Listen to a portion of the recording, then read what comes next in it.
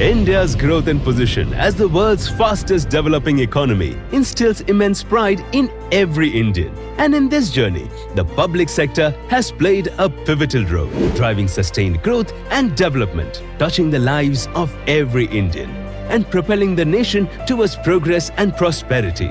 To facilitate PSEs to create a niche on both national and international frontiers, Standing Conference of Public Enterprises (SCOPE) was formed in 1973, aiming to promote competitiveness and excellence in PSEs. SCOPE has evolved into a dynamic organization focused on creating a cohesive environment for the PSEs through its various activities. Through our relentless efforts and novel initiatives, SCOPE has expanded its horizon towards the 4 pillars to ensure impactful and innovative measures for the development of PSEs. We pride ourselves on leveraging socio-economic insights for impactful policy advocacy, fostering sustainable growth and competitiveness. SCOPE proudly represents PSEs on international forums like the International Labour Organization, United Nations, OECD, and the International Organization of Employers, amplifying our influence on the global stage. SCOPE holds positions on the governing councils of national forum like the National Productivity Council, the National Safety Council, and the Dattopan Thengri National Board for Workers' Education and Development. SCOPE also represents PSEs on statutory bodies like the Employees Provident Fund Organization, Employees State Insurance Corporation, and more. Our comprehensive initiatives bring together industry experts and stakeholders, empowering enterprises through knowledge sharing, skill development, and innovation. We equip enterprises with expertise to tackle challenges and drive innovation through studies and research. SCOPE has also fostered partnerships with renowned academic and professional entities, jointly pursuing research in key areas such as women's empowerment, climate change, digitalization, and more. And by promoting achievements and positive impact through strategic communications, virtual platforms, compendium, and special publications highlighting the achievements of PSEs, we enhance visibility and public confidence. Upkeeping with the evolving global dynamics, SCOPE Awards continue to celebrate performance of PSEs in various areas. One of SCOPE's standout achievements is the upcoming SCOPE Social Interaction Center, as it takes steps to establish a first-of-its-kind interactive facility for the PSEs, designed with world-class social, cultural, and recreational amenities. Moving ahead, SCOPE is determined to deepen its presence on national and international forums, explore new partnerships, skill and build capacities of PSEs in sunrise areas, and create a conducive learning and development environment through initiatives like Corporate Leadership Development Program. SCOPE has been serving the public sector for nearly 5 decades. But for us, the journey to transcend newer heights of excellence has just begun.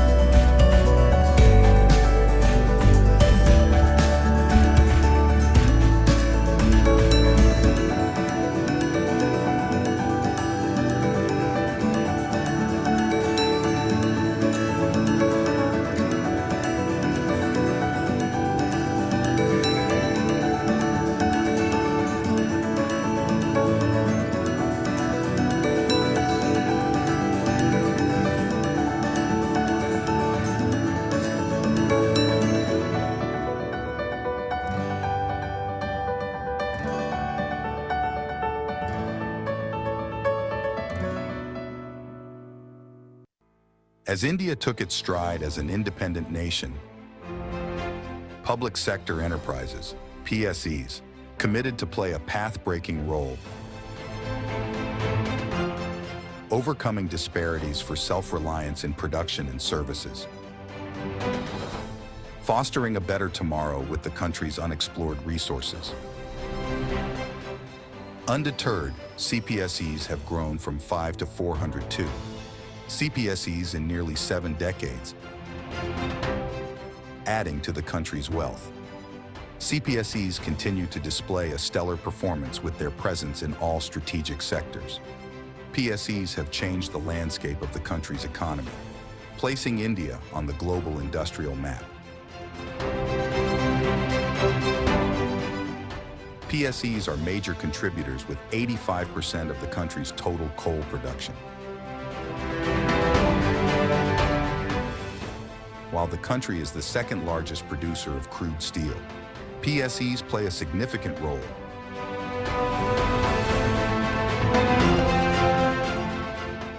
Today, all inhabited villages are electrified, primarily by PSEs. Strengthening the country's oil and gas sector by contributing 65% in petroleum, 67% in natural gas. PSEs continue equipping the nation with state-of-the-art technology and series of R&D breakthroughs, creating direct and indirect employment avenues, developing skilled and industry-ready talent. PSEs transforming lives every day. As nation builders, they continue infrastructure, development, balanced regional development, and price stabilization. As beacons of hope during the COVID pandemic, supporting the nation in every crisis, moving the wheels of the economy. As wealth creators of the nation, PSEs continue to be nation builders. India's growth and position as the world's fastest developing economy instills immense pride in every Indian. And in this journey, the public sector has played a pivotal role, driving sustained growth and development, touching the lives of every Indian, and propelling the nation towards progress and prosperity.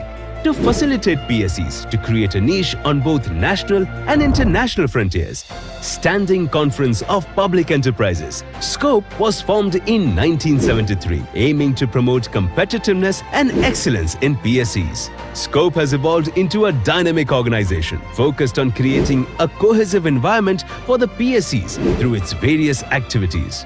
Through our relentless efforts and novel initiatives, SCOPE has expanded its horizon towards the 4 pillars to ensure impactful and innovative measures for the development of PSEs.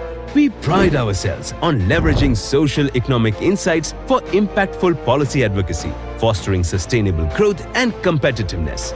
SCOPE proudly represents PSEs on international forums like the International Labour Organization, United Nations, OECD, and the International Organization of Employers, amplifying our influence on the global stage. SCOPE holds positions on the governing councils of national forum like the National Productivity Council, the National Safety Council, and the Dattopan Thengri National Board for Workers' Education and Development. SCOPE also represents PSEs on statutory bodies like the Employees Provident Fund Organization, Employees State Insurance Corporation, and more. Our comprehensive initiatives bring together industry experts and stakeholders, empowering enterprises through knowledge sharing, skill development, and innovation. We equip enterprises with expertise to tackle challenges and drive innovation through studies and research.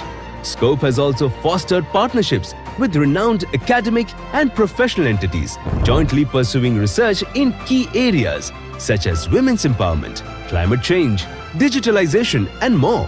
And by promoting achievements and positive impact through strategic communications, virtual platforms, compendium, and special publications highlighting the achievements of PSEs, we enhance visibility and public confidence.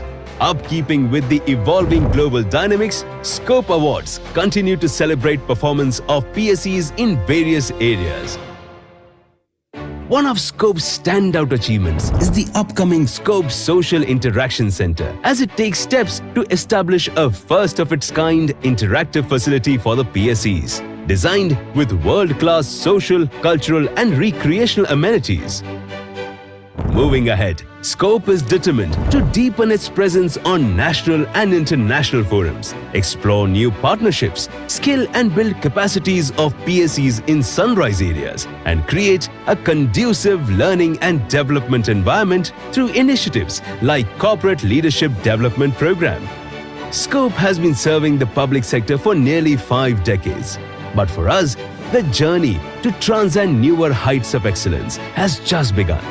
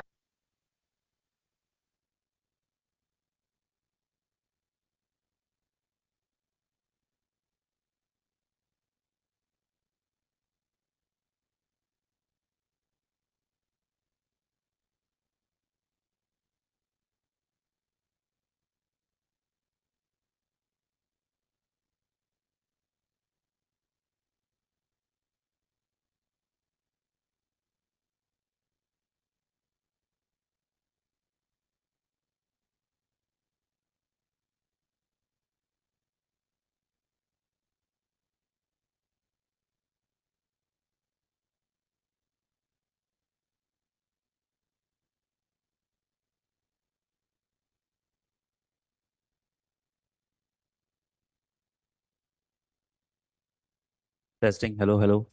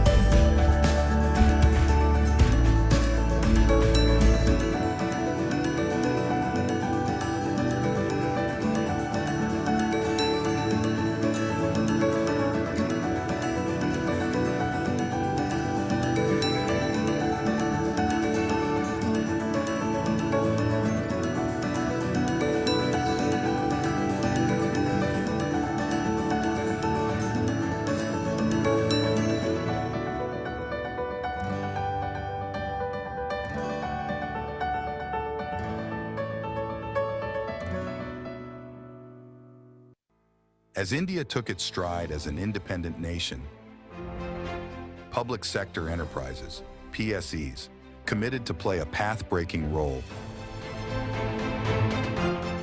overcoming disparities for self-reliance in production and services, fostering a better tomorrow with the country's unexplored resources. Undeterred, CPSEs have grown from 5 to 402 CPSEs in nearly 7 decades, adding to the country's wealth. CPSEs continue to display a stellar performance with their presence in all strategic sectors. PSEs have changed the landscape of the country's economy, placing India on the global industrial map. PSEs are major contributors with 85% of the country's total coal production. While the country is the second largest producer of crude steel, PSEs play a significant role.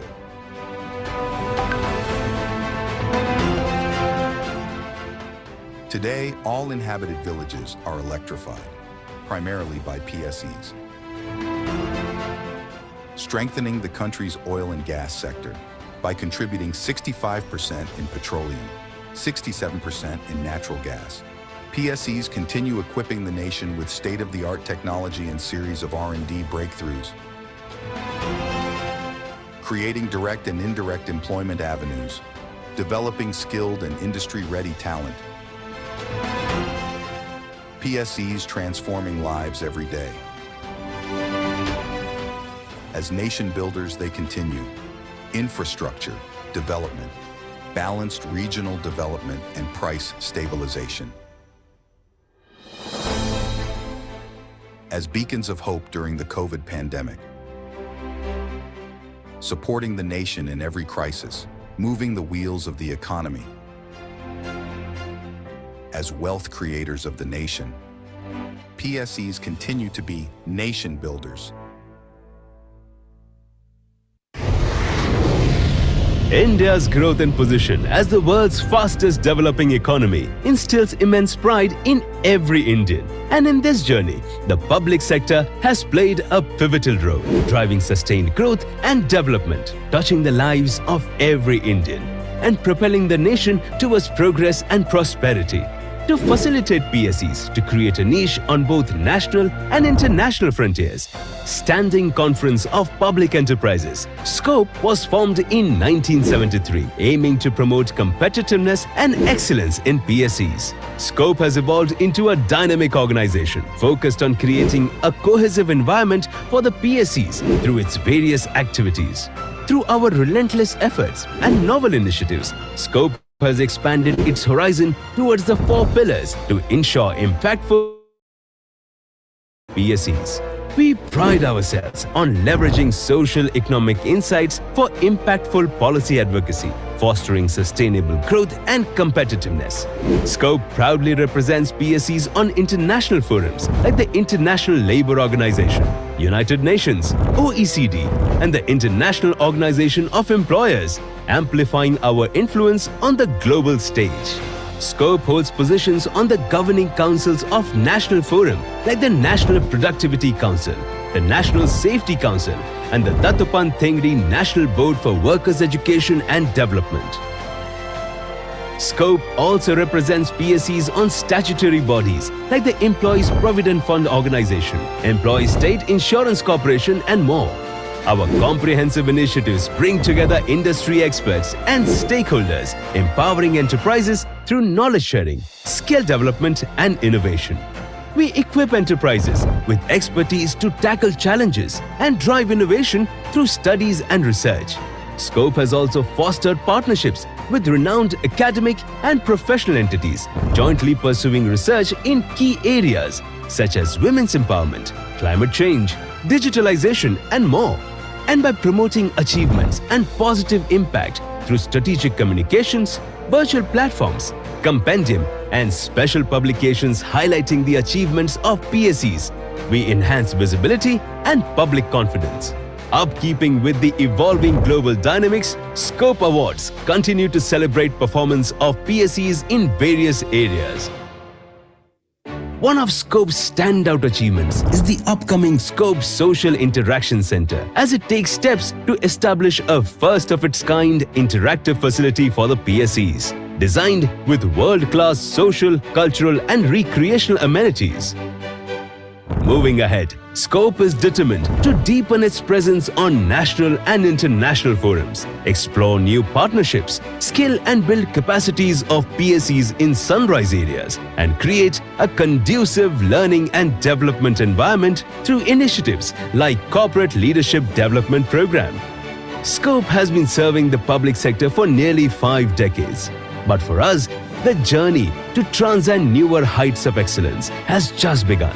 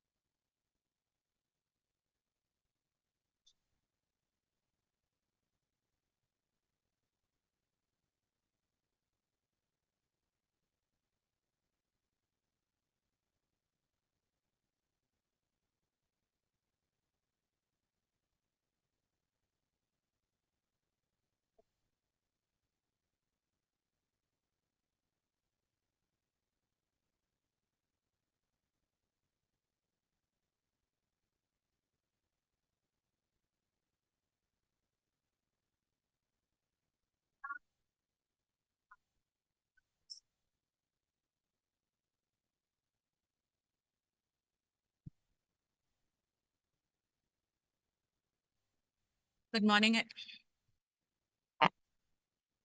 Good morning, everyone.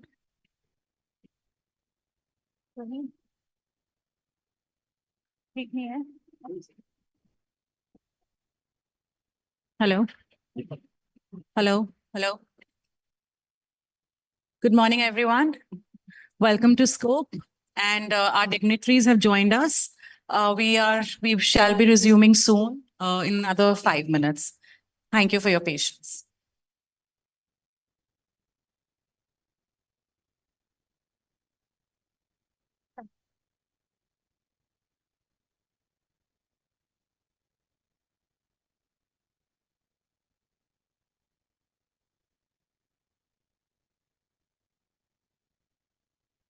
May I request all the participants who are outside to please come inside the auditorium.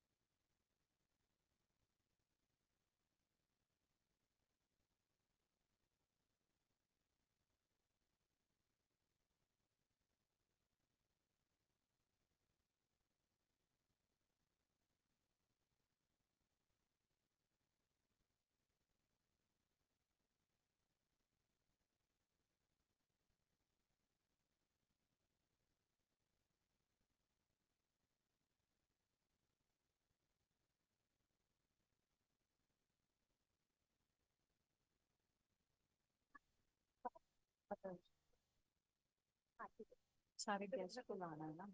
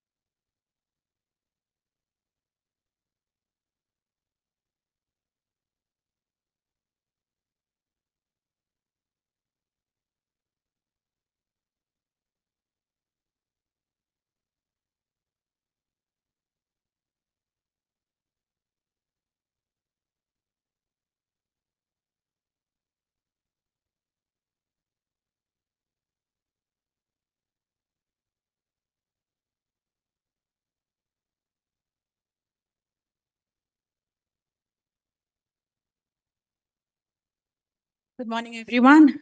Our dignitaries are joining us on the dais. Mr. Sandeep Gupta, Chairman Scope CMD Gale. Please welcome them with a round of applause. Shri Ajay Yadav, Joint Secretary, Ministry of New and Renewable Energy. A round of applause, please, for sir. Ms. Ruchika Dharal, Deputy Secretary, Ministry of Environment, Forest and Climate Change. Dr. Stefan Hesselmann, Minister Counselor, Economic Affairs, German Embassy. Mr. Atul Sopti, Director General Scope. And Farhad Vanya, Senior Portfolio Manager, GIZ India.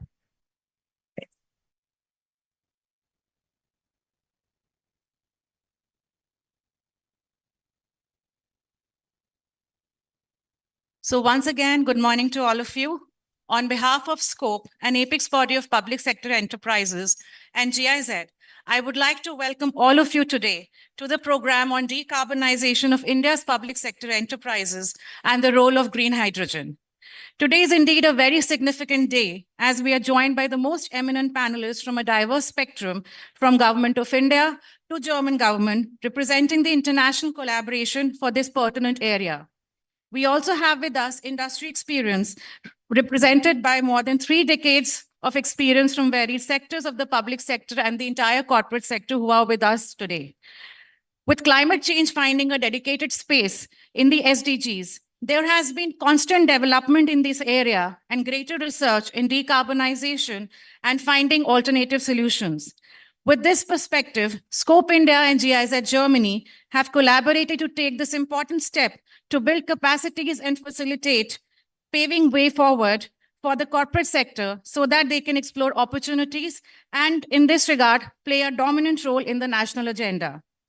While the partnership of Scope and GIZ has already taken many steps in the past to strengthen the corporate sector in the area of climate change, it is for the first time that a program on decarbonization has been organized. It is very encouraging to see the overwhelming response that we have received, which is evident in the presence of all of you here representing nearly 45 organizations across the country. We are also streamlining this event live on our YouTube and social media handles for the benefit of those who couldn't manage here physically, and so that they can be enlightened by this endeavor.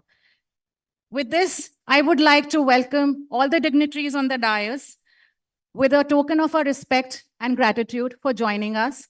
May I request my colleagues to please welcome Mr. Ajay Yadav, Joint Secretary, Ministry of New and Renewable Energy, with a token of our respect and gratitude.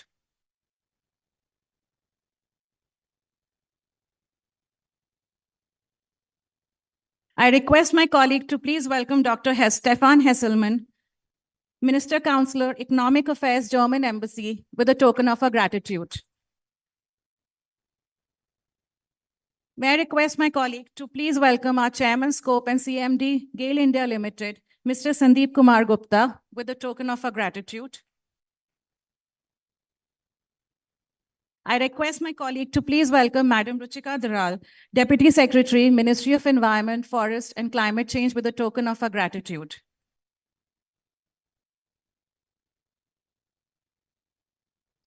We would also like to welcome our collaborator in this journey, Mr. Farhad Vanya, Senior Portfolio Manager, GIZ India, with a token of our gratitude. May I request my colleague to please welcome him.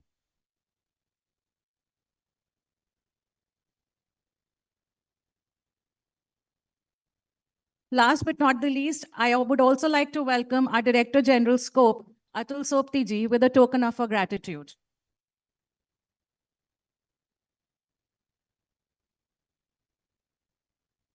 Before we proceed with the program ahead, I invite Atul Sopti ji, Director General Scope, to please render his opening remarks. Sir is a visionary leader having a versatile professional experience of nearly 4 decades. And before leading Scope as Director General, he was CMD BHEL, a Maharatna public sector enterprise and one of the largest heavy engineering organizations in India. Over to you, sir, for your opening remarks, please.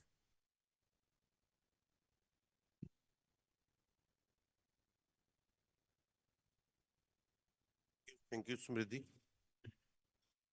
Very good morning to everyone. Mr. Ajay Yadav, Joint Secretary, Ministry of New and Renewable Energy, Dr. Stephen Hasselman, Minister Consular, Economic Affairs, German Embassy, our Chairman, Mr. Sandeep Kumar Gupta, Madam Ruchika Dalal, Deputy Secretary, Ministry of Environment, Forest and Climate Change, Mr. Farhad Wania, Senior Portfolio Manager, GIZ India, Chief Executives, Directors, Senior Executives from the public sector enterprises, and all the ladies and gentlemen here. What a day today. In fact, today, all of us are here to see the beginning of an ambitious and essential undertaking of Standing Conference of Public Enterprises in the area of the environment sustainability, a journey which we started with GIZ in 2019, and multiple MOUs have been signed in the recent past. And at scope, in fact, climate change is one of the very key areas where we are focusing. Scope, is an apex body of the public sector enterprises, and public sector enterprises contribute close to 14% of the Indian economy. 451 billion US dollar turnover, 1.5 million employees there. In scope, we have got many verticals, and one of the vertical which we have is on the climate change. Besides the women empowerment, leadership. As I mentioned, that we started the journey in 2019 along with the GIZ, and during this particular period, we got the blessings of many dignitaries. A lot of work was done in this field, and this partnership was very rewarding and very fruitful. And in fact, I'm very happy to share the participants here, as Smriti mentioned, from 45 organizations. Initially, when we had planned this is a sort of workshop, and I will request all of you, whosoever participants are here, to make maximum use of it. Whatsoever your queries are there, try to get those addressed. Initially, we had planned in a very small room because we were expecting not more than 50 persons would be there. Because we wanted to have subject specialists on this particular thing. I'm very happy the kind of response we have got. Only yesterday we took the decision of shifting to this auditorium, and I am thankful to all the organizations for nominating the people. I'm thankful to the dignitaries on dais who are here, and in fact, you see that all the key areas are being represented here on the dais. In fact, if you see, the contribution of PSEs, as I mentioned, is huge, and due to inherent nature of their operations, they are also the positive emitters. I mean, in majority of the areas they are operating, for example, coal 90% is by public sectors only, power more than 50% is by public sector, oil 60%, gas 20-30%, and so on. So basically, if we have to address the issue of the climate action, I am very sure that public sectors have to contribute a lot in that particular regard. And the kind of work which has been done by the public sectors, if we think of something that can be implemented also. Recently, if I like to share with you, we had the Scope Award ceremony in Vigyan Bhavan about a month back, and where Honorable Vice President was there. I'll just like to mention the quote, "Public sector is the spine of the country and the PSC workforce as the spinal cord." That's the kind of appreciation, in fact, public sectors are getting. In fact, recently in the parliament also, Honorable Prime Minister, he mentioned and applauded the exemplary performance of the public sector enterprises, and especially adding to the investors' wealth. Now, the point is that coming back to the climate action, a lot of work is being done by these public sector enterprises, and at scope. In fact, when we started working with the GIZ, basically a lot of work has been done in creating the awareness, creating the training and hand holding for the many organizations, and Now we feel that they need to be, although they are concentrating on many the green initiatives, they need to be exposed to the novel sources such as the green hydrogen. Because green hydrogen is one area which is very, very important. And our government of India has already launched a national hydrogen mission with the aim to become the self-reliant for the production, use, and the export of the green hydrogen and its derivative, and lead as an inspiration for the global clean energy transition. Recently, even in the interim budget 2024-25, also outlined 50% higher allocation to the schemes related to power sector, including green hydrogen, solar power, and the green energy corridors. Now, the point is that we know that there is a big impact of the green hydrogen. PSCs are many of the PSCs, especially the larger PSCs, they are already exploring this alternative source. But we found that adoption in certain sectors still remains unexplored. So that is the reason we decided to have this particular workshop, so that all of you have the understanding and knowledge of this particular important subject, and you're apprised about the policies and also the experience sharing also. Besides having the experts in this particular field, we are also getting the people from eminent global financiers also, global banks also, to share the green finance with you, and the industry expert to share their experiences of the process of the green hydrogen. And I'm sure that this would provide a fertile learning ground for all of you.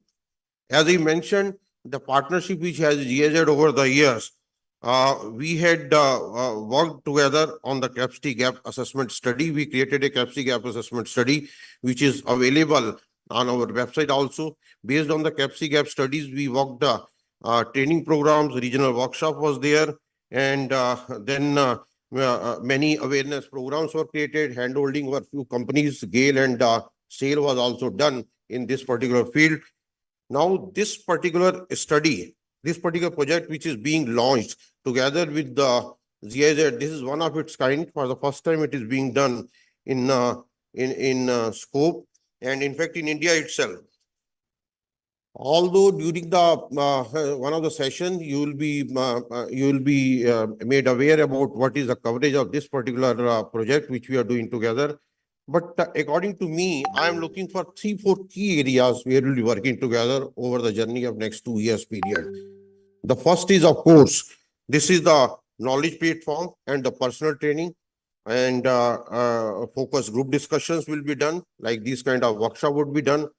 And second most important thing which we are going to do is the development and institutionalization of the climate co-benefit methodologies in the selected PSCs. Third ambitious thing which we want to do, we want to develop a climate action index. This is the first of its kind in the country. We will develop it, and against that climate action index, we will measure the performance of the public sector, that how the performance is being done. Because what gets measured gets done. Otherwise, in isolation, people will keep on doing. So this is the third important thing which you're doing.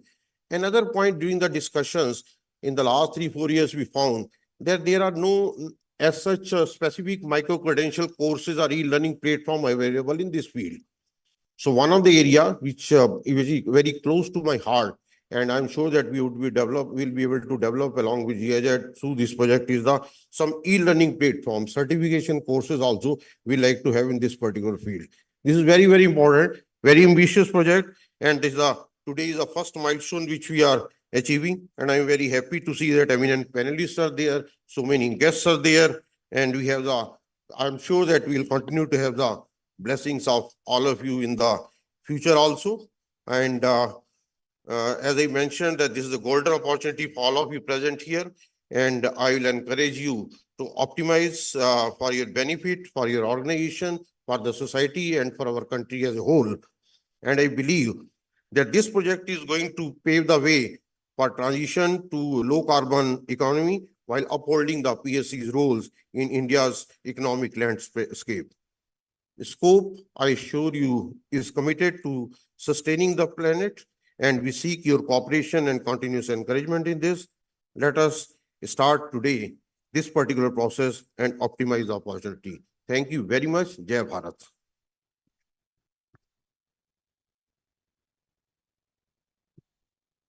Thank you so much, sir, for giving us an overview of the PSCs and outlining the strategic importance of engaging the corporate sector so as to ensure the achievement of the national agenda. With this, it is important also to have the program perspective. And for this, I request Mr. Farhad Vania, Senior Portfolio Manager, GIZ, to please provide us an insight into the same.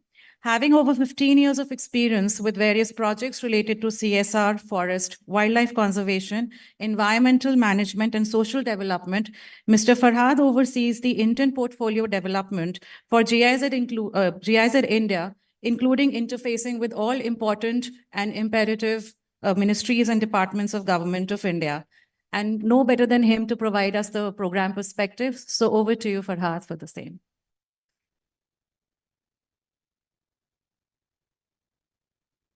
Thank you. Chairman, Mr. Gupta, Mr. Sopti, DG Scope, Mr. Yadav, Joint Secretary, MNRE, Ms. Tral from MOEFCC, and of course, our colleague, Dr. Hasselman from the German Embassy. Ladies and gentlemen, morning, and thank you very much for this opportunity. I actually stand before you on behalf of my country director, who's on duty travel to Germany. But I think I can also provide some program perspective as the organizers have asked for us to do. The issue is, of course, about climate change. It's a topic that Germany is deeply committed to support India in its efforts to try and adapt and mitigate to the best of the abilities of the two countries. There's also an emerging global understanding as to what is causing it. You have the IPCC report, which regularly comes out and points us in the direction of what the causes are. And then we have NDCs, which India has committed itself to and now has the duty to live up to what our NDCs are all about. We also have other international commitments. Thank you. For instance, under the Paris Agreement, we're going to reduce our emissions to the intensity of GDP by 45% by 2030, relative to 2005 levels, increase the share of non-fossil fuel capacity from 40 to 50% by 2030, not so far down the line. And additionally, of course, we have our net zero target for 2070. All of this, if you think about it, is now being captured under the program that the Honorable Prime Minister has launched called Viksit Bharat 2047. The government of Germany has been quick to recognize this and said, what is going to power India to 2047? It has to be something to do with energy. And that's why energy remains one of the big areas of bilateral cooperation between India and Germany. We have already heard from Mr. Sopti about the launch of the National Hydrogen Mission, and which is what today's event is going to be all about. There's also the Strategic Interventions for Green Hydrogen Transition, the SITE program, which has among its core components to provide an insight into the actions that India can take in pilot projects. So we can see, and if you look at popular media, not a day goes by when you won't hear something about hydrogen or green hydrogen or the hydrogen mission. So obviously there's a gathering pace of interest in the topic. But what about today? What are we here for? No? So we have not so long back, Mr. Sopti said we started working with Scope around 2019. In 2021, we started the Climate Action Project with BMWK, where Dr. Hasselman represents, and with the Ministry of Environment, where Ms. Tral is. So these are the two political partners. And then through that project, we were allowed to come out and engage with Scope. We also have, under the GIZ, something called the Indo-German Energy Forum. One of my colleagues here is from IGEF and will be talking about that later in the day. The idea is, how do we get public sector enterprises to transition towards a low carbon pathway? This is easier said than done. After all, public sector enterprise in India It's a giant establishment, giant corporation with a lot of things going on. How does it transit to a low carbon pathway? Is that even possible to contemplate?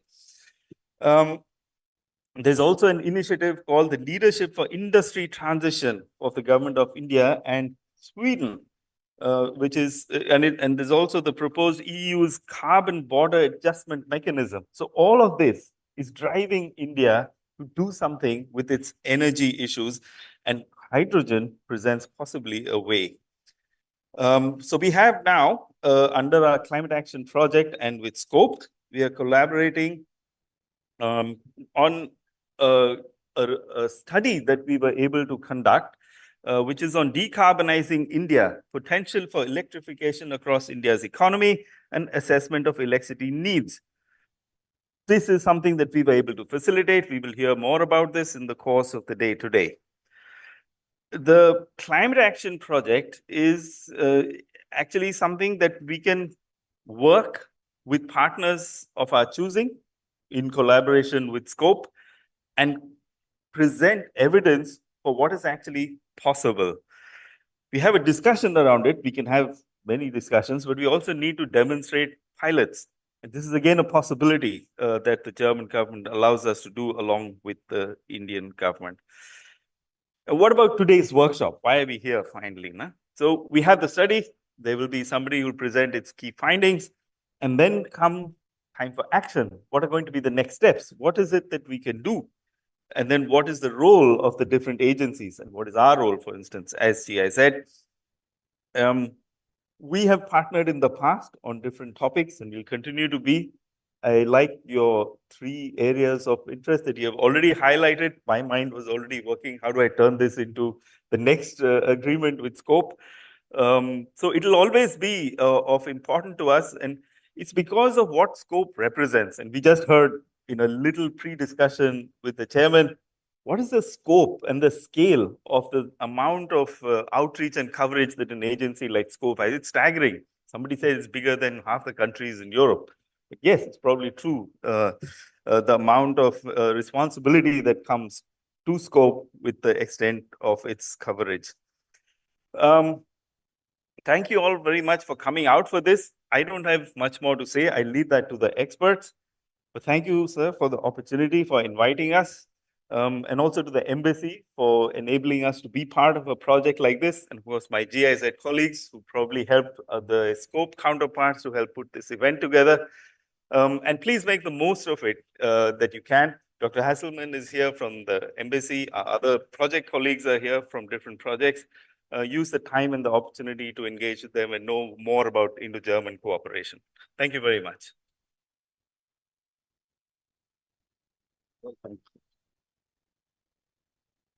Thank you so much, sir, for reiterating the importance of the climate action project and also identifying the need for taking the next steps in this regard. With this, since we've already started talking about the German support, continuing with this, we would like to hear the German government perspective, and who better than that to highlight the same would better than the German embassy themselves. And for this, I invite Dr. Stefan Hesselmann, Minister Counselor Economic Affairs, German Embassy, to the podium, please. Dr. Hesselmann is a long-serving official from the German Federal Ministry for Economic Affairs and Climate Action, heading divisions in the Industry Department, and has served as Senior Advisor in the Economics and Energy Committee, as well as in the Finance Committee in the German National Parliament in his previous role. A CPA and a PhD in economics, Sir has played an instrumental role in identifying issues and crystallizing the same in the IEA in Paris. Over to you, sir, please. Thank you very much. The older one gets, the longer the praise gets. Thank you, and for inviting me, distinguished representatives from Ministry of Environment, Forest, Climate Change, Mr. Yadav, Ms. Jal, from the Public Sector Enterprises, Shri Atul Sopti, Director General from Scope, Shri Sandeep Kumar Gupta, Chairman from Scope, dear colleagues from GIZ. I would like to thank the Standing Committee of Public Sector Enterprises, Scope and GIZ to organize this event on this very important topic for both India and Germany. There is an increased consensus around the world that concerted steps need to be taken to reduce global warming to levels less than 2%, and if possible, to cap it at 1.5% higher than pre-industrial levels. This underpins the urgency of now. We need collective efforts to tackle climate change, and we need to do them right now. Various countries have pledged their nationally determined contributions to ensure energy transition and reduce emission. India is one of the few G20 countries whose climate actions are in line to achieve its NDC targets. India has also taken a leap forward by updating its NDC, thus committing to reduce the emissions intensity of gross domestic products of emissions intensity of gross domestic product to 45% below 2005 levels by 2030, and to achieve 50% of electricity generation capacity from non-fossil fuels by 2030. The government of India has acknowledged and highlighted the role of green hydrogen towards achieving these goals. Addressing the nation on the 75th Independence Day, Prime Minister Shri Narendra Modi announced the National Green Hydrogen Mission with an aim of making India a hub for production and also export of green hydrogen. Recent trends and analysis indicate that, driven by technology advancement, by reduction in costs of renewable energy and electrolyzers, and aggressive national strategies by some of the major economies, green hydrogen is likely to become cost competitive in applications across industry, across mobility and other sectors within a short span. India's National Green Hydrogen Mission is indeed a very promising step in this direction. The mission will build capabilities to produce at least 5 million metric tons of green hydrogen per annum by 2030, with potential to reach 10 million metric tons per annum with growth of export markets. The mission will support replacement of fossil fuels and fossil fuel-based feedstocks with renewable fuels and feedstocks based on green hydrogen. This will include replacement of hydrogen produced from fossil fuel sources with green hydrogen in ammonia production and petroleum refining. Blending green hydrogen in city gas distribution systems. Production of steel with green hydrogen, and use of green hydrogen-derived synthetic fuels, including green ammonia, green methanol, and so on, to replace fossil fuels in various sectors, including mobility, shipping, and aviation. These commitments show that India is serious about the much needed low carbon transition. As Mr. Atul Sopti mentioned, in this transition, India's public sector enterprises, PSE, are of strategic importance for the Indian economy, as they have contributed to capital formation. They have contributed to employment generation, about 1.7 million people. They have contributed to regional development and the promotion of research. Scope is always trying to achieve state-of-the-art excellence, and I see the sign back there, promoting excellence, and that also applies to the renewable energy sector and to climate action. Thus, public enterprises contribute 13% to India's GDP and work in most important sectors, as mentioned, like coal, oil and gas, energy, metals, and minerals. In doing so, they represent a very high proportion of India's CO2 equivalent emissions, contributing significantly to climate change, but at the same time, they're also very important for the country's development goals as a whole. Therefore, it is paramount to have India's giant PSEs on board for a low carbon transition that is just, that creates green jobs, to train green skills, to accelerate accelerate research and technology development and thereby contributing to all the efforts made by India to meet its climate targets.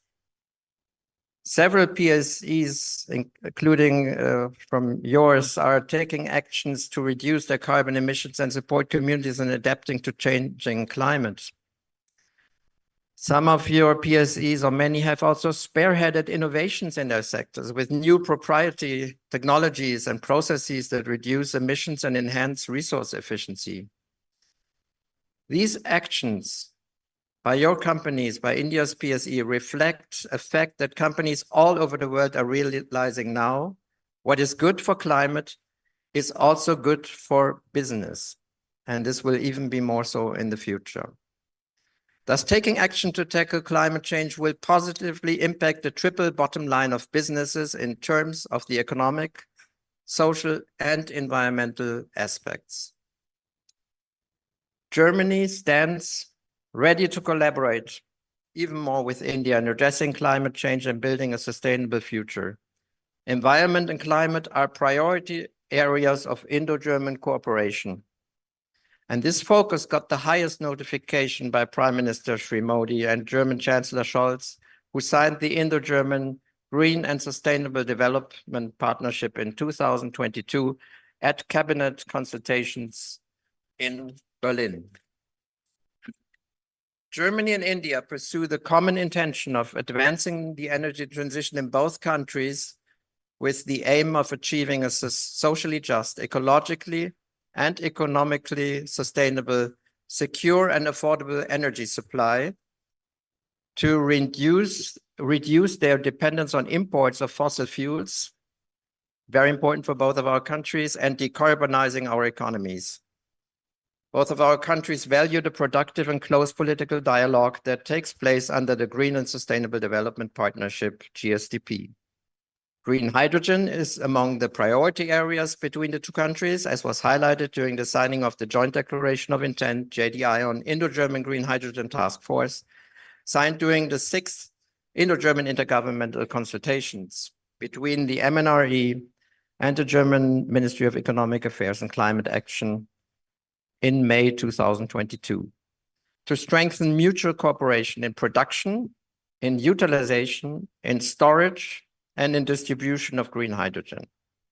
The common long-term goal is to make green hydrogen economically viable. This has to be stressed. This requires a global expansion of green hydrogen production and sales. Germany and India therefore support the development of a global green hydrogen economy to facilitate the achievement of the goals of the Paris Agreement. Green hydrogen was also an important topic of discussion between the two countries at last year's G20 proceedings under the Indian presidency. At the 28th Conference of the Parties, Prime Minister Narendra Modi also initiated the second phase of the Leadership Group for Industry Transition that brings together countries, companies and industries to achieve net zero emissions from heavy industries that Germany is also part of.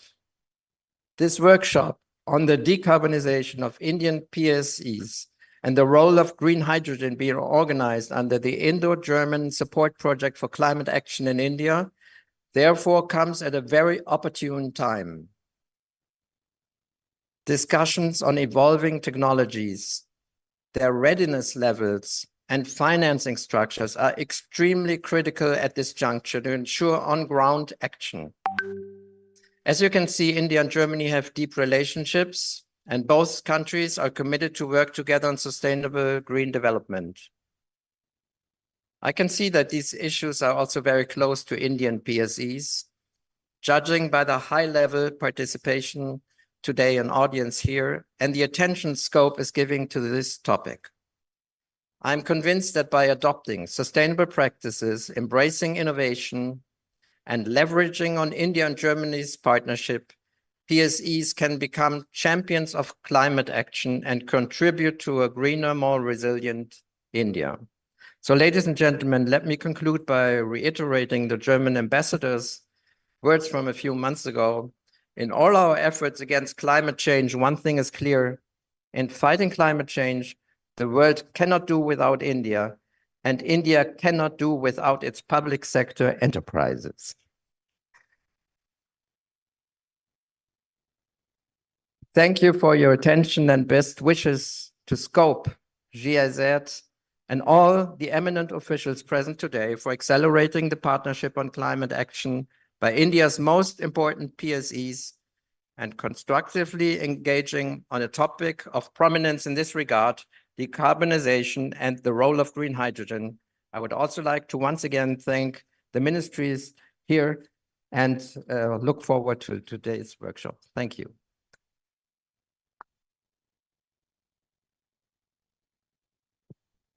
Thank you so much, sir. And for even reiterating the Honorable Ambassador's words who joined us in the previous compendium launch.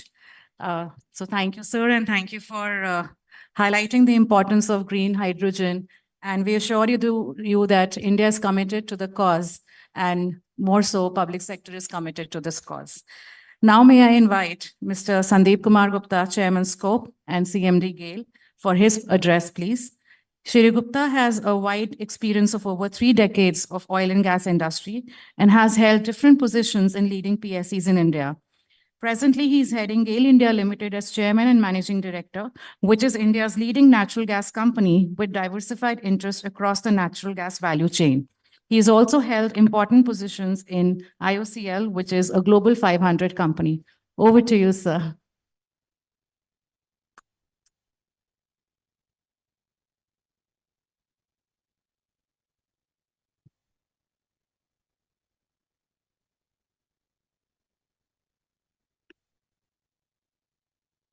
Dignitaries on the dais, distinguished guests from industry, esteemed colleagues and delegates, a very good morning to all of you.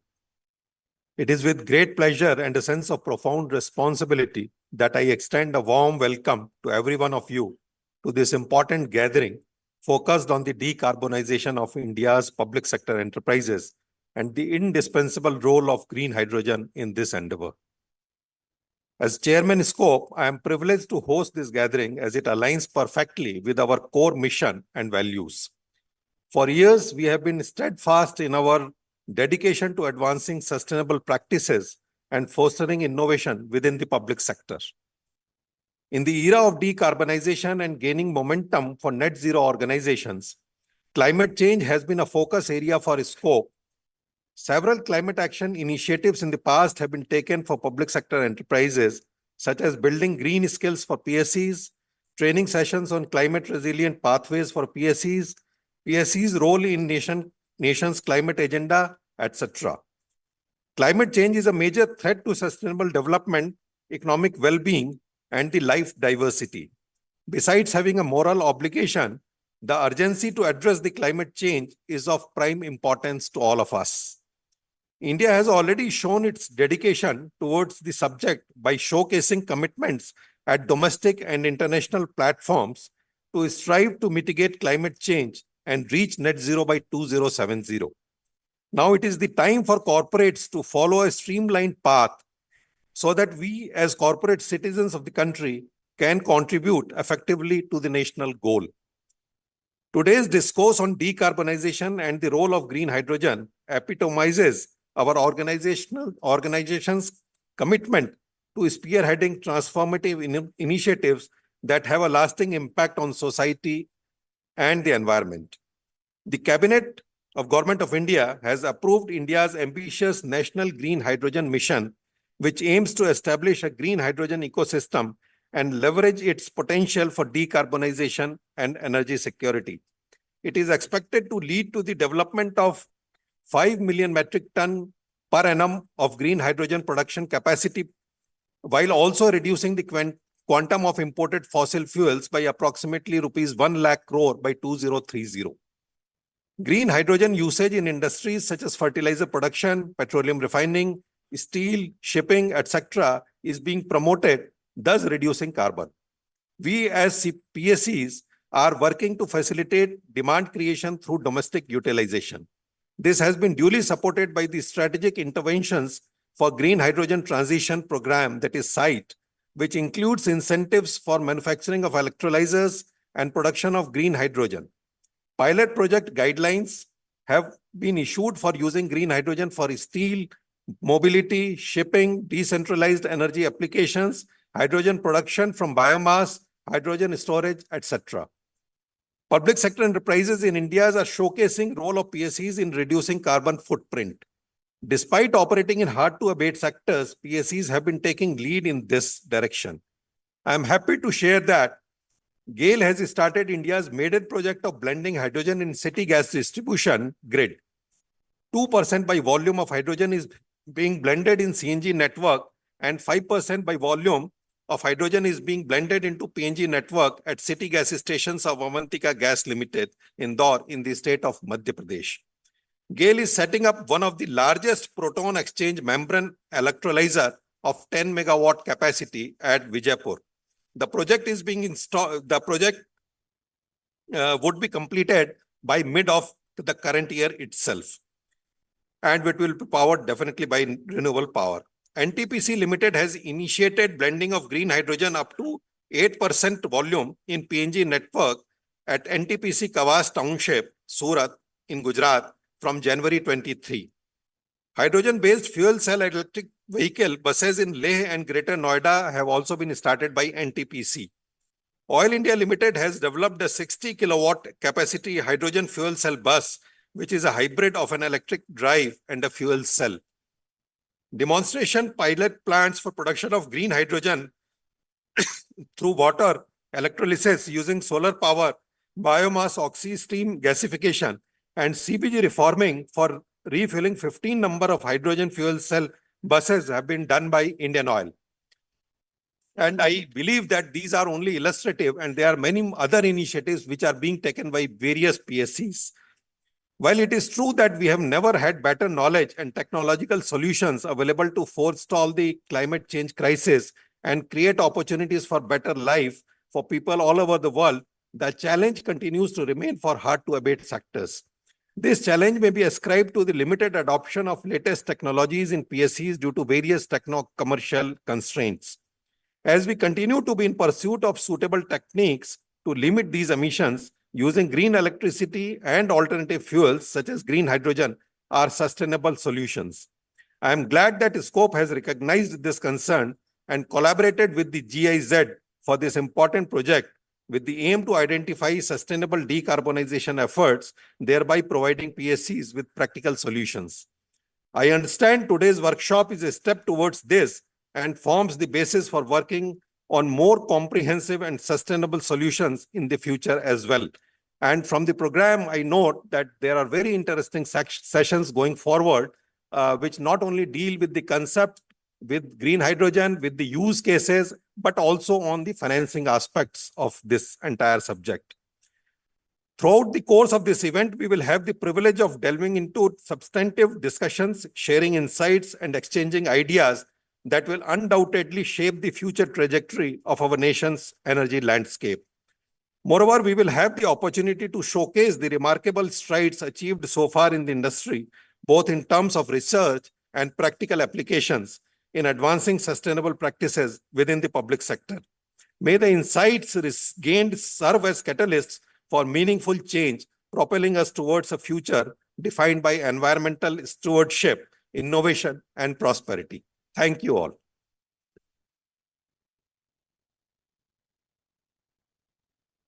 Thank you so much, sir, for highlighting the role of GAIL in the process and the efforts of GAIL, and also for committing on behalf of SCOPE in this regard. Moving forward, now it is time to hear the Government of India's perspective on this. And for this, we are privileged to have the presence of Shri Ajay Yadav, sir, Joint Secretary, Ministry of New and Renewable Energy. So, sir, I invite you for your address on the subject. An IS officer from 2005 batch of Bihar cadre, Mr. Yadav has been working in the field of climate change mitigation by promoting renewable energy. He has been contributing to many important works in the ministry, which is being translated in the form of many new initiatives in this regard. We welcome you, sir, once again, and we request you for your address, please.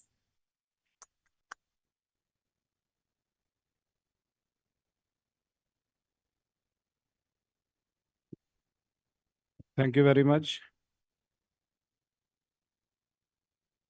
Shri Sandeep Kumar Gupta ji, Chairman Scope and CMD GAIL. Shri Atul Sopti ji, DG Scope. Dr. Stephen Hesselman, Minister Council Economic Affairs, German Embassy. Mr. Farhad Wania, Senior Portfolio Manager, GIZ, India. My colleague from Ministry of Environment, Forest and Climate Change, Ms. Ruchika Droll. Dear participants who have joined online, ladies and gentlemen, first of all, let me congratulate Scope and GIZ for organizing this workshop, which covers three broad areas, the key areas: decarbonization, the role of public sector undertakings, and the role of green hydrogen. So, as we know, decarbonization is the theme of the current century. So, if I can say, along with digitalization. So, as our carbon budgets are limited by the projected limit to rise of global temperature by 1.5 degrees Celsius or even to 2 degrees Celsius. So different countries around the world, they have come out with their own decarbonization strategies, their own policies. In India, our policies are guided by the Panchamrit, the 5 principles as enunciated by Honorable Prime Minister at COP26 in Glasgow.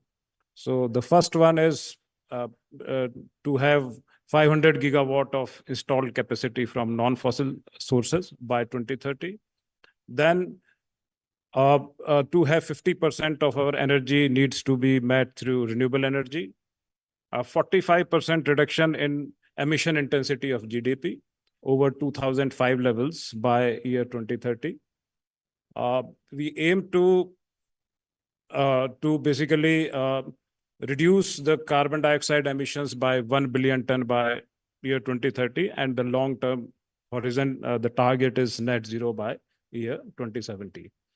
So this is the these are the basic principles. All our policies are aligned towards achieving these principles. So in India, we launched our national green hydrogen mission, and in last year. So green hydrogen, as you know, is if we talk of decarbonization, then basically there are 2 pathways that I can think of when we can move towards decarbonization. The first one is to electrify. So whatever is possible, the industries, the vehicles, the cooking, everything, whatever can be possible, let us electrify that. But then again, this electricity there has to be greater percentage of renewable energy in this mix. So we will have to decarbonize our generation of electricity. So that's one part. And here, what we have done is that currently our electricity consumption from renewable energy sources is 22%. And through Energy Conservation Act, we have mandated that we'll take it up to 43-44% by year 2030. So this is a step towards demand creation of renewable energy. Our current generation of renewable energy is around, non-fossil is around 190 gigawatt out of a total of 430 odd gigawatts. Going forward, by 2030, we will reach 500 gigawatt out of a projected generation of 777 gigawatts. So this is one pathway, and the second pathway where there are certain industries where we cannot electrify to the extent possible. So there, hydrogen has now emerged as a very promising solution. It's now being also called as fuel of the future.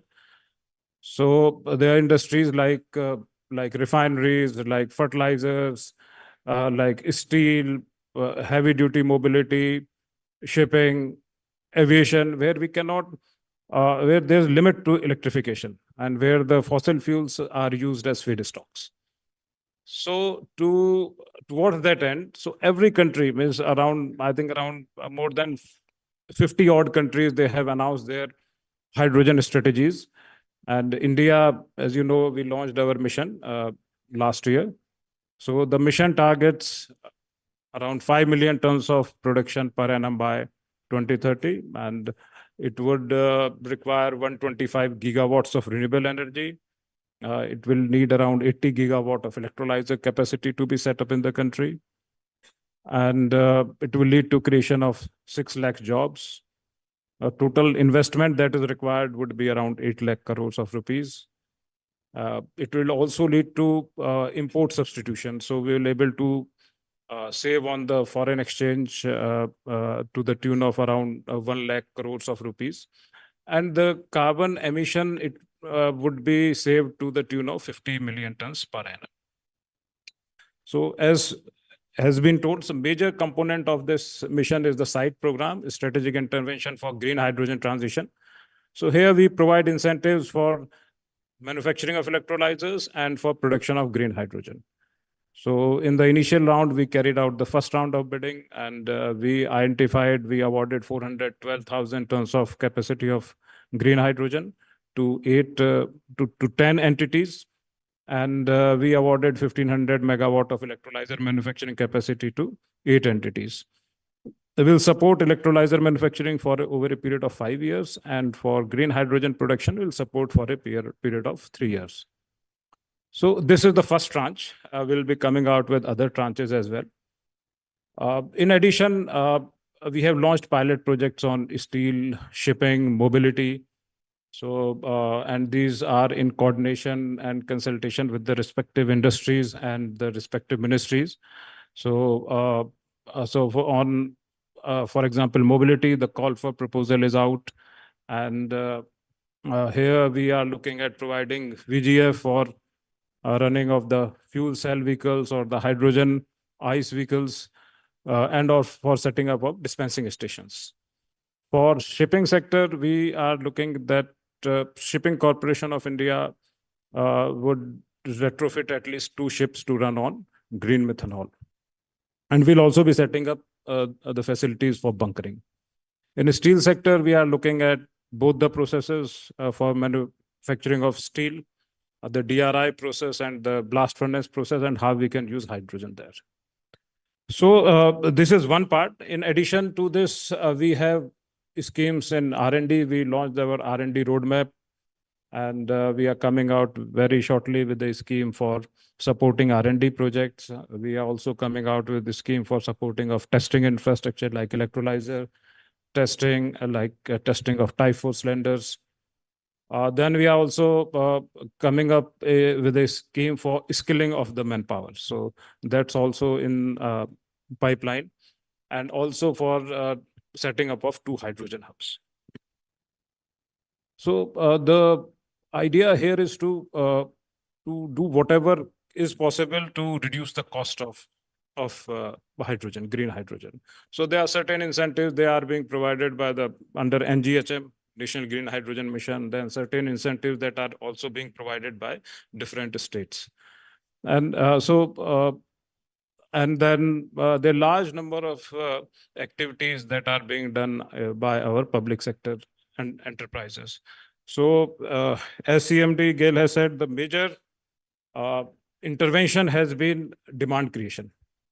So all our refineries, our fertilizer units, so they are now moving towards usage of green hydrogen and its derivatives.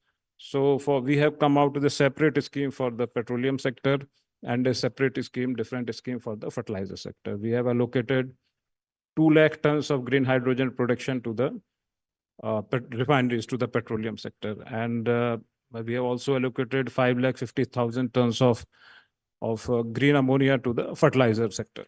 So these bids will now be out, they will be called in the next few months. So the process is on. So I'd also like to say that the large number of activities that our public sector enterprises they have undertaken. CMD said that they are blending hydrogen in city gas distribution, in pipe natural gas. They are also setting up an electrolyzer facility in Vijaypur. Then IUC is again setting up which they have set up a electrolyzer facility, a dispensing station in Faridabad. They are running 15 buses. NTPC has taken a large number of steps, but they are setting up of a hydrogen hub in Pudimadka in Andhra Pradesh. They are doing projects in Rajasthan, and they are also running they're setting up of a dispensing station at Leh and running, I think, 5 hydrogen buses there. NHPC is again, they are setting up dispensing stations at Chamba and at Kargil. BHEL is setting up its own center of excellence for green hydrogen. Then THDC has set up its electrolyzer in Rishikesh. Oil India Limited has set up its electrolyzer in Jorhat. Cochin shipyard has manufactured India's first hydrogen ferry. Then Cochin and airport and BPCL, they are now planning to set up a green hydrogen unit at the airport. So a large number of activities are being carried out by our various PSCs. And these activities, they cover the length and breadth of the country. So they are activities, they are up the mountains, north, then activities from east to west, north to south, almost every area is covered. And this would lead to creation of an ecosystem across the country. So these are some of the areas, these are novel areas, as well as the locations which probably only public sector could do. I think if we see the overall perspective, then public sector will play a very, very crucial role in adaptation of green hydrogen and its derivatives in the economy. The ministries here will like to support, I extend whatever support the ministry can provide to the public sector enterprises across the board, whichever ministries. So, and our enterprises now, they have taken up this decarbonization strategy to their heart. So whatever sector, you see the oil sector units, you see the power sector units, you see the heavy industries units, you see the Indian Railways. So everyone is now, they are entering the green energy space and they are entering also the green hydrogen space. So, so I would like to again, in the last, thank the Scope and GIZ.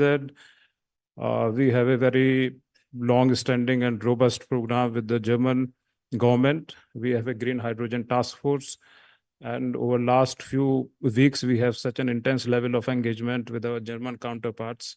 So, and I see the two of our countries collaborating and cooperating in this exciting field. So thank you again. Thank you. And I wish you all the best for the sessions ahead. Thank you.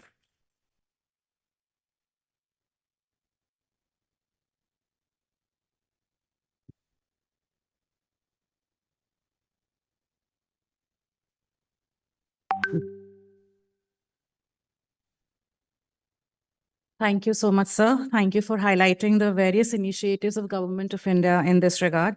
And yes, sir, as you said, while the PSCs are contributing to this cause, and I'm sure they will continue to do so in the future. And just to inform all the participants and the eminent dignitaries on the dais, we have a special session on National Mission, National Green Hydrogen Mission by a representative from Ministry of New and Renewable Energy at 12:30. So please stay back for that. Now I would like to cordially invite Madam Ruchika Dral, Deputy Secretary, Ministry of Environment, Forest and Climate Change, for the guidance from MOEFCC in this regard.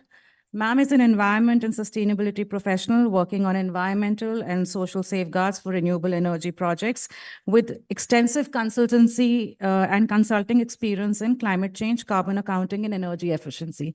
So, ma'am, we look forward to your guidance and address in this regard to supplement the guidance by MNRE. Over to you, ma'am.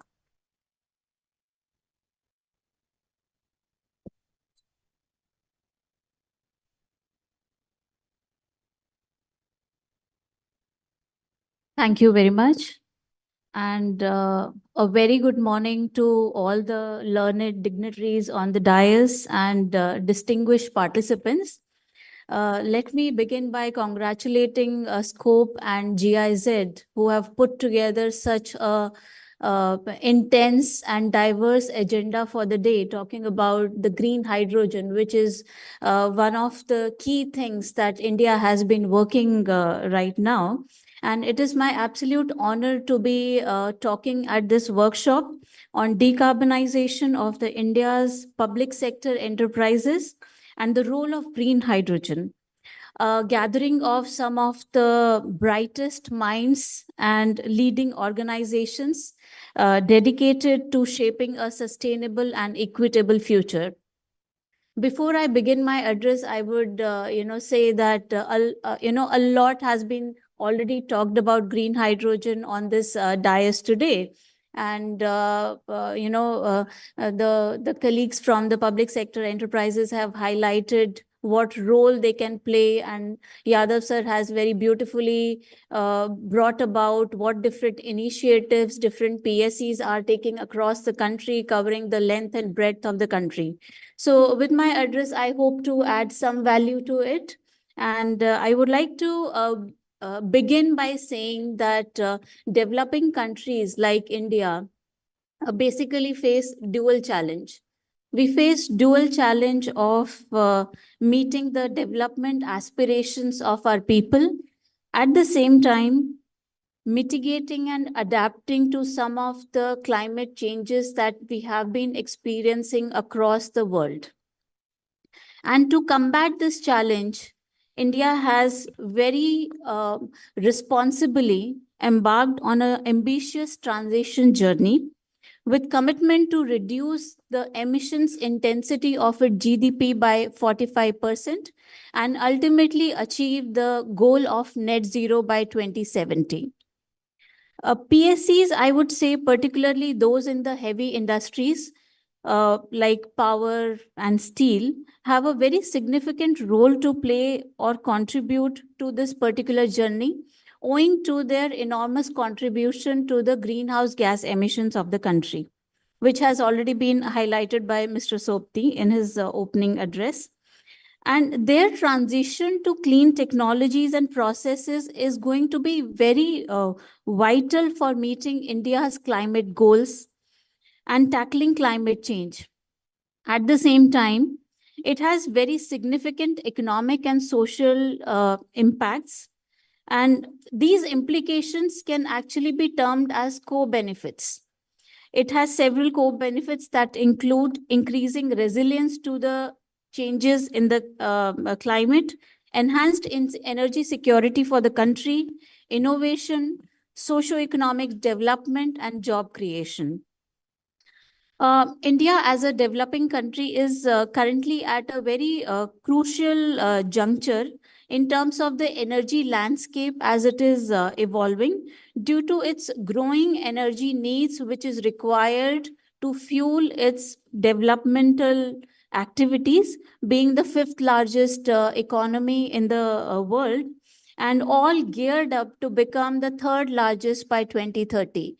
So from this number itself, we can imagine the kind of energy demand that we can expect going forward. Now, green hydrogen has a very crucial role to play to make the nation self-reliant and energy independent. As already highlighted by the previous speakers, India has launched the very ambitious green hydrogen mission to become Atmanirbhar through clean energy and serve as an inspiration to the global clean energy transition. The target under the green hydrogen mission is to have the capacity of 5 million metric tons per annum by 2030, with an associated renewable energy capacity of 125 gigawatt, because here we are talking about green hydrogen that is coming from the renewable energy sources. And this target is actually associated with a lot of employment creation, job creation, new additional investments, and reduction of greenhouse gas emissions at the same time. The numbers have already been talked about, Yadav sir. And the role of PSCs in this particular endeavor cannot be overstated. I would say, as a key driver for the nation's growth economy, PSCs have a unique opportunity and the responsibility at the same time to lead by example. Because we all know that a lot of sectors which are not traditionally, established as economically, returning, PSCs have always taken a forefront in investing in those sectors, and looking at the associated social and economic benefits for the larger country. Now, by adopting green hydrogen for power generation, for transportation, for industrial processes, PSCs can actually, set example for rest of the sectors. They can catalyze widespread adoption of these technologies across different industries. It presents a strategic opportunity for the PSCs themselves to grow. The investments into these upcoming and I would say niche sectors will actually strengthen the position of PSCs by increasing their competitiveness in the market, increasing their resilience to the changing climate, and also providing them a long-term viability in an increasingly carbon constrained world, I would say. We talk about carbon budget. There is a very limited amount of carbon that this atmosphere can hold for us humans to survive the way we have been. So in this upcoming or growing carbon constrained world, PSCs have actually this opportunity and a strategy to their resilience and ensure their competitiveness going forward. Now, this is going to be very expensive, and we require huge investments to be able to bring about the transitions that we really intend to. And while doing so, there is a risk of making some of the existing assets obsolete, or what we call stranded assets in financial terms. But let me assure you that the cost of this transition or the amount of investment needed in these particular transitions will be far less than the cost of any inaction for these transitions. So we need to do a very robust cost benefit analysis, and we would realize that the cost of action is far less than the cost of inaction. That is the reason we are having this conversation today. I'll give you one example on how these costs can actually be, met in a collective manner. There is a recent initiative called Avana Sustainability Fund, which has been supported by Green Climate Fund. And this particular fund aims to invest in early stage climate technology companies in the country, which will be varying across different sectors such as sustainable resource management, mobility and supply chains, sustainable agriculture and food chains for that matter. Now, PSCs can actually target such facilities or funds to fuel the required transitions in their businesses and try to tap into the collective resources that are available domestically as well as globally. And realizing this strength of collective and collaborative action, India had launched the Leadership Group for Industry Transition in 2019. This particular group, we call it LEAD IT, is basically a group of countries and companies which are committed to achieve net zero from heavy industries. The first phase of Lead It was concluded last year, that is in December 2023. And our Prime Minister, our Honorable Prime Minister, Shri Narendra Modi, had launched the second phase of Lead It, that is Lead It 2.0 in Dubai last year, along with the Swedish Prime Minister, Mr. Ulf Kristersson. And this particular phase of Lead It 2.0 is basically focusing on the action on the ground through very structured framework and three basic pillars. The first pillar is about providing a global forum for dialogue, which Lead It has already been doing for last couple of years. The second pillar is the technology transfer and co-development pillar, which will focus on the development of the low carbon technologies jointly by the members of Lead It. And the third pillar is the industry transition platform. Industry transition platform is basically trying to bring together people or countries or companies who are committed to a particular technology or a particular sector. I'll give you one example. Under this third pillar of industry transition platform, India and Sweden have launched the India-Sweden Industry Transition Platform. And again, this platform was also launched by the two prime ministers of the country. And it basically aims to provide a tailored support to India's specific needs. This particular ITP between India and Sweden is designed considering the requirements of the hard-to-abate sectors in India.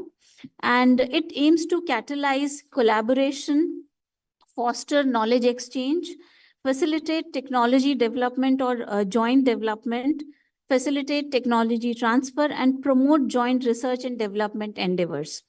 This platform, as of now, focus on hard-to-abate sectors, and the current focus within those hard-to-abate sectors is steel and cement for India, and it very well aligns with the urgent need to address the significant emissions that are generated from these industries, and as they have a significant contribution to the overall greenhouse gas emissions from the country. So this particular forum today, I would encourage the public sector enterprises to join international initiatives, and particularly those who are into the hard-to-abate sectors can consider joining the Lead It group, that is Leadership Group for Industry Transition, to foster low-carbon transition.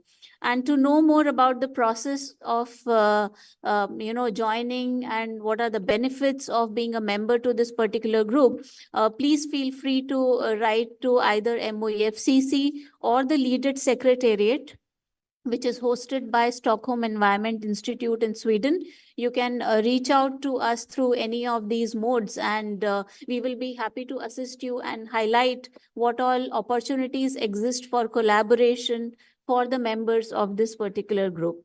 And, as we embark together on this journey towards a greener, more sustainable future, let us reaffirm our commitment to collaboration, innovation, and collective action.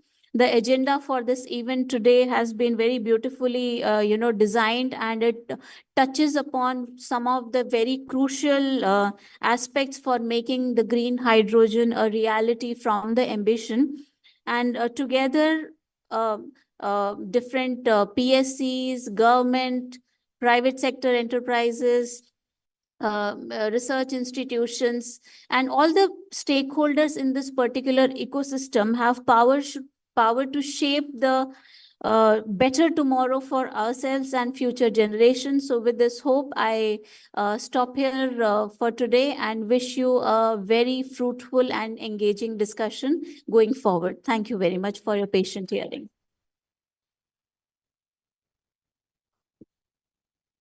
Thank you very much, ma'am, for highlighting the various initiatives, and I'm sure the representatives here would take the cue from that and join the initiatives.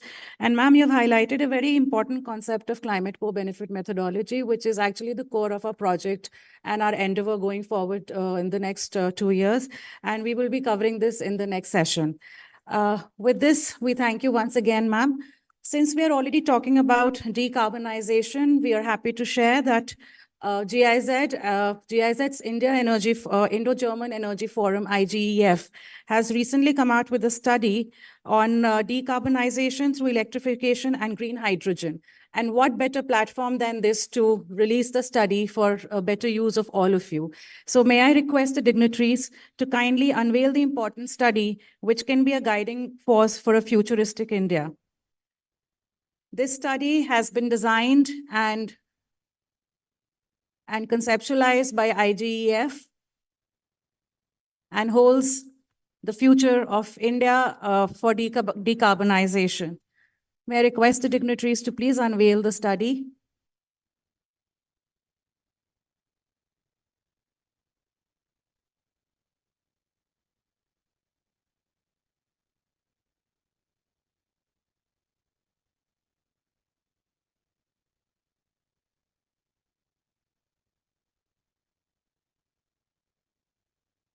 The study can be downloaded from the GIZ website, and it will also be posted on Scope's website for all of you to download and have a preview of.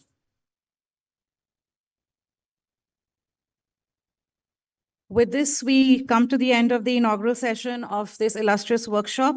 And on behalf of Scope and GIZ, I would like to extend a heartfelt thanks to all the dignitaries present on the dais and off the dais for taking time out from their busy schedules to join us for this very critical program. I would like to extend our heartfelt thanks to Mr. Ajay Yadav, sir, for his time and guidance today. We're also very grateful to Dr. Stefan Hesselman for his time and sharing of thoughts today. I understand, sir, you have a meeting with the ambassador for which you have accommodated this program. Thank you so much. We are also thankful to Sandeep, sir, for always guiding us and also being with us today. We also convey our heartfelt thanks to Madam Ruchika Daral for being here and guiding us today and informing us about the various initiatives of MOEFCC. And last but not the least, we are thankful to the collaborators, Mr. Farhad Vania and Atul Sopti ji, for being with us and always guiding us ahead. Of course, how can I forget to thank all the participants, all the chief executives who have nominated their officers for this program. Thank you so much. And last but not the least, thank you to SCOME team and GIZ team for organizing this seamless program. With this, we come to the end of the inaugural session, and I request the dignitaries to please join us for the technical sessions ahead.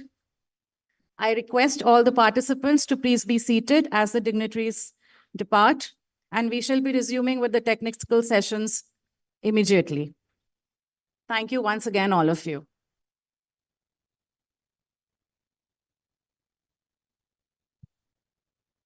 Thank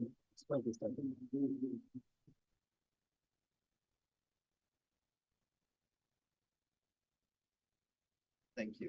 Thank you.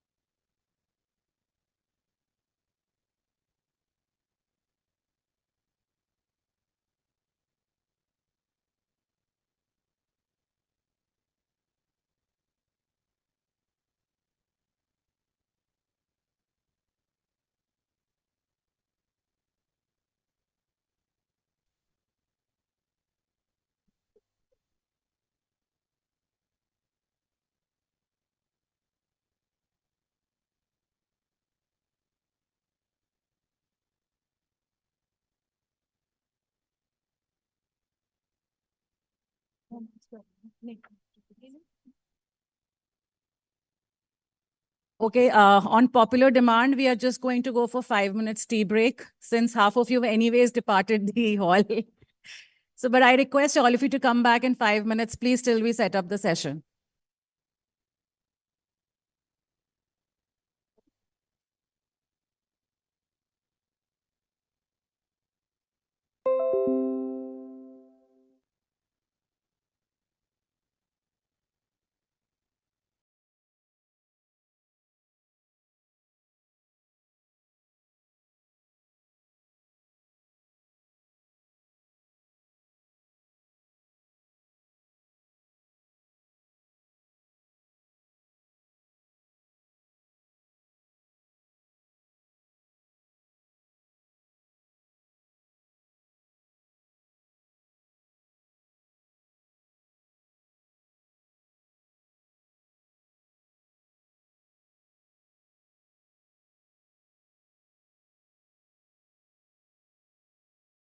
Hello.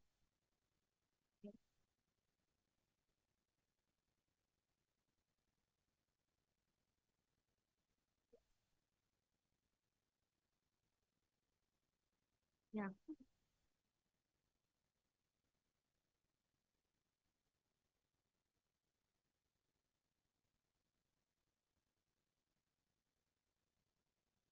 Dr.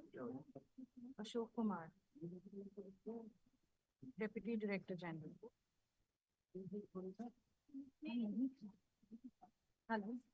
Yeah, I've noted. Can you send this brief CV, please? You can WhatsApp me on this number. Okay.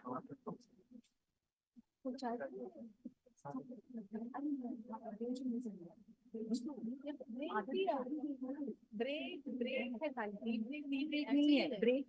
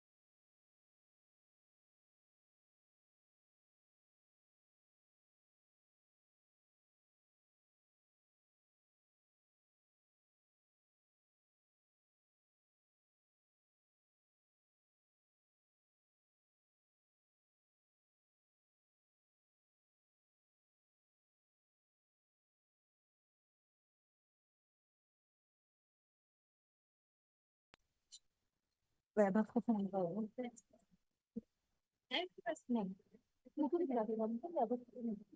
हाँ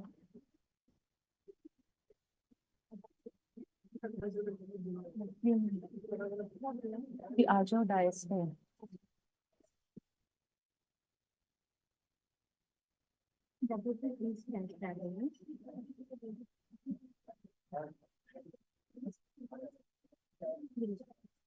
podium पर इधर पानी बोतल की ना पहले 3 minute chairman साहब अलग से करना पड़ा वो ऐसे ही होता है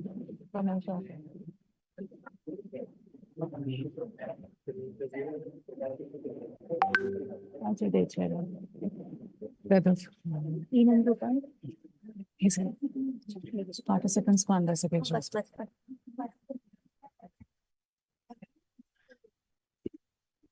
All the participants, please come inside the hall. We are starting with the next session.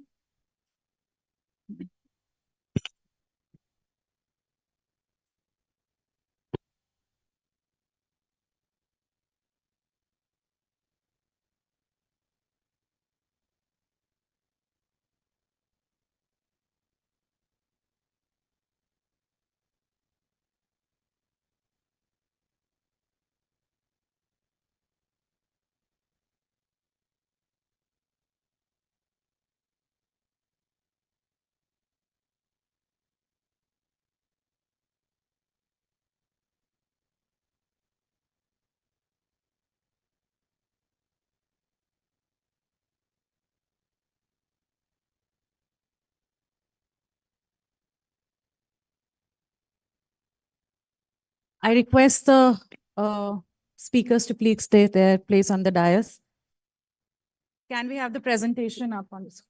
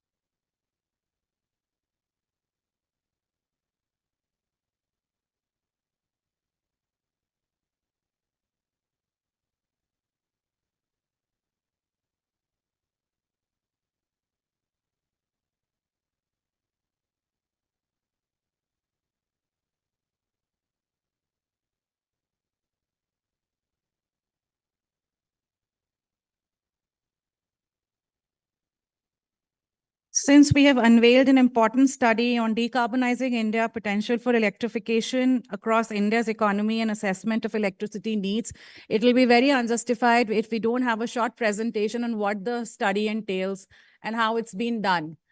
I'm sure all of you would like to listen to it. And this presentation will not be shared with anybody. I hope this scares all of you.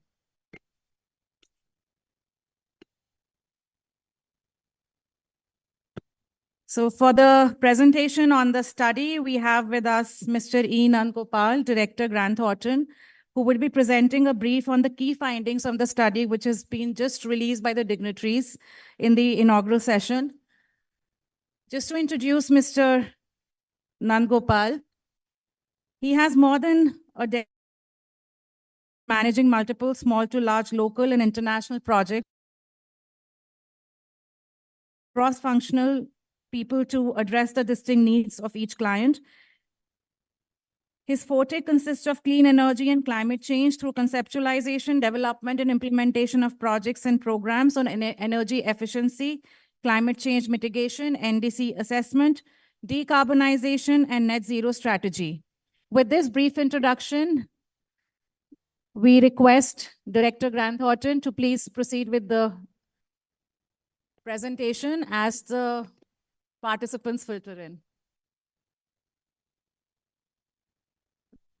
A very good afternoon to all. It's a tough task after such a esteemed panel has done the inauguration and you didn't get much of a break, right? So I'll not take much of a time. I'll want to give you a high level overview of the study. As you read, the task given to us by GIZ, IGF was largely on how do you decarbonize India by giving a much higher emphasis on electrification. Look at every sector and a subsector and see up to what extent can we electrify it. And when I say up to what extent, we were given free hand to not just look at technologies which is present today, but technologies which are kind of under development or piloted or could play a major role in future as well. So with this objective, our approach for the study was we had a German partner, HEAT, who was assisting us with identification of technologies.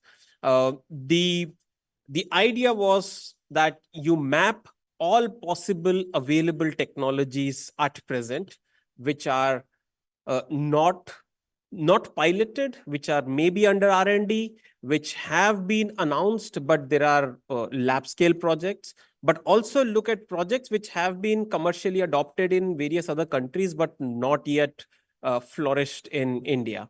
So with that background, we did extensive research, connecting with a lot of R&D institute, connecting with through our German partners with European institutions and understanding in each sector how the technologies are going to play out in the coming decade and two and beyond.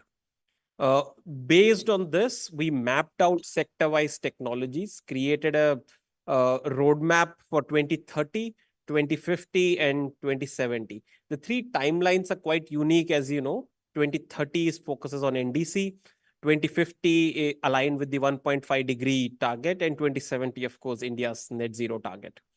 With this, what we did was we looked at every sector, industry, agriculture, transport, buildings and appliances. And within sectors, we further bifurcate down to subsectors. Like when I say industries, like iron and steel, aluminium, refineries, cement, every sector was looked at as a standalone perspective that how can they go all out electrified? How can I electrify, say, iron and steel primary plant, which looks absurd, but it is possible. There are technologies out there. Then we did economic modeling of how India would grow beyond 2030 till 2070. And various scenarios were developed, a high growth scenario, a scenario which aligns with India 2047 targets. And then there are scenario which was given as ambitious, which goes beyond 2047 targets.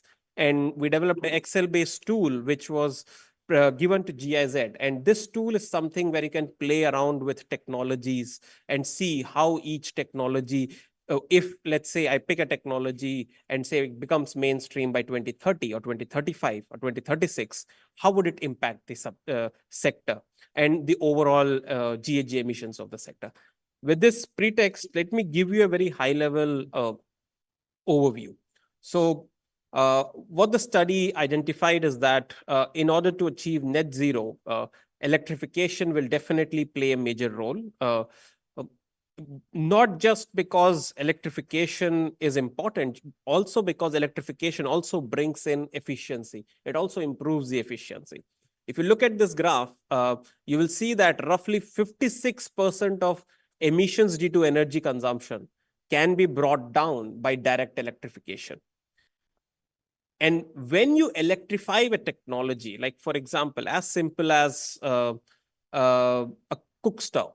So you have a gas stop cook stove, you go for induction cooktop, the efficiency doubles.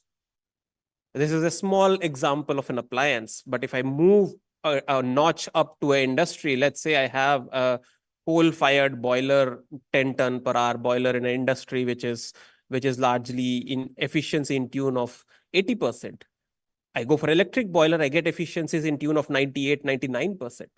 So you see, the electrification is also bringing in energy efficiency. So that can lead to roughly 37% of efficiency, the GHG reductions. What's remaining is the thermal needs, which can't be electrified. Now you look at indirect means to electrify that, which is, of course, the theme of the day. Green hydrogen and like green ammonia and other sustainable fuels. And the study focused on the emissions because of energy use. There are fugitive emissions like due to refrigerant leakage in buildings, or say process emissions like in cement plant calcification.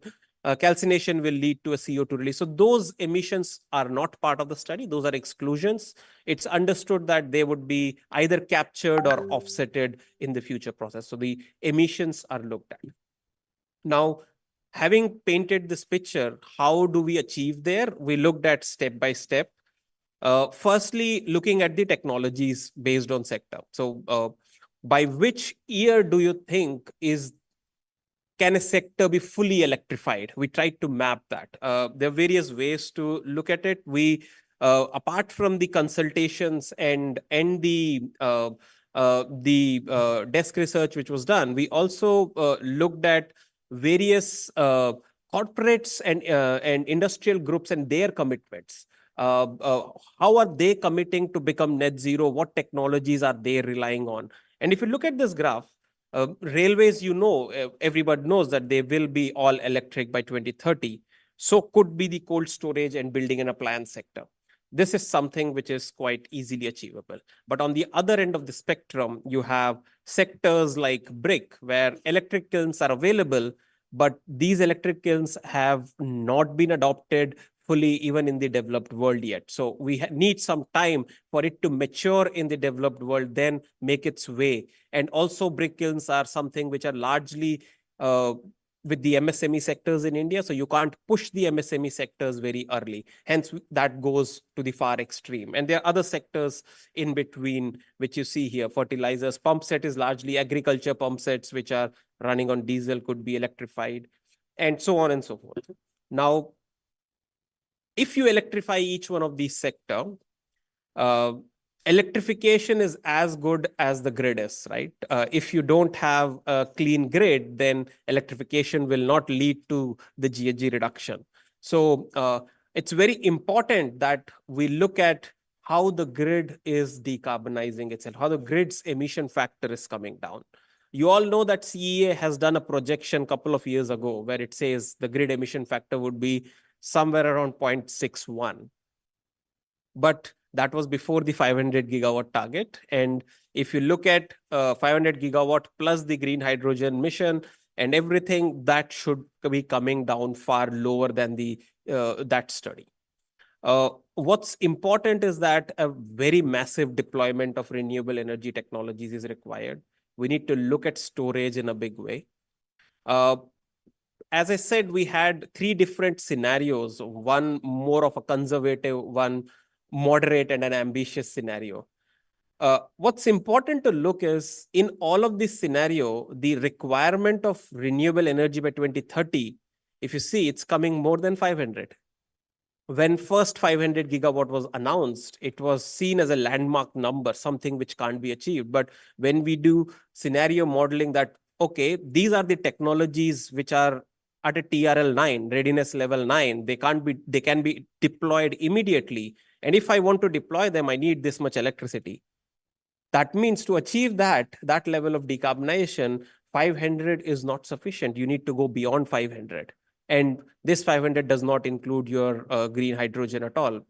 The honorable spokesperson in the morning from MNRE said that you need additional 125 gigawatt for the green hydrogen. So add to that of our projection, we are looking at in excess of 800 gigawatts. That's very important. And we are seeing a very steady phase out of fossil fuel from 2030 and beyond. The assumption here, the exclusions here is that no announcements of nucleus have been included. The study was conceptualized and done about a year ago. And what we have assumed is that all the announced nuclear projects will see it end of life, and then we shift towards renewables completely. That's something which I thought I should highlight. And if you look at net zero scenario, where roughly 70% of electrical energy requirement would be coming from solar, the numbers seems daunting, right? Close to 6,000 gigawatt, 5,800 gigawatts. But if you look at that, that's equivalent to less than 4% of India's wasteland. I'm not talking total land. It's just the wasteland if you consider in India, which is not being utilized presently. Less than 4% of that can achieve that sort of number. But the investments required is not just towards renewable, but also towards the robustness of the network. Once we establish that, okay, this is my renewable requirement, the next step was to understand how much each sector can be electrified directly and how much can be electrified indirectly. So for direct electrification, the idea was that all those technologies which are TRL 7, 8, or 9, which have been demonstrated anywhere in the world, we bring them and we make them mainstream in the country over the next 7 years, 6 years as of now, by 2030. And the next phase, which is 2030 to 50, we looked at what are present TRL 4 and 5 and 6. Like, for example, if you look at a molten oxide technology or electrowinning technology for iron and steel plants, these are 100% electrical options which would replace your blast furnaces as we know today. There are already pilots which are announced. By 2027, we'll see the results out of them, actual steel coming out of full electrical systems. So these could be upscaled in India. And we are not looking at those to be adopted by 2030 because we want to see the results by 2030 and beyond 2035, 2040, those to be adopted, which means a large part of expansion in the steel sector beyond 2030, we should be looking at these technologies rather than the present focus of 2030, which is largely on BF-BOF route. The other advantage, as I spoke, was the inherent efficiency advantage which you get with electrification. The graph in the center, it highlights some of the technologies and what level of efficiency improvement you get beyond the conventional counterparts. I'll take an example, electric kilns. Cement plants have coal-fired kilns largely, right? And these kilns consume coal, but there are technology providers. There are technologies which are proven, installed, demonstrated, and are being replicated already, which are electrical kilns. And they give you multiple co-benefits beyond GHG reduction as well. They give you capability to capture CO2, a pure CO2, unlike in a conventional cement plant where the flue gas steam coming has a lot of particulate matter and you require a substantial cleaning system, right? And over top of all these benefits, you're getting 30% efficiency improvement as well. So that's a very niche technology. And there are discussions with a lot of vendors, global vendors, Australian and Sweden vendors in India as well. We have handholded many such discussions, and we see that by 2030 we'll be seeing some of these coming through. Now, with the intermittency of renewables, it's important that we have a very good storage system in place. Now, for this storage system, we have done an equivalence calculation. So you might say that there might be pumped hydro storage as well. There might be other forms of storage. What we did was, okay, this is my total energy requirement, which is coming from renewables, and I need to store it in order to be able to use it over a 24-hour period, right? And we converted it to equivalent battery storage requirement, and that's presented here. And if you look at those numbers and what the government wants to achieve through their PLI, that's hardly 10% of what you're seeing for 2030, right? So again, emphasizing on the part that we all speak that batteries are expensive today or pump storage is just taking off, but it's at that curve of S curve where it's going to explode quite soon. Next 2-3 years are going to be important for storage. Next couple of slides are the final things on indirect electrification. If you look at industry as a sector, even by 2050 and 2070, you will not achieve 100% electrification because there are going to be many processes which would require heat, which would require steam, and you will have to look at alternate options for achieving that thermal energy. And that will be done through green hydrogen in large part of the industries. And as spoken by a couple of speakers in the inaugural session, green hydrogen will not only be required as a fuel, but also as a feedstock. Some of our estimates show that by 2030, you would need 6.7 million metric ton of green hydrogen.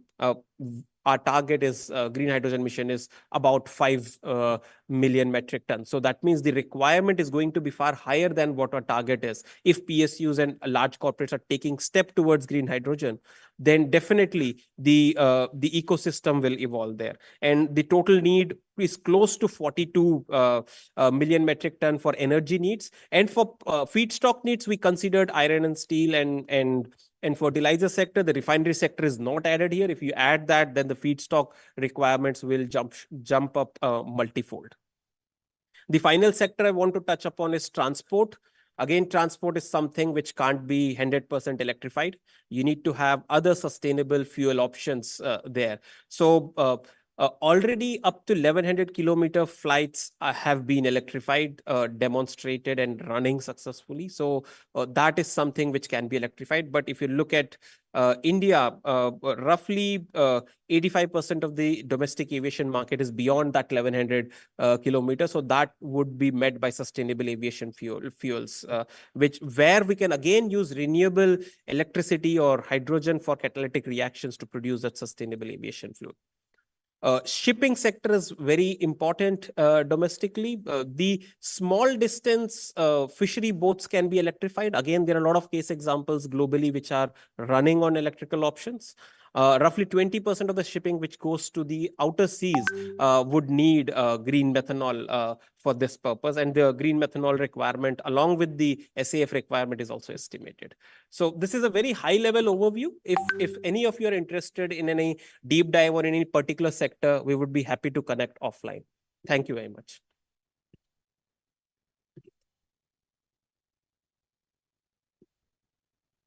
Thank you so much, Mr. Gopal, for a very, very brief insight into the study, and I'm sure it would have been helpful for all of us.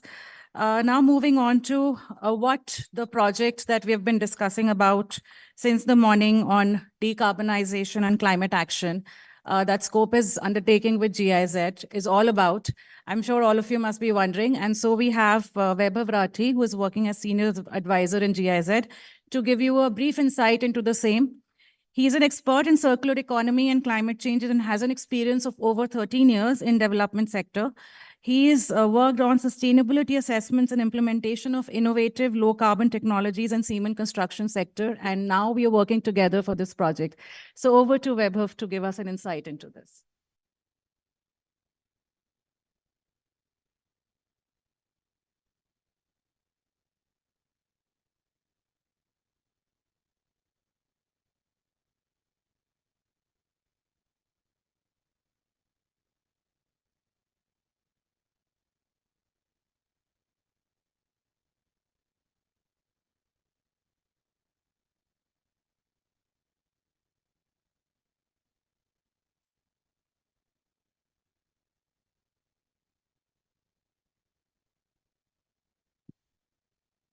Thank you. Good morning, everyone. I believe you have heard this term called co-benefits since the morning by the dignitaries in the inaugural session. I would like to deep down on what is it all about and the project that now we have with Scope and the collaboration that we have with Scope. What are we going to do in it for public sector enterprises through Scope? So the project is termed as Indo-German Support Project for Climate Action in India.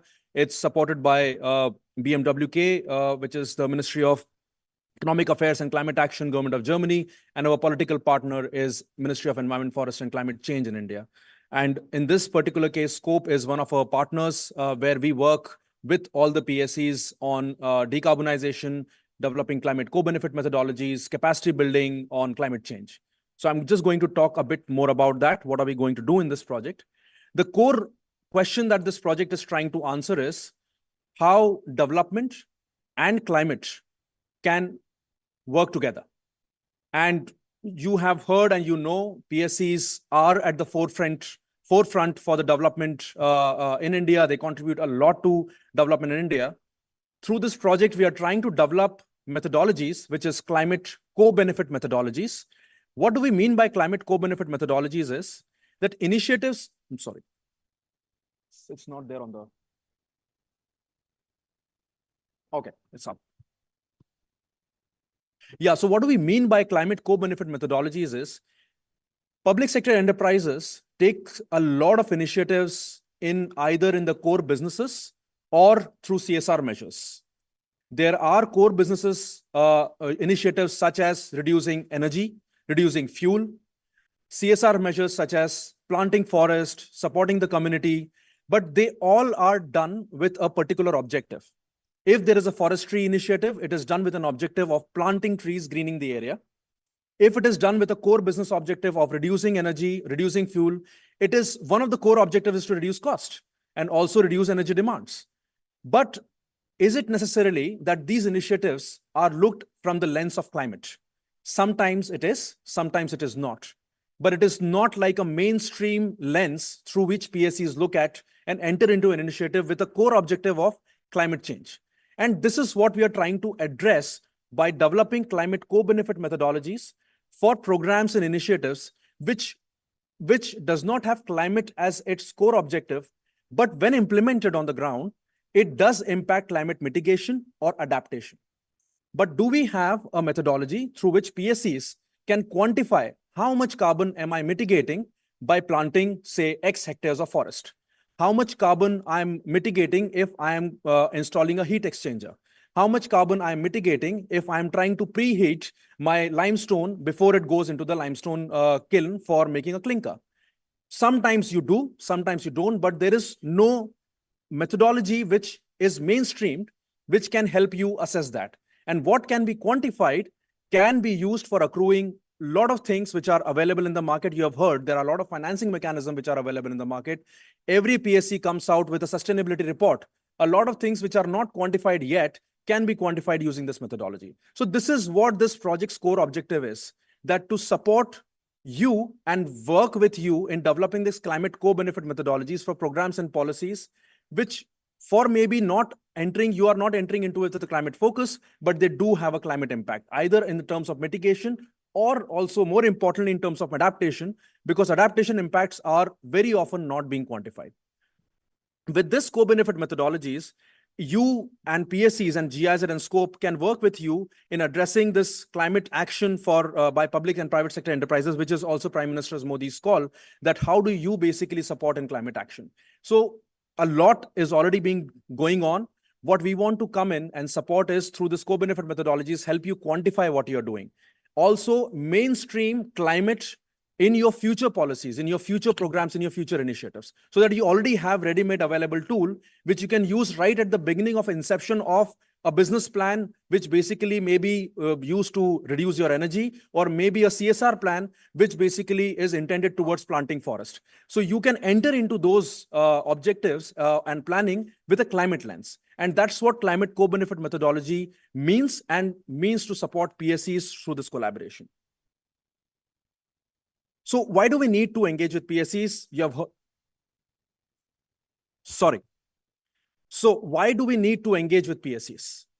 You have heard PSEs basically are at the forefront of supporting India's development goals. They contribute a lot to GDP.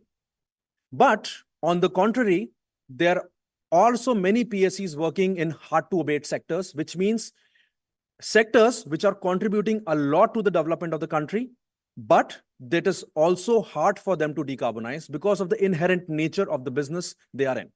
So that's how they are defined as hard to abate sectors.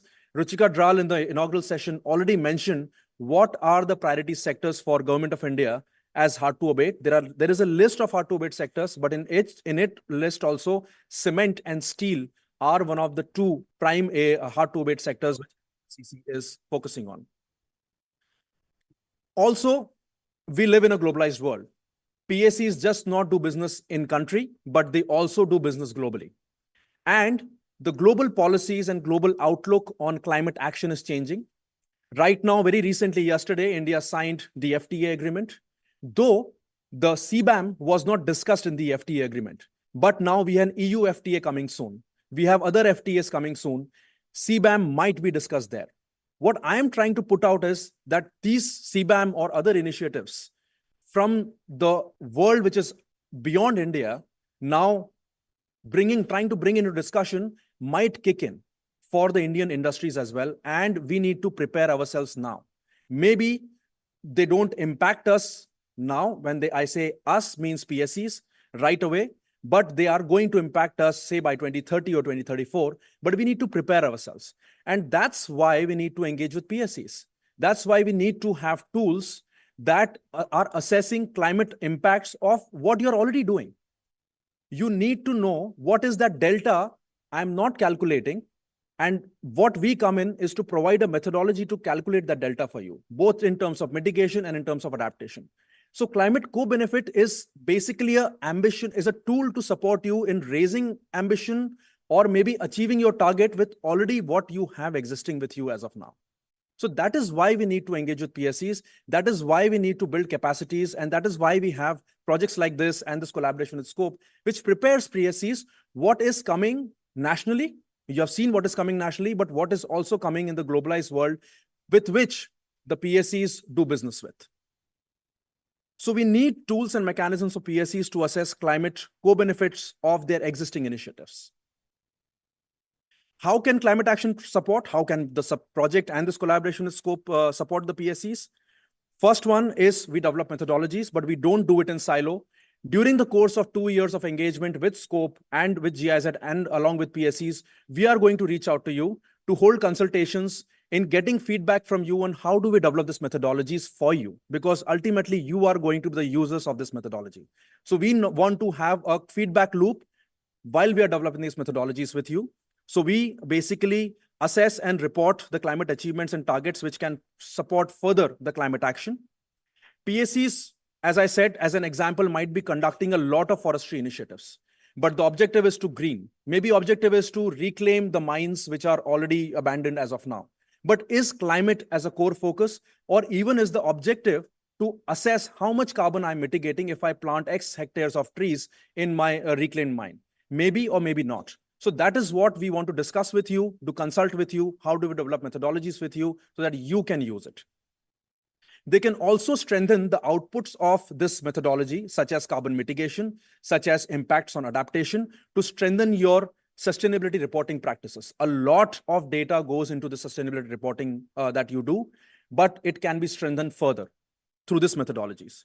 Also through quantified climate impact, either in terms of carbon mitigation. You can use this as carbon credits to access climate finance from the market, but also access the funds such as GCF, which was mentioned by Ruchika Dral in the morning, that your initiatives can be used to access green climate funds. And climate co-benefit methodologies can be one of the tools for you to assess how much carbon will I mitigate with my initiative that I'm going to implement, say, 2 years down the line. Or what am I already mitigating, which initiative which is going on for the past 2 years. So that is where the importance of climate co-benefit methodologies comes for you in terms of accessing climate finance. So we are also we have already developed actually an online training module on climate change and climate mitigation and adaptation. We would launch it very soon along with Scope. It's an online self-paced learning module. You can all have access to it and certificates will be generated. So that's one of the measures that project is doing to build capacities of PSCs on climate change. There will be also a lot of knowledge exchange initiatives which will be done within PSCs, because PSCs can also learn from each other, but also stakeholders outside the country and outside, say, public sector universe, which is the private sector, which are doing similar carbon neutral or carbon positive practices, which PSCs can learn from. So there will be a lot of capacity building in terms of trainings, in terms of knowledge exchange, that the project will be supporting and reaching out to you through Scope.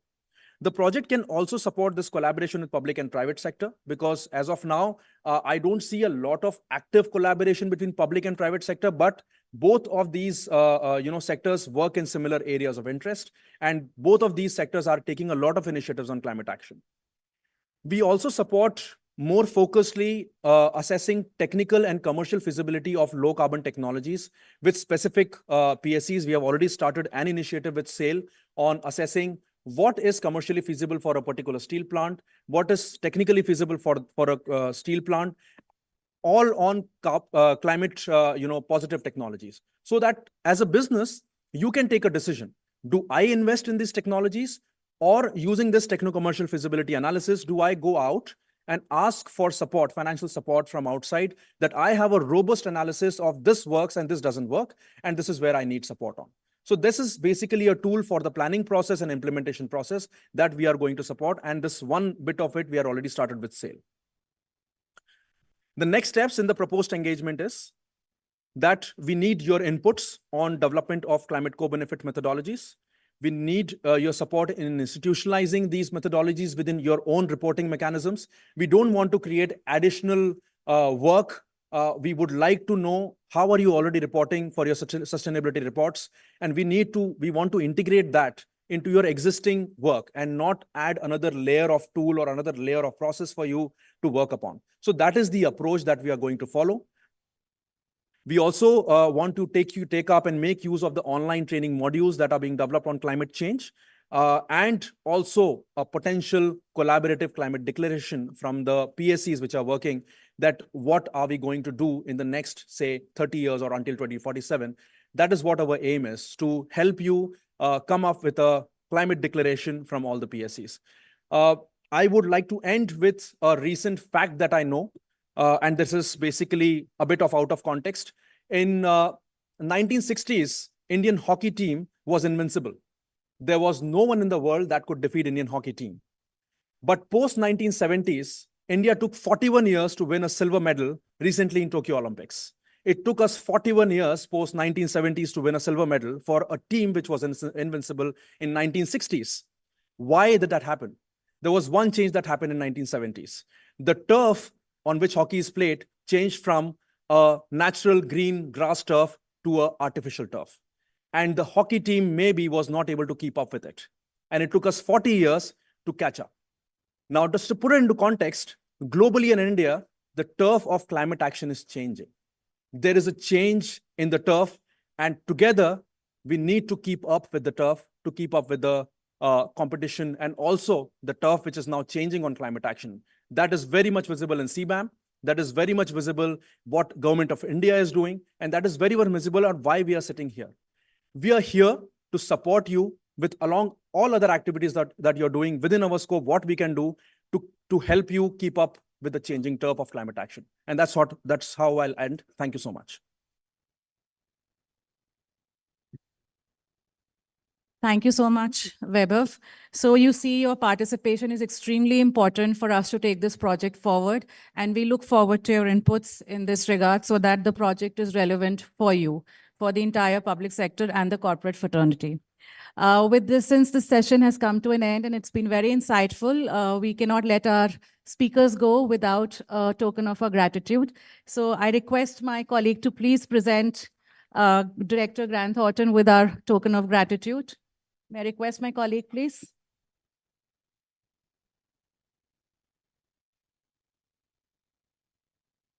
I also request my colleague to please present a token of gratitude to Weber from GIZ.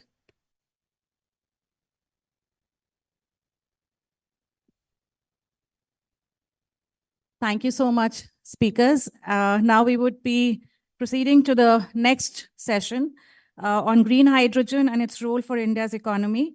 May I invite Dr. Prasad Arvind Chapekarji, Deputy Secretary, Ministry of New and Renewable Energy, on the dais, along with Dr. Ashok Kumar, Deputy Director General, Bureau of Energy Efficiency, on the dais, please.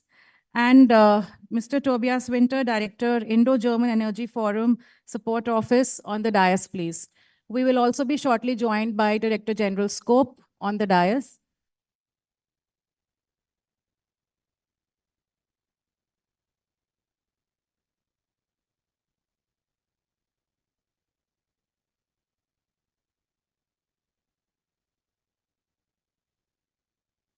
Our Director General Scope is also here, who would also be joining us on the dais.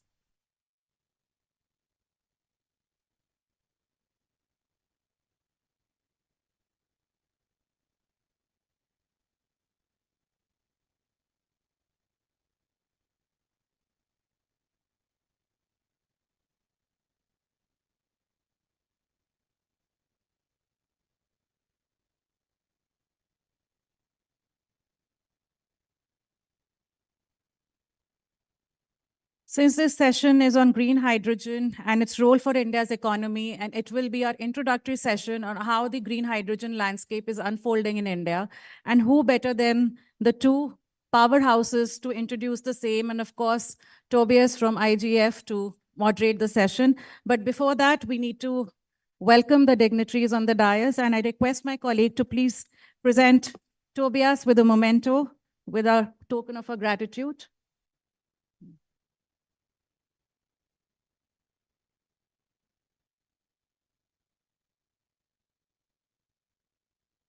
We would also like to present a token of our gratitude to Dr. Prasad Arvind Chapekarji, Deputy Secretary, Ministry of New and Renewable Energy. Thank you, sir, for your time and presence. We would also like to welcome Dr. Ashok Kumar Ji, Deputy Director General, Bureau of Energy Efficiency, with us. Thank you, sir, for accommodating this session.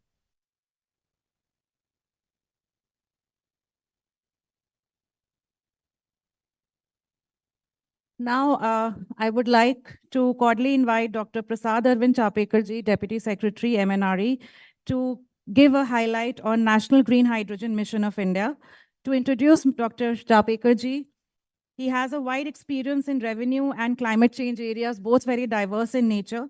And presently, he's working in firming up the Green Hydrogen Mission of India, and shall also be presenting on the same. Over to you, sir. Hello. So I'll just give a brief overview of when the mission was launched and what have we done so far and what can you expect in the coming months. The mission was launched on 4th of January last year, 2023. The overall budgetary outlay was 19,744 crores. The mission comprised of many things, many areas, but the biggest, the bulk of the budget was in the site program. The site program is a program which incentivizes production of green hydrogen in India and electrolyzer manufacturing in India. So we have a subsidy per kg of hydrogen, 3 years, and per kilowatt of electrolyzers for 5 years. So this is the bulk of the mission budget. So if the total mission budget is around $2.4 billion, around $2.1 billion is for the site program. The other components are, we have projects which we have to do in steel, shipping, and transport. That's the second most bulky part of the budget. And we also have separate budgets for R&D, for scale development, and others. So let me start with the site program. The site program, as I said, has two parts. One is to incentivize hydrogen production in India. So the scheme guidelines were out in June 23. And the first bids were out in 7th of July. And we concluded the first bids were finally awarded in the month of January. So we auctioned out, or the capacity which we are giving our incentives. The first tranche was for 4,12,000 tons, that is 412,000 tons of green hydrogen production. We are awarded to around 10 companies. And the time for commencement of the plant is 3 years.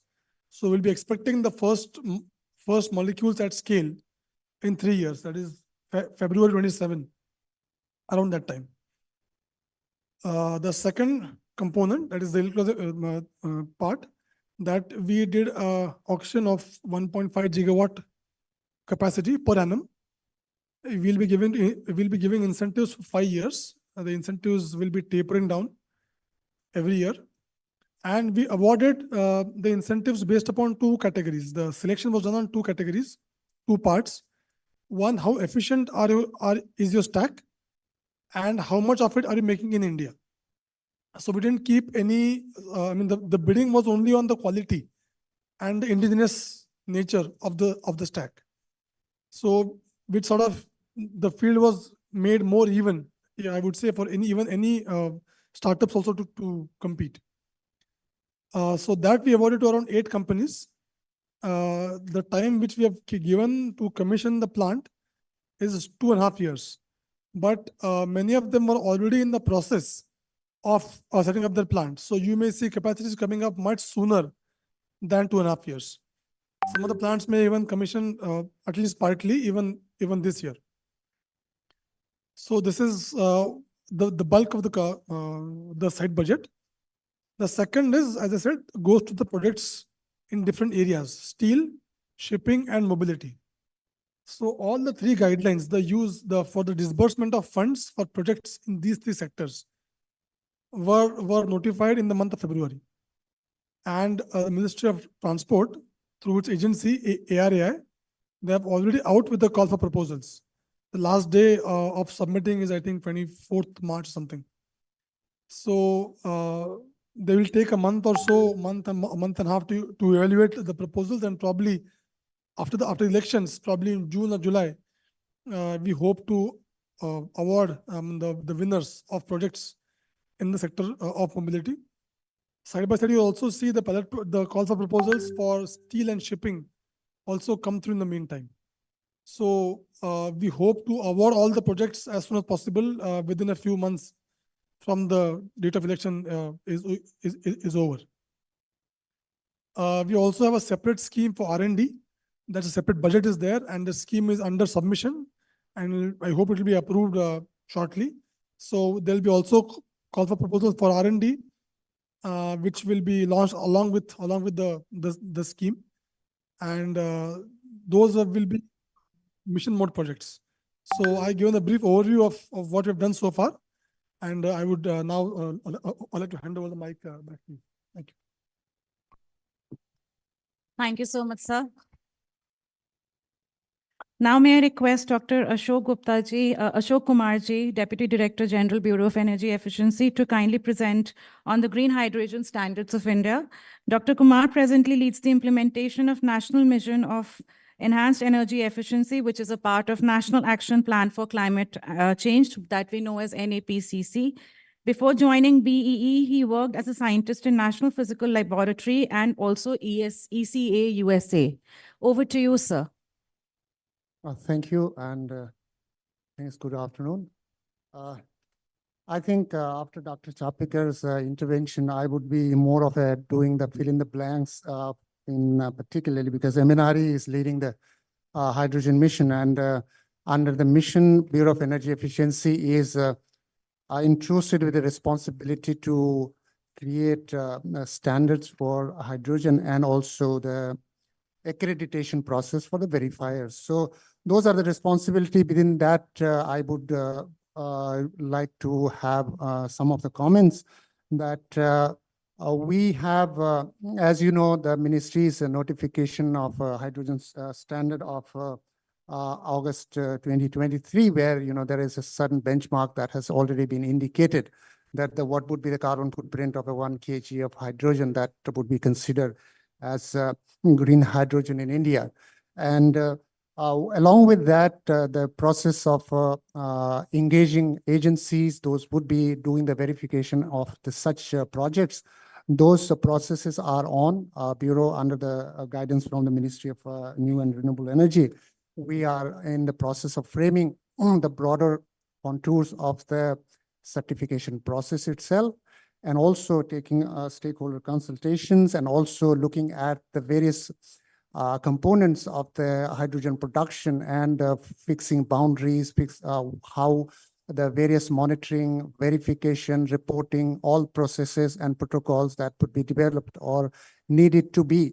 And also, as the India is going full throttle on the hydrogen, so there may be possibility that we would be adapting or adopting some of the internationally available protocols or procedures to help us in the whole process of developing the procedures and the methodologies. So these are some of the activities that Bureau is doing. And as you know, that the level of carbon intensity that has been identified or that has been fixed in India is quite ambitious, which kind of gives us a lead in the whole game. So the public sector units that who would be taking up in this journey, I think we would be if we can maintain that level of carbon footprint, certainly that was going to be a big plus for our production or our products. So we, again, just to repeat myself, that from the Bureau side, we are in the process of framing the all the certification process, because the accreditation of the agencies who is going to verify the projects, that would be done by Bureau of Energy Efficiency. As you know, and many of you are party to Indian carbon market, where we have done extensive consultation for creating a cadre of what we call accredited carbon verifier, ACVs. So a lot of ground has already been covered. And the same set of the cadre or the pool of professionals having the level of competency, which would be doing the verification in the carbon market, which we find that same kind of people would be able to do that. If at all needed certain credentials for specific to the hydrogen, that would be added or that would be looked into. So that is, I think, where we are. So I would stop with this initial remarks, and I would hand over to, thank you for. Thank you so much, sir. Now, may I request Tobias Winter to kindly give a perspective on the international green hydrogen market developments. Just to introduce Mr. Winter, he has gained professional experience in renewable energy and energy efficiency projects and the corresponding legislation in various countries like Germany, India, Argentina, Uruguay, and Paraguay. He has worked extensively in the area of solar energy and has been promoting energy security, efficiency, and renewables energies. Over to you, Tobias, for your presentation. Thank you very much. Sri Soptiji, with your permission, I will do a PowerPoint presentation. That's better. Thank you.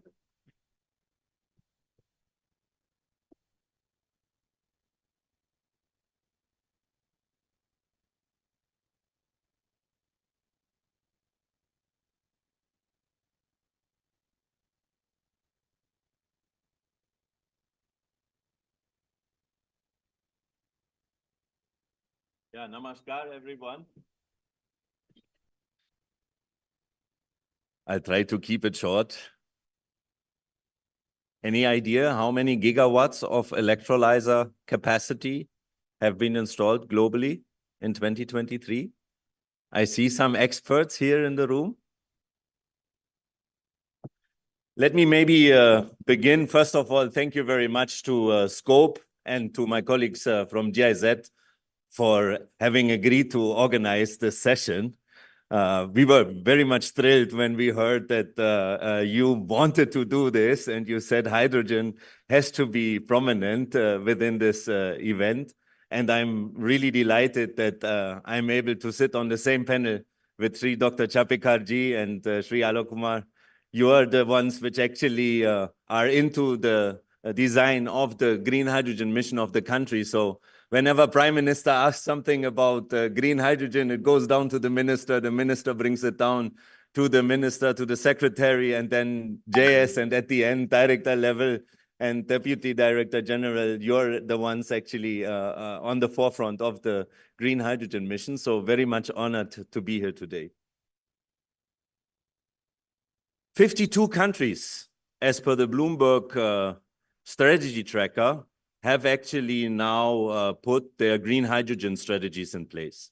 52 countries, all major economies across the globe are betting on green hydrogen, 29 in preparation, 31 not assessed.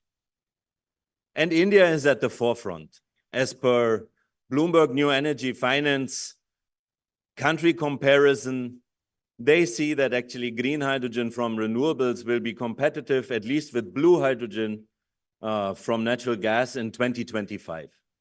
So this is maybe also one of the reasons why in India, we don't even talk about blue hydrogen too much, because green hydrogen already makes sense so much in the near future in India that we rather look into making green hydrogen competitive with gray hydrogen. And many see this as maybe a little bit too optimistic, but there is people which say that 2027 is possible to make green hydrogen competitive with gray hydrogen, and India again at the forefront. And why is that? Thanks to Sri Sahai-ji, former Secretary, Minister of Power. He actually then became the president of the Power Foundation. He actually convinced Bloomberg New Energy Finance to not only give the data to the subscribers, to the big corporates, to the big banks, but also to the foundation. So Bloomberg New Energy Finance actually came out with a levelized cost comparison for solar in different countries and made it available to the public. So this graph is public and not protected by any copyright laws. By copyright, yes, but it doesn't have any restrictions in publishing it. And here you see that actually India is able to harvest the sun at the lowest cost globally. No? So we know that India may not have the sunshine as some other states, no, or like the south of Chile, but India is able to harvest the sun at the lowest cost, and that's what it's all about. And then there is one factor which us Germans look at to India, and we really become, one could say, a bit jealous, yeah, because your sunshine, we always hear 300 days of sunshine in India. It's not true. It's 365 days. It's maybe 300 days in one point, in one geographical location, but all over India, monsoon is not everywhere in India at the same time. Yeah, so one can say that actually you're so much blessed with the sunshine, and the sun is always shining in India, 365 days. So your worst day, and that's really difficult for us to believe in Germany, your worst day of solar radiation and generation, as per POSOCO data, is actually 50% of the best day throughout the year. Yeah, that's amazing. Yeah, in Germany we go down to maybe 1, 2, 3% of generation, and then go up to 100% in summer. No, so we need to talk about long-term storage. No, but in India, being assured that the sun is shining, that's a big advantage to let those electrolyzers run and produce green hydrogen at competitive cost. Same with wind. There, India is playing in the global league, and though wind may be 20, 30% more expensive than solar, it's having the benefit of actually blowing mainly in the morning and in the evening, complementary to solar. And India, again, being well positioned globally under the top 10 in terms of being able to harvest the wind at the lowest cost globally. Electrolyzers, that's the topic. Electrolyzers have been amongst us for a very, very long time. I had asked initially how many gigawatt you believe have been installed in 2023. Any idea? Maybe megawatt, not gigawatt? No, we are at gigawatt scale. So it's 1.7 gigawatt shipments at least. That's the statistics that are out in 2023, and high growth rates, no, of around 100% at low level. So we are talking about 3.6 gigawatt that's going to be shipped and certainly installed in 2024. If we compare this to battery, Just to put this a little bit in perspective, any idea how much gigawatt of capacity battery or storage has been installed? Not talking about pump storage, really talking about mainly battery, lithium-ion batteries in large-scale projects. So not those small backup power batteries. We are talking about batteries above 2 megawatt. That's the statistics. 42 gigawatt. And in average 2.5 hours of storage capacity, no? So 99 gigawatt hours. That's globally, and annual growth is around 40%. But coming back to the picture I have shown, that is a photo from India. And I'm always amazed when I hear that actually India was once, and may become again, in the forefront of green hydrogen production in the world. India had how much green hydrogen electrolyzer capacity installed already? Or how much electrolyzer capacity for green hydrogen production do we have installed today in India? Any idea? Dr. Chapikar, I think estimates are more like 5-10 megawatts. Something like that, no? 5-10 megawatt, no? Are you aware that more than, I think, 50 years ago, India actually had installed 180 megawatt already at Nangal fertilizer plant. And I think the green electricity came from Bakra Dam. And you see one of those stacks is huge, 3 megawatt, no? That was installed in India by an Italian company, which now was bought by the German company Thyssen-Nucera.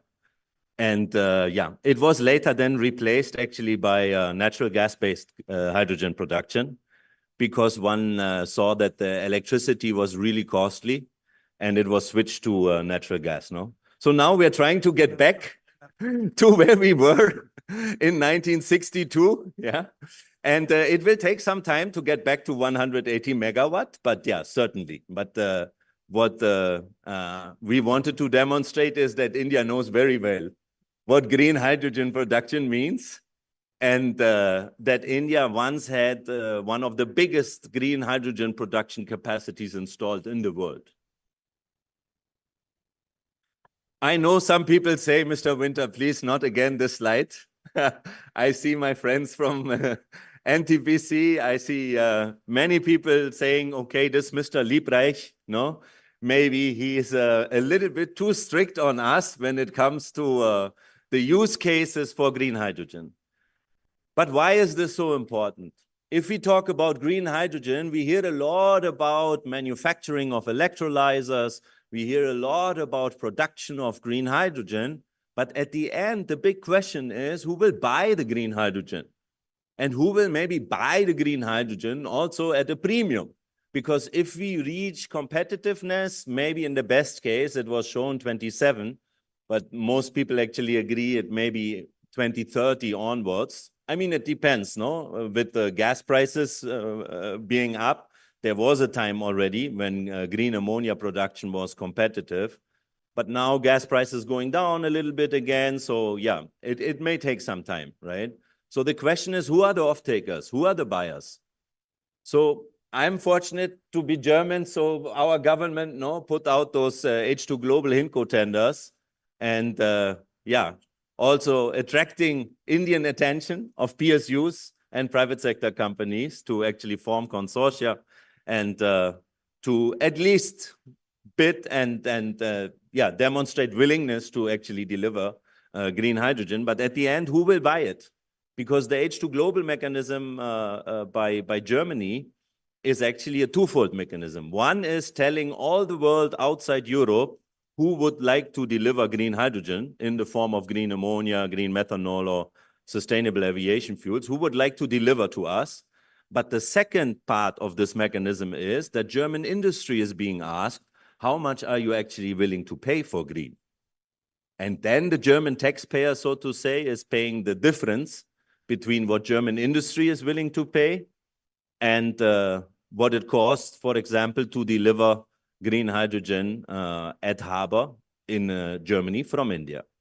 And there one can actually see that the sectors here which are more like on the green side, on this hydrogen ladder, on the A, yeah, those are the ones where one can actually see, that there is hardly any alternative, or there is no alternative.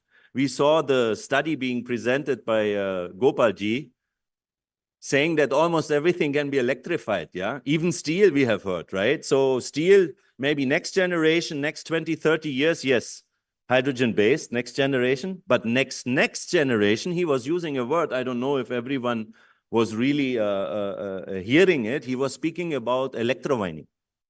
So the next generation of green steel is already steel which doesn't need hydrogen anymore. It is super green steel by green electricity only, no?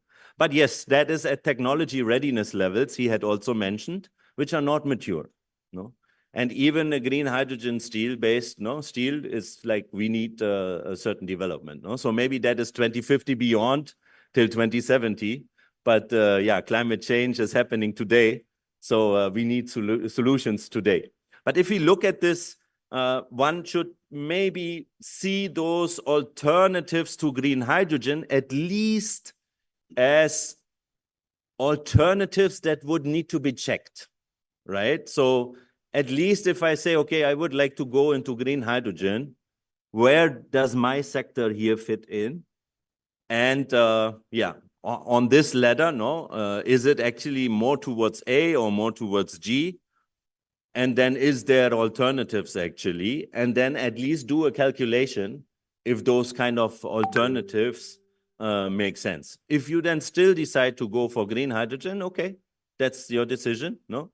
But yeah, at least like we like to listen to the critics, no? And at least consider it as an alternative. So yeah, steel again, long term, Mr. Liebreich here had put that steel long-term could be done, for example, entirely by electricity. But certainly right now, it's all about converting to green hydrogen-based, no? Shipping, jet aviation, all those sectors that will be power to X. So they're very high on the ladder, but may depend a lot on actually biomass and bioenergy-based fuels, no? So then at the end, fertilizer, hydrogeneration, let's say all A, B, is considered strongly to be offtake green hydrogen. C, but then D, E, F, G, one would have to see, no? Certainly US or UK, where this man comes from, is different. So that does not mean that this has to be applied, one by one on India. But yeah, fruitful thought. So again, coming back to the study which was just released, I just listened and we put down like the main factors. 90% electrification of India's entire economy is possible already with known technologies, with high technology readiness levels. Yeah, 40% emission reduction alone through energy efficiency gains, mostly because of electrification of sectors. So if you know, no thermal power plants, there's a lot of heat which is not being used, no? So there's a lot of waste. So we don't need to replace all the primary energy. Even in Germany, I hear this mistake very often. Oh, so much primary energy we have to replace by renewable. No, only half of it. Yeah, only half of it. Because there is no losses involved, no, or very little losses when we talk about direct use of sun and wind. And then, yes, it says 40 million tons of green hydrogen. So I don't know, Dr. Chapik, I think government of India estimates 125 gigawatt for 5 million tons. Yes, around that. Yeah, so if we say like easily maybe 100 gigawatt, no, for 40 million tons, so that would be 1,000 gigawatt for green hydrogen production to decarbonize India. Yeah. And I think with this, I will stop. My colleagues have asked me to put a QR code so that everyone can actually also download the study. It's a soft launch. We are still awaiting comments. So anyone saying this maybe have to be relooked in, no, please do so. So I'd request everyone to just scan the QR code and download the study. And yes, any valuable comments, I think my colleagues were in favor of having anyone commenting on the study being put as official reviewer of the study. So your name and organization may be mentioned in the final printout version. Thank you very much. And yeah, looking forward to further discussions. One sector which was mentioned, shipping, maybe as a last. Dr. Chapika knows I'm promoting this a lot because we see this as an excellent opportunity. So EU, apart from CBAM, which maybe one comment out of this slide, just like to remember ourselves. Minister Habeck, German Minister Habeck for Economic Affairs, Energy and Climate Action. He's also the Vice Chancellor of Germany. He is the boss of the ministry that was presented here, which also Dr. Hesselmann comes from. He came to India last June, and he spoke to the big bosses, to the PSUs, but also to the Reliances and the Tatas and Adanis and German companies. And he said one sentence which really, first I really didn't get it, yeah? He was telling everyone, friends, commercial affairs, trade, commercial affairs are more and more becoming power affairs. And then I was thinking, is that a bad translation? What does he mean with power? Certainly the most powerful country will also have power over trade. But he meant electricity. He meant electricity. So what he was saying is that the country which is able to harvest the sun and the wind at the lowest cost globally will be also able to convert the green electrons into green products cheaper than any other country in the world. And that makes India the global manufacturing hub for the world. Congratulations and thank you very much. Thank you very much. Incidentally, he met us also. Say it again. He met us also. Yeah. Had discussions on this subject. Maybe one subject, because I skipped this on the shipping, why it is so interesting, because this is something which is coming up already tomorrow. Yeah. So EU came out with a legislation that all big ships above 5,000 tons, which are entering the EU or which are leaving the EU, they can choose where to refuel green. Airplanes, they did a different legislation. Only in Europe, refueling counts towards emission reduction. Ships, they can refuel everywhere in the world. So if India is able to, as Sri Ajay Yadavji said, that you're looking for green ammonia export terminals, if those export terminals will also have the possibility to actually fuel the engines of those ships, be it methanol or ammonia, new ammonia engines coming up by MAN. The different governments are working on this. Japan is also leading, Germany. If you fuel those ships here and you're bunkering, it's called, right? If bunkering in India can be done at a lower cost than anywhere else, yeah, let's become the green fueling station of the world, yeah, and sell everyone who wants to pay a premium for green ammonia. And yeah, that's something which is an offtake market, which doesn't even, involve exports. It's happening here in India. Thank you very much.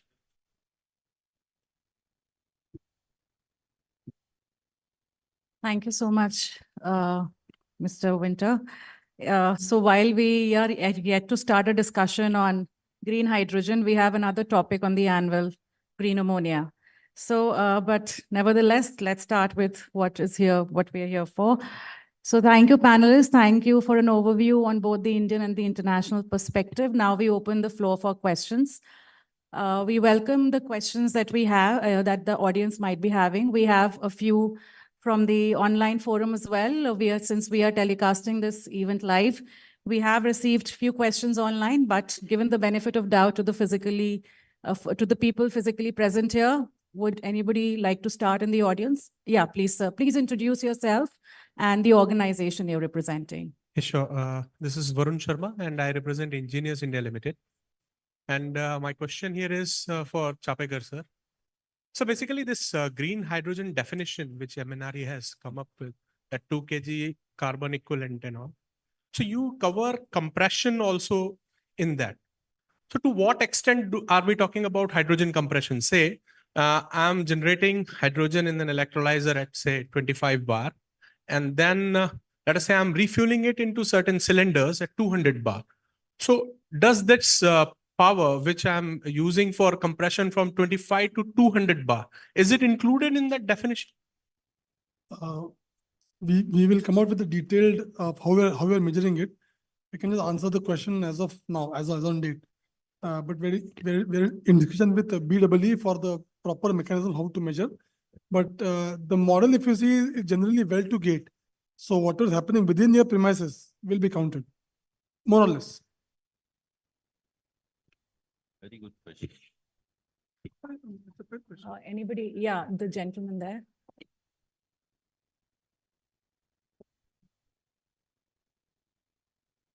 Sir, I'm Nishit Srivastava. I work with a German development bank.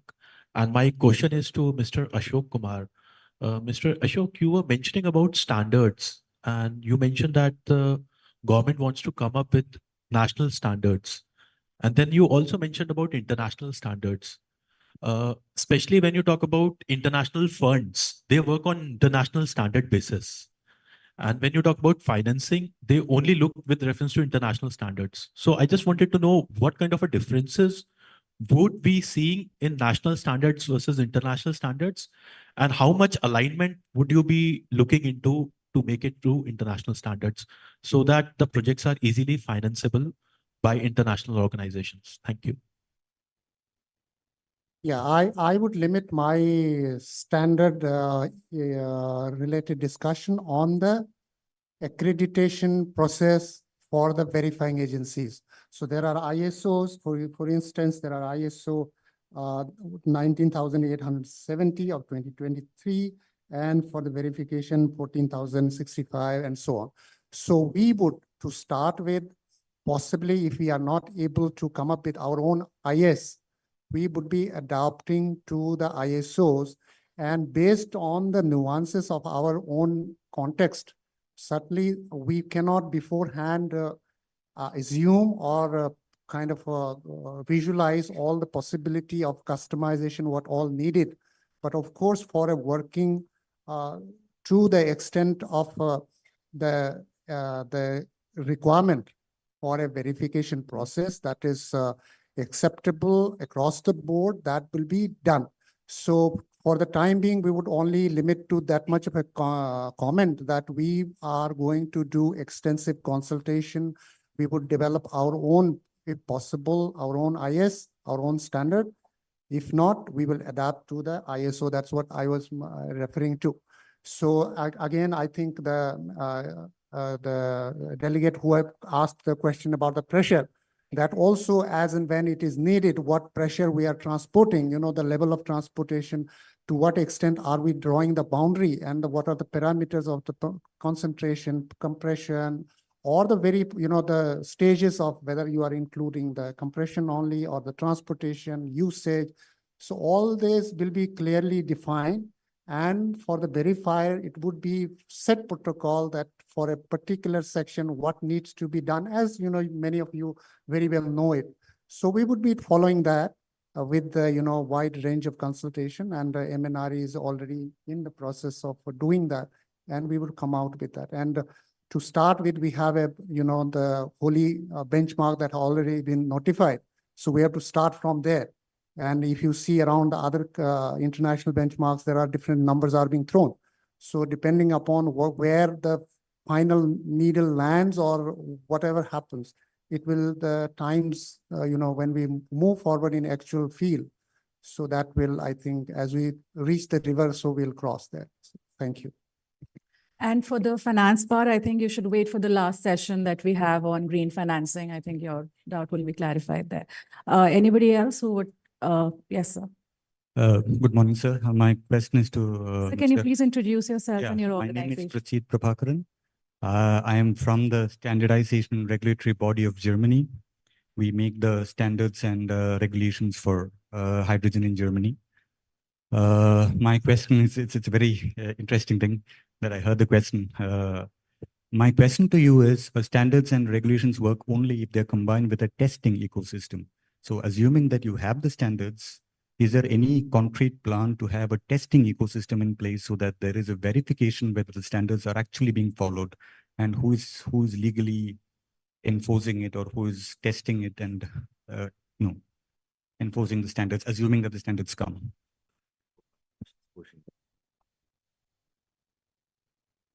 Ashok sir. If I got your question, are you saying that there are enforcing agencies who would kind of look after the Not protocols? enforcing agencies. There are testing facilities where companies can, for example, we have the testing facilities for green hydrogen in Germany where companies can send their components to us. They can test it and we give the accreditation to them so that there is a verification method whereby we can see that the standards are followed.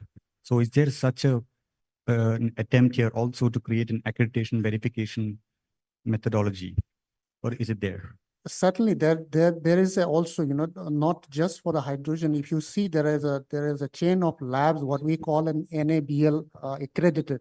So there are agencies who do the accreditation of the testing laboratories. So for instance, not for the hydrogen, but for the activities like this standard labeling process, where we impanel accredited labs where the testing of the equipments take place.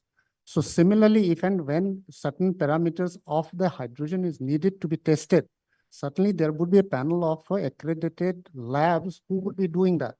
And of course, that lab has to, you know very well that accreditation also needs certain level of revision and several other things. So all that would be as the technology or as the processes graduate or the improve or things like that. So the accreditation of the labs also will be revised in a sense. So all that systems will be placed. That is known, I won't see that is a no-brainer idea. I'll also add that we have a budget in the mission specifically for the testing facilities. So we'll be also funding facilities who want to upgrade the facilities to add for hydrogen testing. Any equipment or pipes or whatever. Before taking the next question physically, there are a few questions that we've received online, sir, from the YouTube platform. The first question that I would like to post is, won't the production of green hydrogen require massive amounts of energy and resources, eventually making it inefficient and unsustainable for a few industries and sectors? Dr. Chapekar? Can you please repeat? Yeah, the question says, won't the production of green hydrogen require massive amounts of energy and resources, making it inefficient and unsustainable, at least for some sectors? I thought that increasing scale would make it more efficient. Why would it make it less efficient? Normally, I think scale they're is to more talking about efficiency. the infrastructure investment as well, sir. I mean, Yeah, we are anyway building up RE capacity at a rapid pace. And the more RE capacity you build up, you make it more and more cheaper. The cheaper it is, more people will use it. So substantial resources will be required because the needs are substantial. So your resources will match the needs and not the other way around. Okay. Tobias, would you like to add? Madam and Shri Sopti ji, I see a very important man just joined, the Director General of Bureau of Energy Efficiency, Shri Abhay Bakre ji. So maybe with your permission, we can ask him to the dais. Yeah, please, sir. So he is actually the one behind the green hydrogen standard and certification.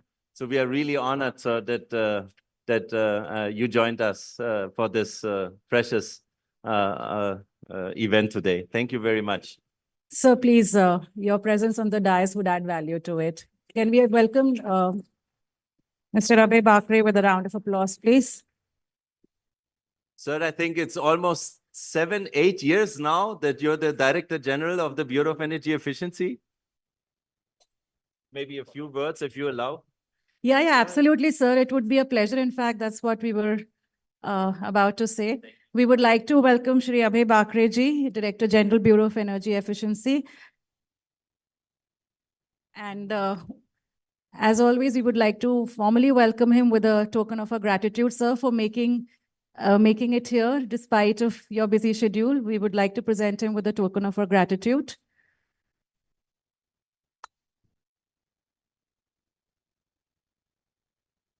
Thank you, sir, for gracing the occasion. And sir, before we move forward, we would like to hear your perspective on this subject, please.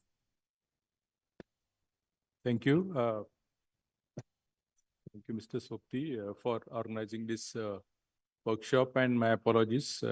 I'll be very brief in that. See, the green hydrogen mission is going to offer many opportunities. I'll not go into detail, but in fact, I'm just coming from the Niti Aayog one workshop and roundtable. India is in the cusp of energy transition. Now, what do we really talk about the energy transition? Mostly we talk about the renewables. So that's only 1/5 of part. The economy needs energy, and now 95% of energy comes from fossil fuel in the economy. Now, on the demand side, only 20% is electricity. So if you want to clean up or make it more and more towards non-fossil, the electrification is one aspect in that. But again, there is a limit. Even the best of the developed countries, the electrification ratio is something around 38%. Today in India, we have 20% electrification of our demand sector. So that means 80% demand consumption of energy is coming from non-electric purposes.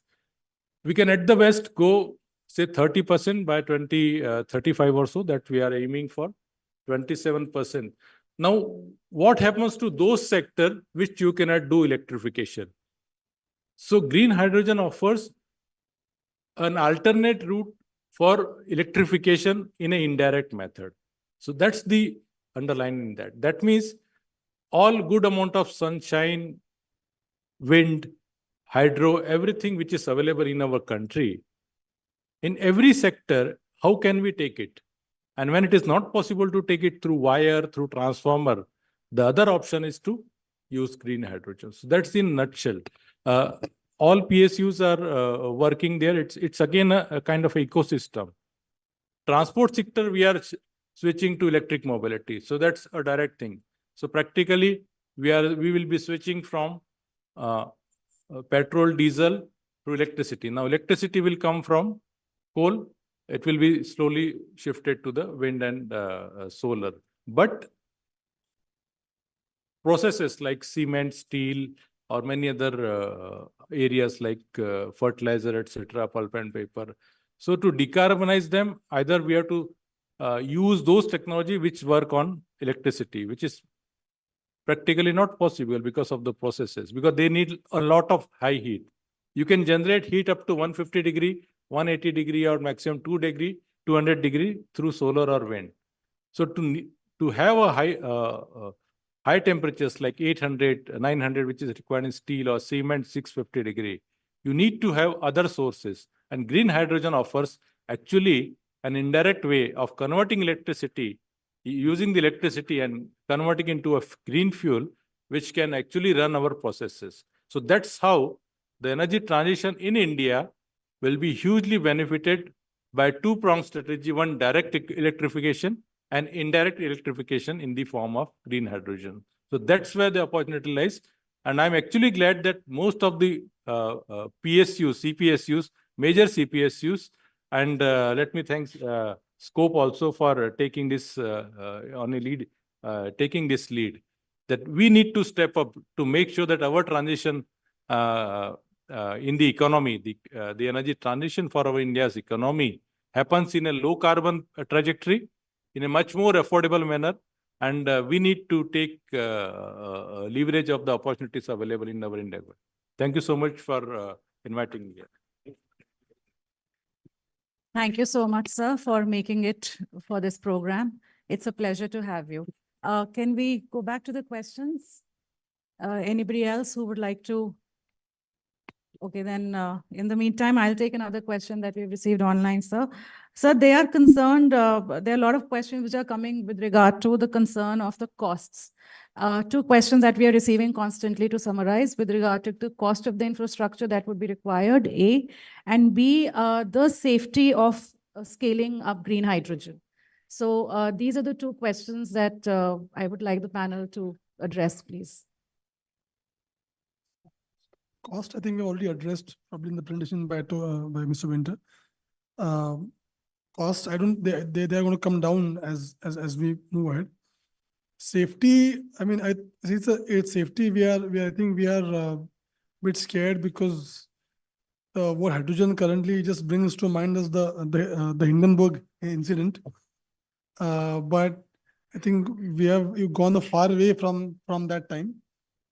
And you're right that, so that's why in our mission, we have a separate budget for testing, for standards, and there will be rigorous checking. And I don't think, because we are aware that any single incident will set us back for many years. So safety is obviously paramount, and as more and more people start using it, it will become more and more commonplace, and then it will become cheaper to be safe as well. So, I mean, currently the big plants, obviously they will take care. That's why if you see recently, I mean, like just a few days back, PESO has notified the changes in the gas cylinder rules, which are required for storing hydrogen. So the ecosystem is building up gradually, and it will match the needs of what industry wants. Abhay sir, would you like to add to what Dr. Chapekar has said? See, in terms of cost, and this question came many times in 2015, 16, or even before that, the solar cost was purchased by certain discoms like Gujarat or Karnataka at 15 rupees, 18 rupees. Now, while purchasing that particular electricity from solar at a cost of 15 rupees, when the rest of the electricity was available at 3.5 rupees or 4 rupees to the consumer. But then what was the share? The share was only 1%, 1.5%. So in the entire electricity basket, whether it's forward-looking states like Gujarat or Karnataka, etc., the share of high pricing electricity coming from solar was not impacting the common consumer in a big way. It was impacting, obviously there will be impact. And in 10 years, we have come to 2 rupees, 2.5 rupees or whatever. Same we are expecting for the green hydrogen. Because once a mission is there is a trajectory there is a signal for technology providers to bring technologies. So today, if we are in 2023, 2024, and talking about some $4, $5 green hydrogen cost, versus SMR or gray hydrogen cost of 150 rupees or 160 rupees, $1.5 to $2. In next 10 years, 2031, 32 or 33, 34, we will be again talking at the cost priority. Even perhaps it may come, it is just the question that the ecosystem has to evolve. There are many risks available, as Dr. Prasad said, including the risk of safety, because every new entrant, every new producer, every technology provider has to cover many risks. And more he goes advanced. There is an economy in the scale, but the risks will start coming down. And at the end, there will be a cost parity. Perhaps it will be even cheaper, maybe after in 2034, the way we have seen for solar. So that's the trajectory we are expecting in green hydrogen as well. Thank you. Tobias, would you like to give us an international perspective on how the safety aspect has been taken care of? I mean, on cost, no, I think, as you said, no, it's all about scale, and therefore, no, India and Germany work together to ramp up the global green hydrogen economy. And safety, there is cooperation ongoing also on EU-India level. And those involved in incident databases, that's the technical term there, those kind of data has been shared. European Union had a, I think, 4 or 5 year long project running, putting together the largest green hydrogen incident database in the world, probably.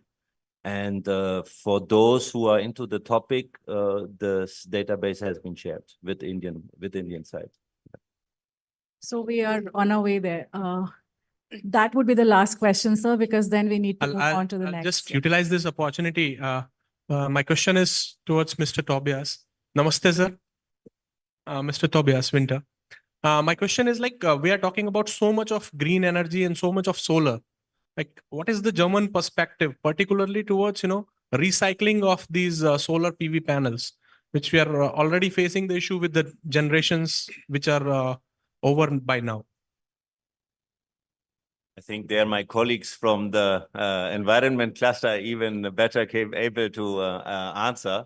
But yes, in Germany, there is legislation in place that each solar panel which is sold already has the price of recycling embedded in it. So there is a, let's say, mandatory recycling cycle for solar panels in Germany. And yes, luckily, those solar panels now last longer than even us Germans would have thought. Yeah. So there are solar panels now even running 25, 30 years. They were like thought of running maybe 20 years. So luckily, no, those solar panels. I think the German perspective is more replacing fossil fuel imports by own sun and wind. Yeah.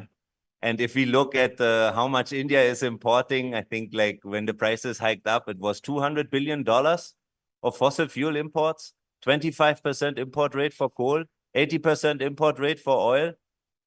A lot of money going out into other countries, which could be invested in India itself. And same with batteries. No, that's the next discussion. Yeah, we should not import batteries. You know what the recycling rate of batteries already is? Chemically possible at a decent price, 99%. So instead of importing oil and burning it, using it once, why not accepting also to import some batteries and use them how many cycles? Latest battery technology, how often can you recharge a battery? 10,000 cycles, 10,000. So instead of importing something once and burning it, why not importing something and using it 10,000 times? Yeah. And charged with Indian sun and Indian wind, no? Yeah. And not paying any more money to any countries which may not even, you know, like need the support, no? Yeah. Thank you very much. Thank you, Tobias. That's a very optimistic end to a very interesting session. So thank you, panelists, for being here and being with us and educating our audience here, both present physically and virtually. With this, we break for lunch, and in 40 minutes, we'll be reassembling back for our next session. Thank you so much, panelists, once again. Thank you, audience.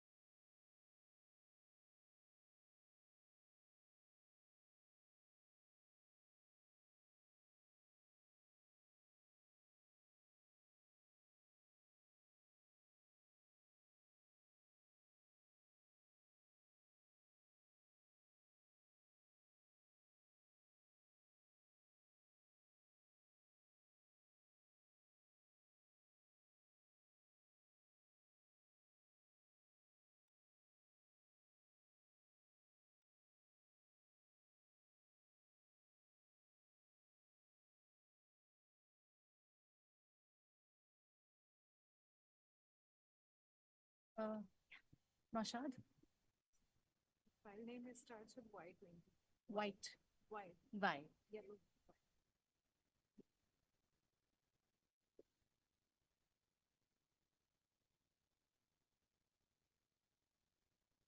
Hello.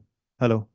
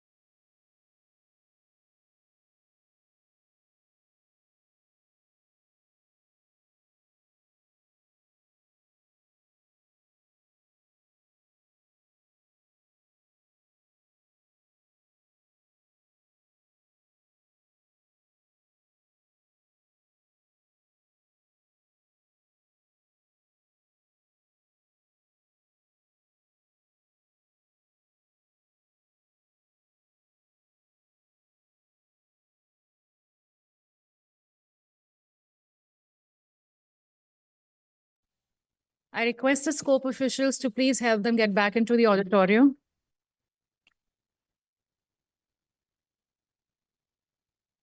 We are starting with our next session on decarbonization ways. So I request all the participants to please return back to the auditorium at the earliest.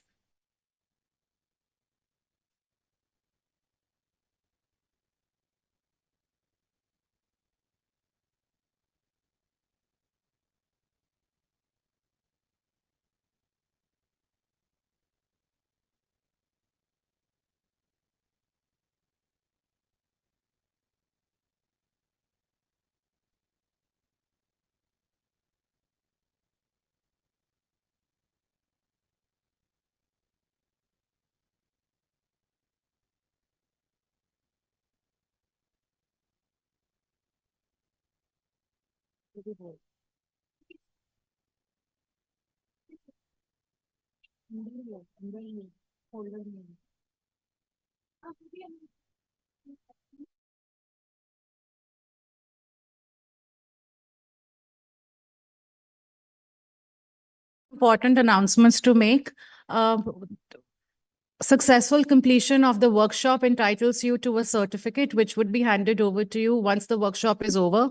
This is for information to all the participants who have joined from different PSCs. So kindly collect them on your way back once the workshop is over from the registration desk. And when you're collecting the certificate, please also leave a feedback form for us to improvise in the future. The feedback form is already in your folder, and in case you don't have it, please connect with the nearest scope official for the same. The certificates would only be handed over once the workshop is over. So request you to please collect the same from the registration desk.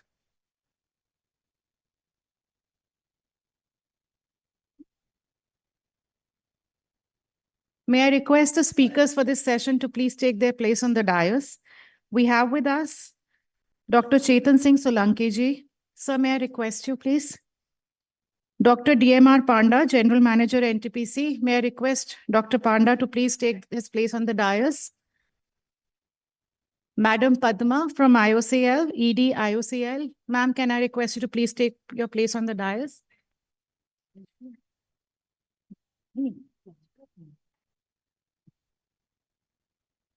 We also have with us Professor Shashank Bishnoi from IIT Delhi.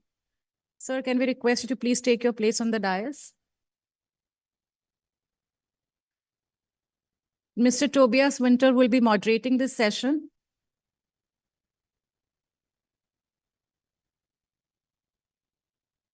So I request him as well, Mr. Tobias.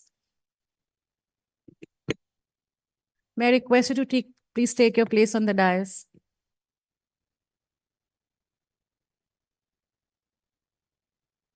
Dr. Panda, if you're in the hall or outside, please take your place on the dais.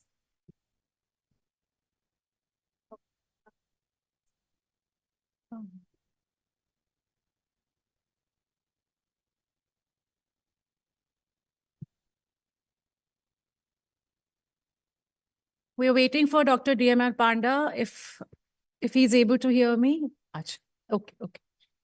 It's okay, it's okay. Sir, it's okay.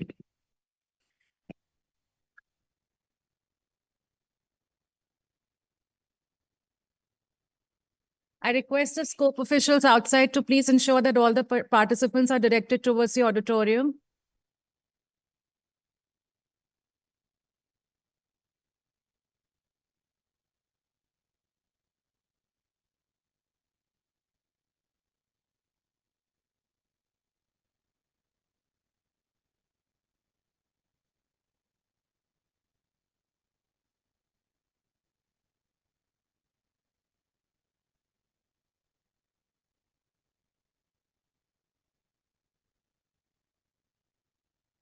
So, can you call Dr. Panda?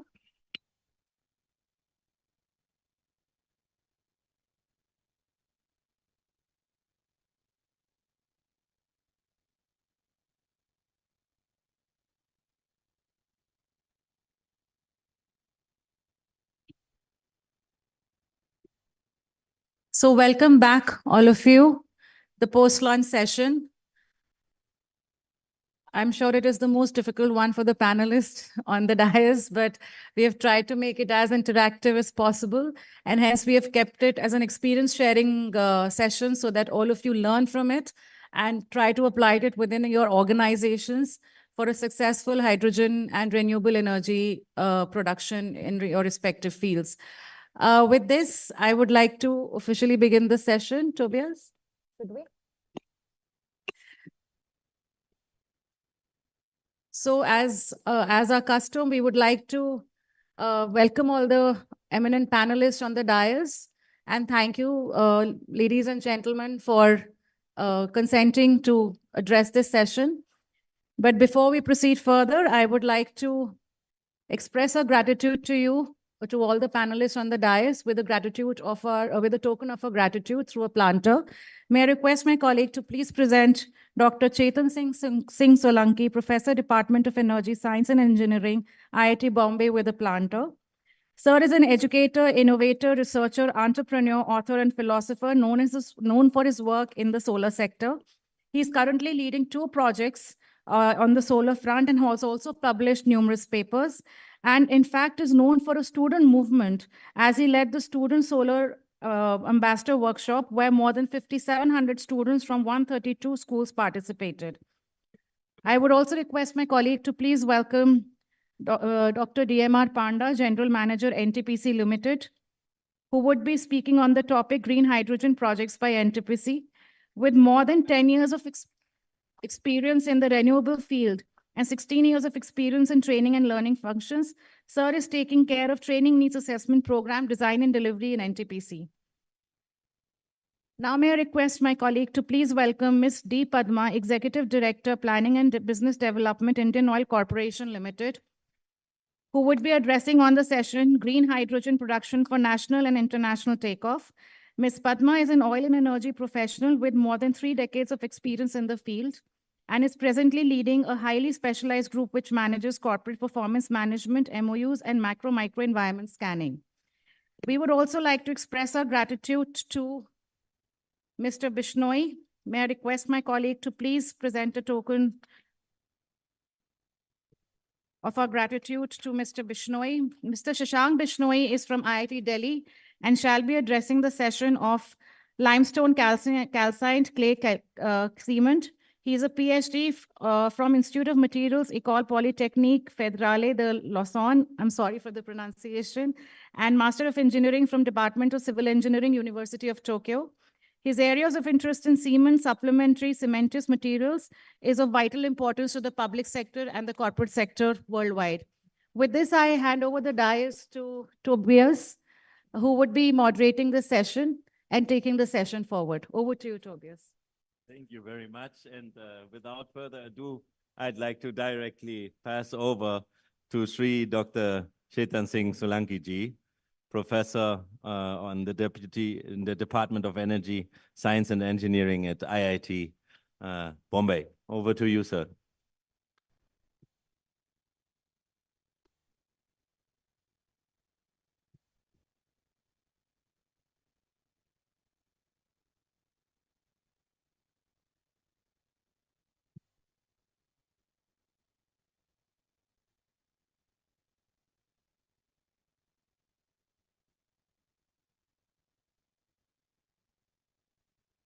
All right. Good afternoon, everyone.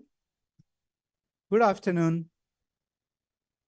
I know it's very difficult after the lunch, but I'm going to try my best. Before I start, let me ask all of you, how are you all? All fine? What a disaster, you know. What a disaster that you people are fine. You know, science is growing, technology is growing, economy is growing, and you're only fine. And it's not your problem, it's the problem of the whole world. I keep traveling everywhere and keep asking people, how are you? How are you? Everybody seems to be stuck at the fine level for the whole life, you know. You go and ask Thela wala, bhaiya kaise ho? To bolta fine. Go and ask big officers and professors and students, how are you? They are also fine. I ask a big, you know, secretary, principal, they are also fine. So I feel there is something wrong in this world, you know. Gita says that behind every single act that we perform in our life, whether we want to look good or we want to eat an ice cream or study well or get a good job or good money, good respect, there's only one purpose of every action in life, that is to be happy. And therefore, I decided, I made a rule that wherever I'll speak, I will only speak to happy people. So if you really want to listen to me, your two choices, either you're happy by choice or you're happy by force. Which one you want to choose? Happy by choice, wonderful. So with this note, let me ask once again, how are you all? Happy, awesome, that's it. And the proof of being happy is a smile on the face. So nakli hogi to bhi chalegi. Please keep a smile on your face. All right. I'm going to this pointer. It's not working here.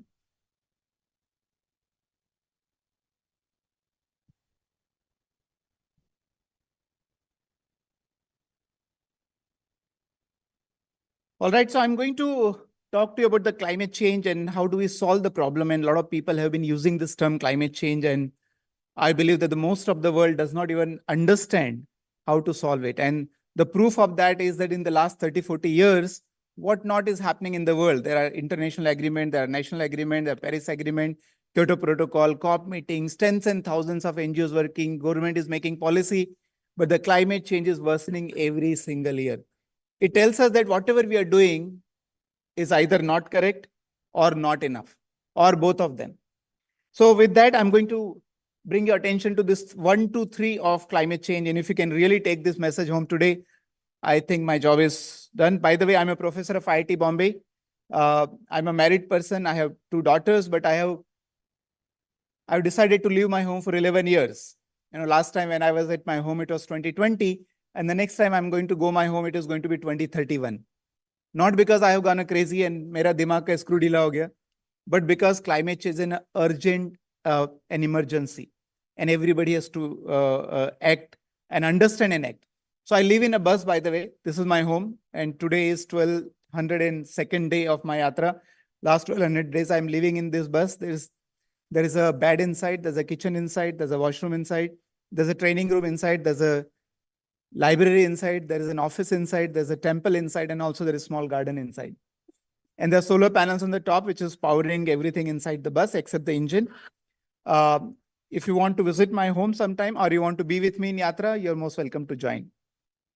Well, let me start with this quote from the Plato. He has written the book, The Republic. He said, every king should be a philosopher, or only philosopher should become a king. And we, the modern people, we have become very powerful with all our technology. We are like a king, you know, we can send our mission to the Mars, we can fly big machines, we can make big buildings. but we have lost the touch of philosophy. And therefore, we have no idea how much to grow and how long to grow. For example, this whole conference talks about decarbonization and green hydrogen. But I can't answer how to decarbonize the whole sector if I do not know how much to grow and how long to grow. And that's a more fundamental question I keep asking everywhere. How much should we grow? Nobody knows. And even if I ask Prime Minister Modi ji, bataiye desh ka GDP kitna badhna chahiye? He'll say, pata nahi, zyada se zyada, right? More the better. How long should we grow so that the whole world becomes a good place and a comfortable place? Another 20 years, another 30 years, another 40 years, another 50 years? Nobody knows. Longer, the better. That's the only thing that we know. So not knowing how much to grow and how long to grow is like driving a vehicle without any brake. And if anybody drives a vehicle without any brake, what happens? Accident. It looks like the modern humans, which means all of us, either we already met an accident or very soon we are going to meet an accident. And that's what we need to understand, the problem that we are facing, the climate change. And the decarbonization and everything will not work if you don't understand the basic question. And the basic question and observation in the world is that science is growing, technology is growing, economy is growing, but global warming is also growing, isn't it? Another basic question is that the technology and economy is growing, but the size of the planet is not growing. The amount of resources are not growing. It's only the problems are also growing with whatever we are growing. And therefore, it is difficult to answer this question. I guess I'm invited here to be an expert and give and help PSEs what can be done. That's what I'm going to offer you, what can be done. So number one thing is, let us understand the problem of the world, whether there's a depression, increase in depression, violence, water pollution, air pollution, soil pollution, global warming, climate change. Every problem has only one root. There's no second root cause, and that is energy, use of energy. Ever since humans have got a hold of energy, we started creating problem. But energy is a very important part of our life. Energy is everything and everything is energy. So much so that there are 17 sustainable development goals, and in the center of each of this is energy. So whether it is poverty, hunger, health, education, literacy, climate change, even global peace or partnership depends on energy. So energy is a very important game that we have to all play. Unfortunately, we are all playing a wrong game of energy. And why I'm saying wrong game of energy, this is the chart that proves that. That today, what we are using is coal, oil, gas, solar, wind, biomass, hydro, nuclear. But you'll be surprised to know that coal, oil, and gas today itself contributes to almost 84–85% energy of the world. And that is actually carbon-based energy. Every time when you burn carbon, it results in carbon dioxide. Right now, I was looking at the data day before yesterday. There is 52% extra carbon dioxide we already pumped in the atmosphere, 52%. Which means that we, the modern humans, have changed our atmosphere by 52%. You know, how dangerous we have all become. We have done this already. And as a result of that, what is happening? You know, carbon dioxide level has gone up and there is a 52%. And look at the exponential growth in CO2 level that is happening. But that is giving rise to the global warming. And the temperature of the planet is rising, and it's rising faster and faster. And you'll be surprised to know the current level of global warming is almost 1.3 degrees centigrade, which in degree Fahrenheit is 2.2 degree Fahrenheit. It's a huge change because, you know, our body temperature is 97, 98 degree Fahrenheit. If the body temperature increases just by 2 degrees, and if it becomes 100 degree, what we say? Body has got the fever. Similar to that, the planet has also got the fever. And when we get a fever, we can't behave properly. We can't act properly. We can't work properly. We can't sleep properly. Similar to that, the planet is also not behaving properly. And what is happening? There are floods, there are droughts, there are heat waves, there are cold waves, there are forest fires, ice is melting, sea level is rising, food production is going down, diseases are increasing. Everything that can go wrong in this planet is already going wrong. You know, just recent news that the temperature of Europe in February has broken all the records. It's already broken. So planet is warming up much faster, and it is giving all kind of imbalance in the society. So what is the solution? Is the green hydrogen solution? No. Is electric vehicle a solution? No. Is solar energy a solution? Answer is also no.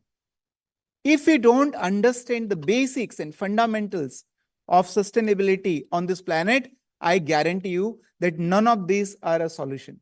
And there are two fundamental laws, I call them laws of sustainability in human existence. If you are not abiding by those laws, no technology will help us, to solve the problem in this. What are these two? Well, number one, it says in an ecosystem of finite resources, there has to be finite consumption. Does it make a logical sense? In any ecosystem, if resources are finite, consumption has to be finite. If salary is fixed, expenses have to be fixed. As I said, technology is increasing, economy is increasing, but the size of the planet is not. Water is not, minerals are not, atmosphere is not increasing. Everything remains finite. And therefore, it is important then we first learn to limit our consumption. No amount of science and technology will help you to keep overgrowing production and consumption. That's impossible. And Gandhiji said this beautifully. He said, there's only enough in the world for everyone's need, not for anyone's greed. Before him, Tolstoy said it. Before him, Gita said, everywhere it is written that you have to limit, you have to put limit on your desires. There is absolutely no way you can violate. So if your technology is not helping you to do this, it's not a solution, I'm telling you.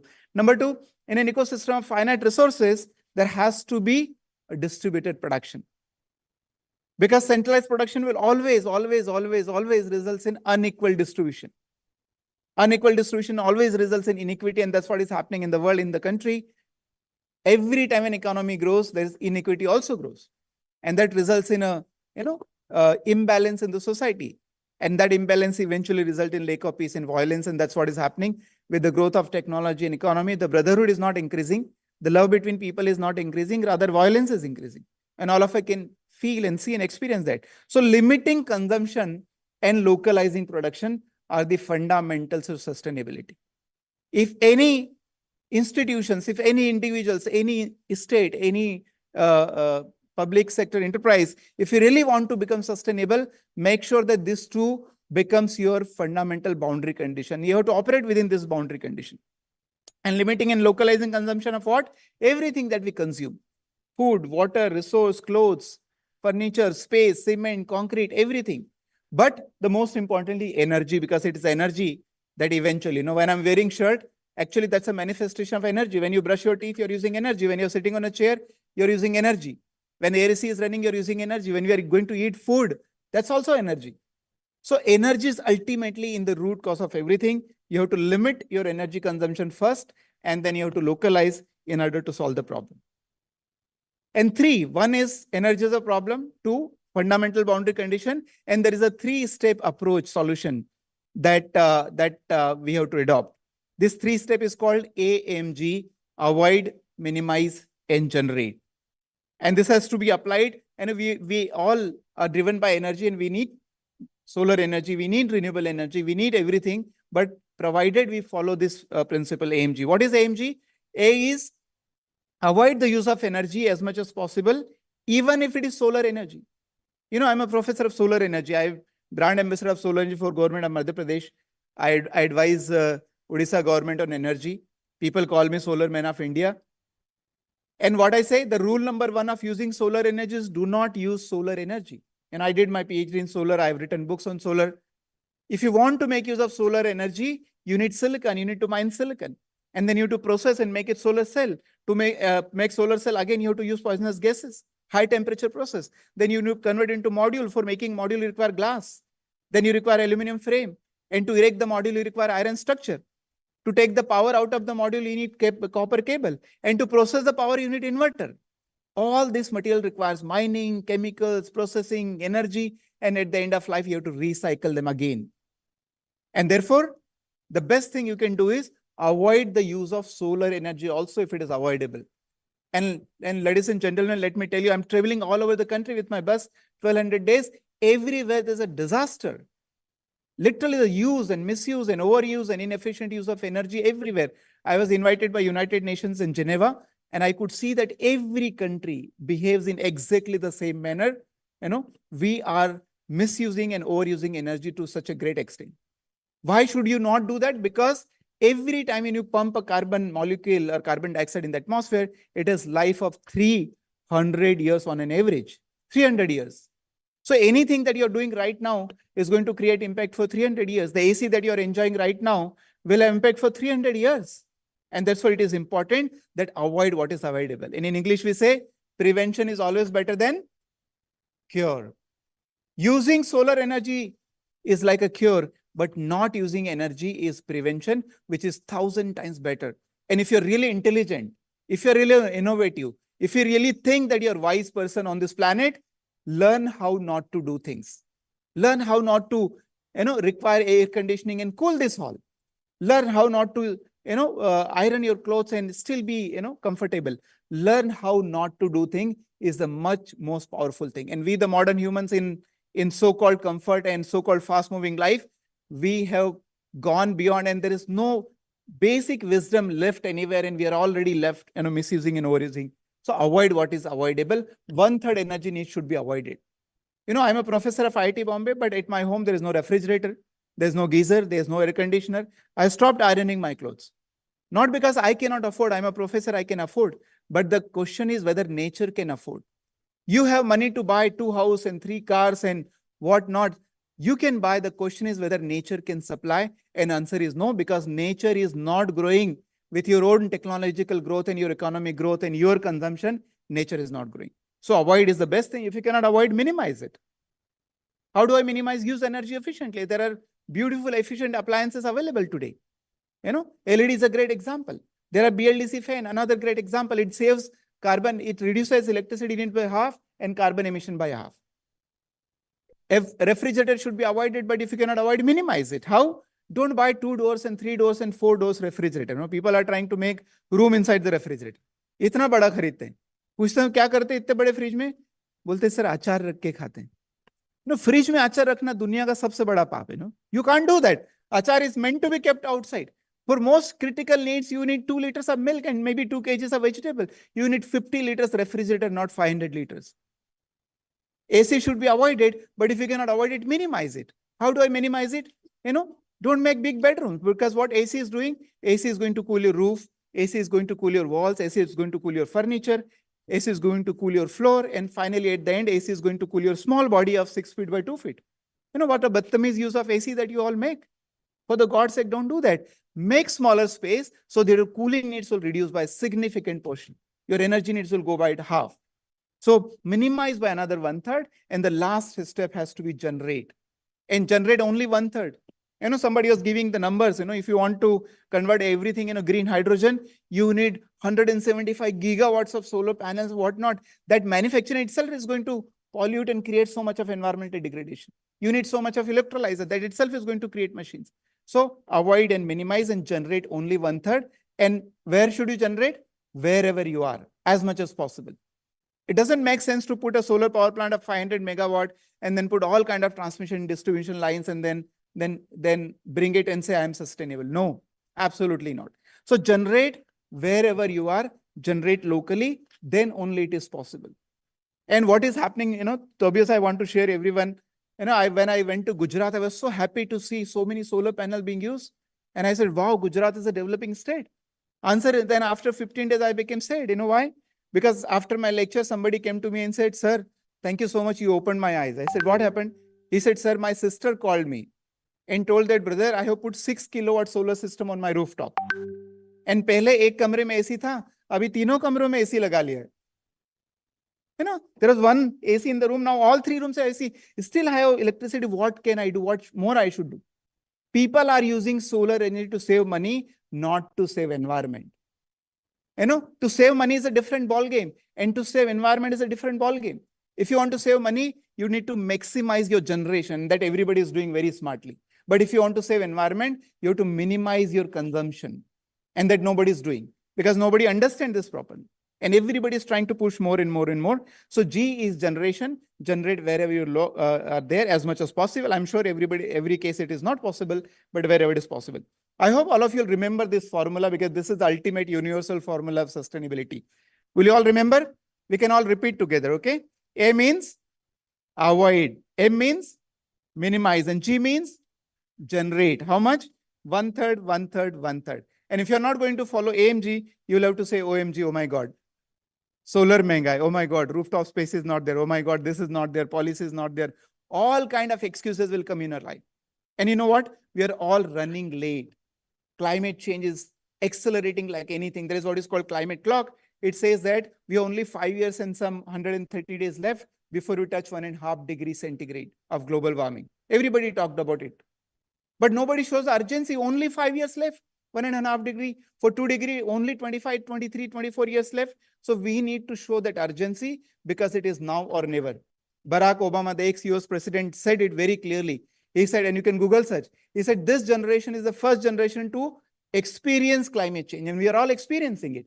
And this generation will be the last generation to do something about it. If it is not now, it is not going to be ever, because it's an irreversible process. It's Lakshman Rekha. Once you cross it, you cannot come back. So there are many things that you can do, and I would request all the public sector enterprises to make sure that you understand and take this action. One of the most powerful action for a climate correction is become energy literate. By the way, all of you can see what is written on my shirt if you've not seen it already, right? I'm energy literate, are you? It is the illiteracy of energy of the world that has created this problem.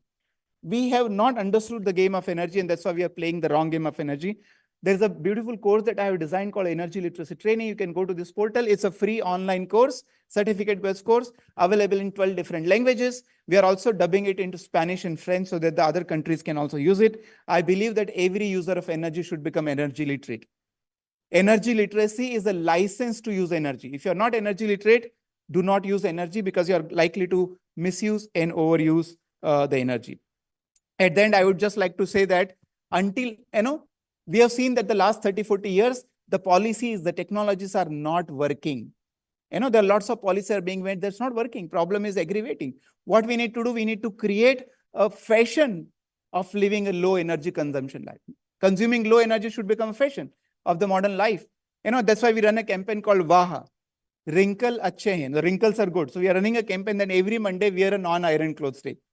Every Monday, and more than 5.5 lakh people are already doing it every Monday. And our aim is to reach to literally millions of people doing it. Anybody who wears iron clothes is a less good person. You know why? Because he is consuming more energy, because one iron is 800 to 1000 watt power. And that results in carbon emission. Your and my life will get affected, because anybody who comes with a BMW car, I will not invite that person in my home, because that person is consuming more energy. I will not have a relationship with that person. And that is going to be less good person. So consuming less energy has to become the fashion of the modern life. And the last thing, as I said, at my home, there is no refrigerator, no geyser, no air conditioner. I don't iron my clothes. I'm not a dukhi. I'm not a sad person either. And I also, to make it as a fashion, we have decided one more thing. I have 2 daughters, and we have decided that whenever my daughters will get married, in their marriage function, we are going to invite only those guests who come without ironing their clothes. If anybody who comes with iron clothes will say Namaste Kalana. Thank you very much.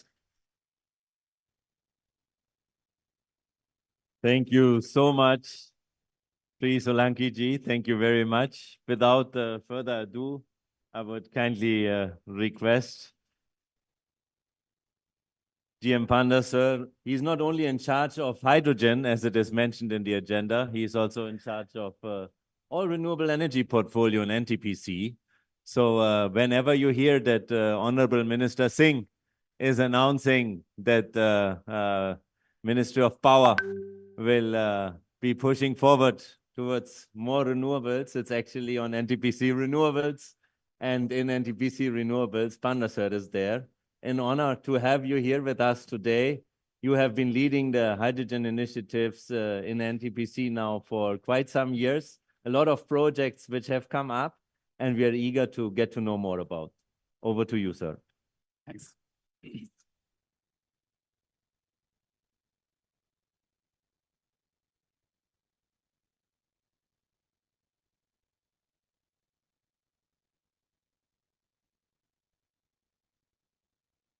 Well, good afternoon to all. What you see in this picture is from the left, that's the floating solar project of NTPC. And next to it is the hydrogen bus, which is for Leh, that's in Ladakh. And next to that is the picture for hydrogen blending. So which would be the major part of my discussion here. So the point of elaboration is this. We'll go one by one. So first of all, why green hydrogen? So there are many versions to this. why you need to do this, whether I need to do this in India and in NTPC, why we are doing this is because of these two. One, to increase the energy security. And when I say energy security, we all know that below our feet there is coal. We do not want to intend to do that, use that. Same is for natural gas. Same is for other form of energy. So main energy security, how I can manage my energy requirement from which is available easily, which is sunshine and air and water. Next is for achieving the decarbonization.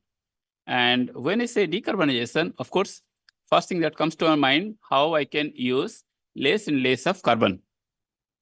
So therefore, whatever I need to do, can I manage that with electricity? And whatever electricity cannot do, can I do it with hydrogen?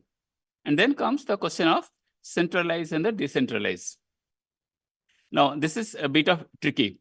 Now, when I am, say, using tens of thousands of tons of hydrogen at one place, say, for making ammonia or, say, in steel plant or in petrochemicals, I can avoid carbon generation from the one source, central source. Now, what about lakhs of households that use cooking gas? What about lakhs of vehicles which are plying on the road? And so these are examples of distributed carbon emission, how I can reduce that. So comes the solution, hydrogen. Hydrogen is not everything, but only for this. So first is that hydrogen as a fuel and energy carrier on the left side, and right side is the mobility solutions. And NTPC has an interest in all this. Probably hydrogen loco would be new. You must not be reading about that very often in the media. So in NTPC, I'll discuss about that. We're trying to convert one of the locos to hydrogen, taking out all that diesel internals and fitting with his hydrogen systems. Okay, now this is the blending thing.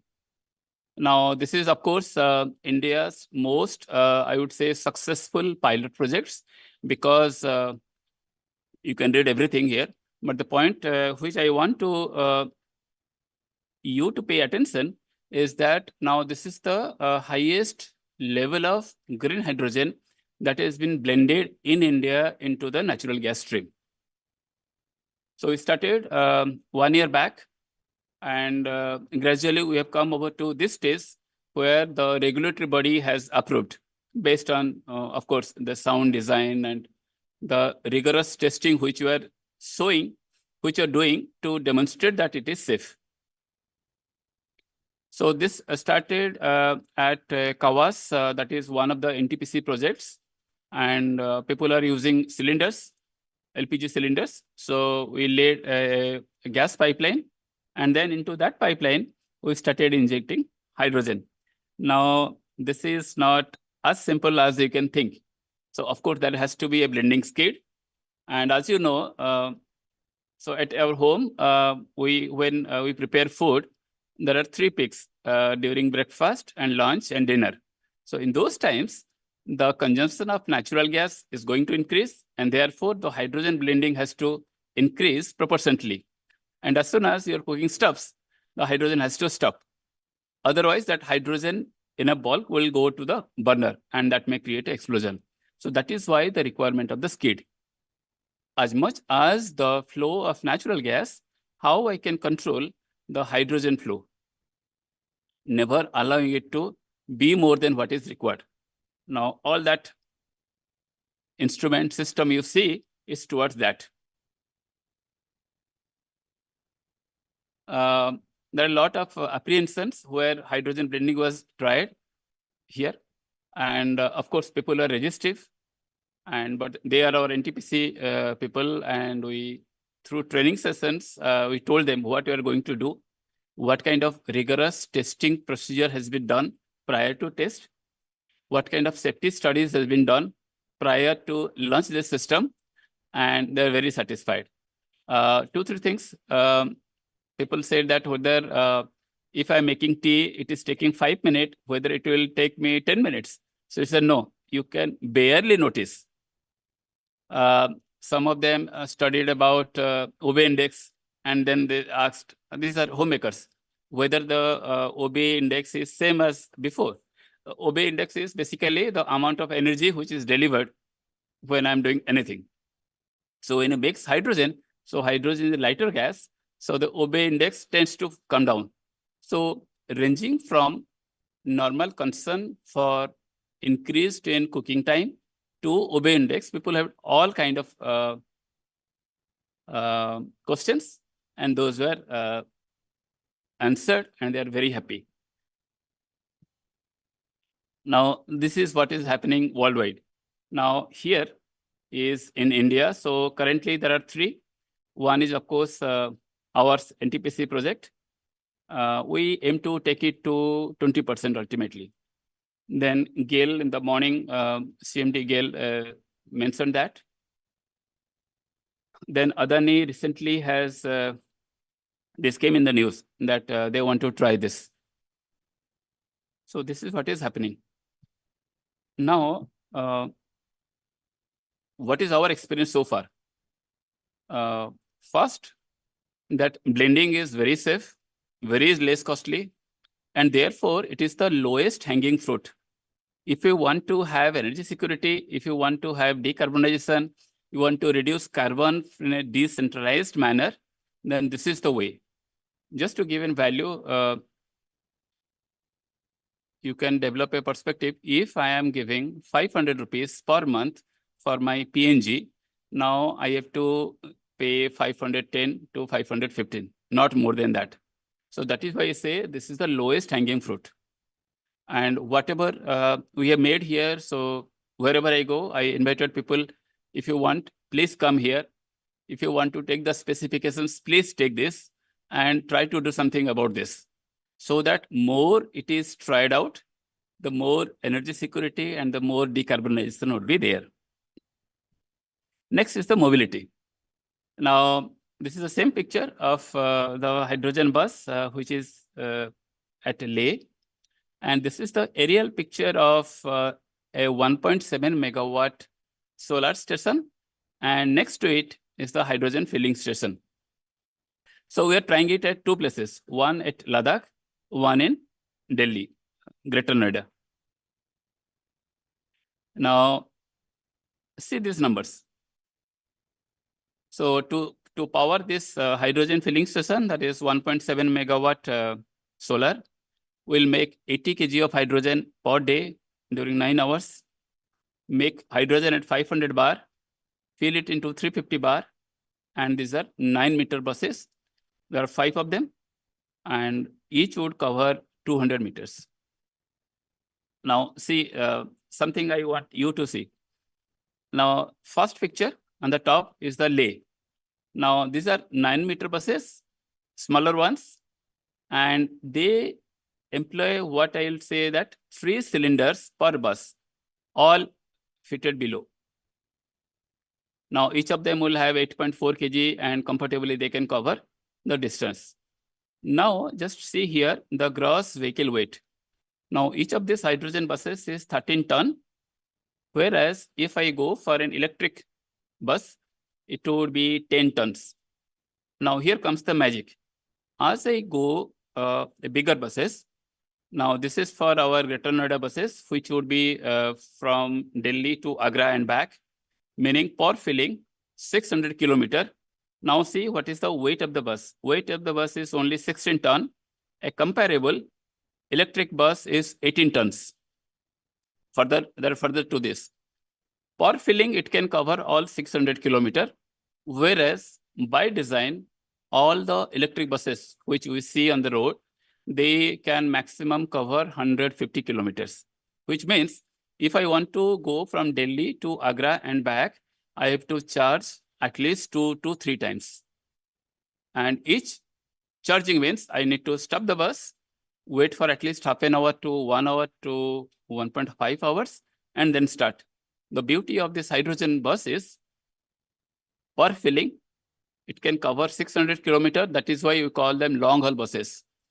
of course, as you can imagine, Leh buses, it is costly, but these buses for 600-kilometer thing, these are very much comparable to the cost of running a diesel bus.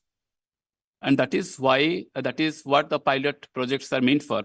We want to see what exactly is the techno-economic feasibility of running these buses. Can they actually replace diesel buses?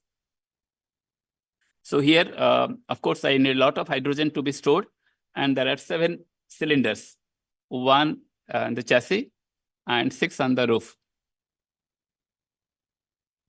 Okay, now a few more interesting points. These are the numbers I want you to see. So in Delhi, each bus would be covering 600 kilometers. And whereas in Leh, these are 225 kilometers per bus. Now see here, Delhi temperature, you all know. In Leh, it becomes minus 25 degrees centigrade. And as we're talking now, the temperature is minus 4 degrees centigrade. The objective of doing these 2 tests at Leh and Delhi, that if the buses are successful, then they can run not only everywhere in India, everywhere on the planet, and thereby replacing diesel buses. A few interesting pictures you would like to see. Now, this is the electrolyzer because I am generating more hydrogen in a day. These are 2 electrolyzers, and each of them 20 tons. Here is me, and here is my colleague. He is also present here. Now, the objective of this picture is to show you how big these electrolyzers are in comparison to our human being. And next is the electrolyzer, which is much smaller. This is for Leh. They are smaller electrolyzers. Now, these are the complexities we are dealing with this. As you can understand, so in India, these electrolyzers are not available. Probably 5 years down the line, they should be available off the shelf. Now they have to be imported from outside. So these are the key deliverables. Ultimately, you see the last one. We want to check what's the actual mileage. Guaranteed mileage is 12 kilometers per kg of hydrogen. We believe through calculations only, and this is what we want to verify when they actually run on the street. They can cover 15 kilometers per kg of hydrogen. And then what exactly is the difference in running when they are going for long haul or the short haul? And then what's the filling time? What are the maintenance issues? How good they are while picking speed, going uphill, downhill, all that. These are, this is how we assure everybody that we are taking enough care to offer a trouble-free, safe travel. This is the hydrogen loco. This is a comparatively new thing. At very few places it has been tried. So what we intend to do that take out all internals from the loco and fit a fuel cell, fit a small battery and hydrogen storage system. Now, again, so on paper, through calculations, so when I run this loco using hydrogen, they are cheaper. NTPC will save money. NTPC has close to 200 locos for bringing coal from coal mines to the power plant and back. Similar to NTPC, there are around at least 500 locos in India. These are in ports, these are in steel plants, these are in cement plants, everywhere. Now, potentially, all this can be replaced with hydrogen. And this is what we are trying to do at NTPC, to demonstrate, yes, it is possible to retrofit, it is possible to save diesel, it is possible to save money. This is a hydrogen-based microgrid. Now, the idea is that during the daytime, you take solar power, make hydrogen, store them. In the night time, when there is no sunshine, you convert that hydrogen through a fuel cell, the same fuel cell which is in the loco, which is in the buses. You make electricity, and that's the system. And this we are planning high up in Ladakh. Why there? Because electrification is not there. Electricity grid may not be there in next 5 years. Now, people who are staying there, you can imagine the temperature at Leh, which is just 3,500 meter, already it is -6, -10. There it is much more colder. So 4,500 meter elevation. So we want to provide this. So during the daytime, part of solar power will go. In the night time, we'll make hydrogen fuel cell. And of course, it is expensive. But nothing is actually expensive. If you do not have any energy at all, at this temperature, where the schools are closed for more than 6 months a year, this is actually not costly. And what are the possibilities other than this? We run DG sets. They cost as much as this. So, Panda sir, 3 minutes left. Yeah, I'm coming to an end.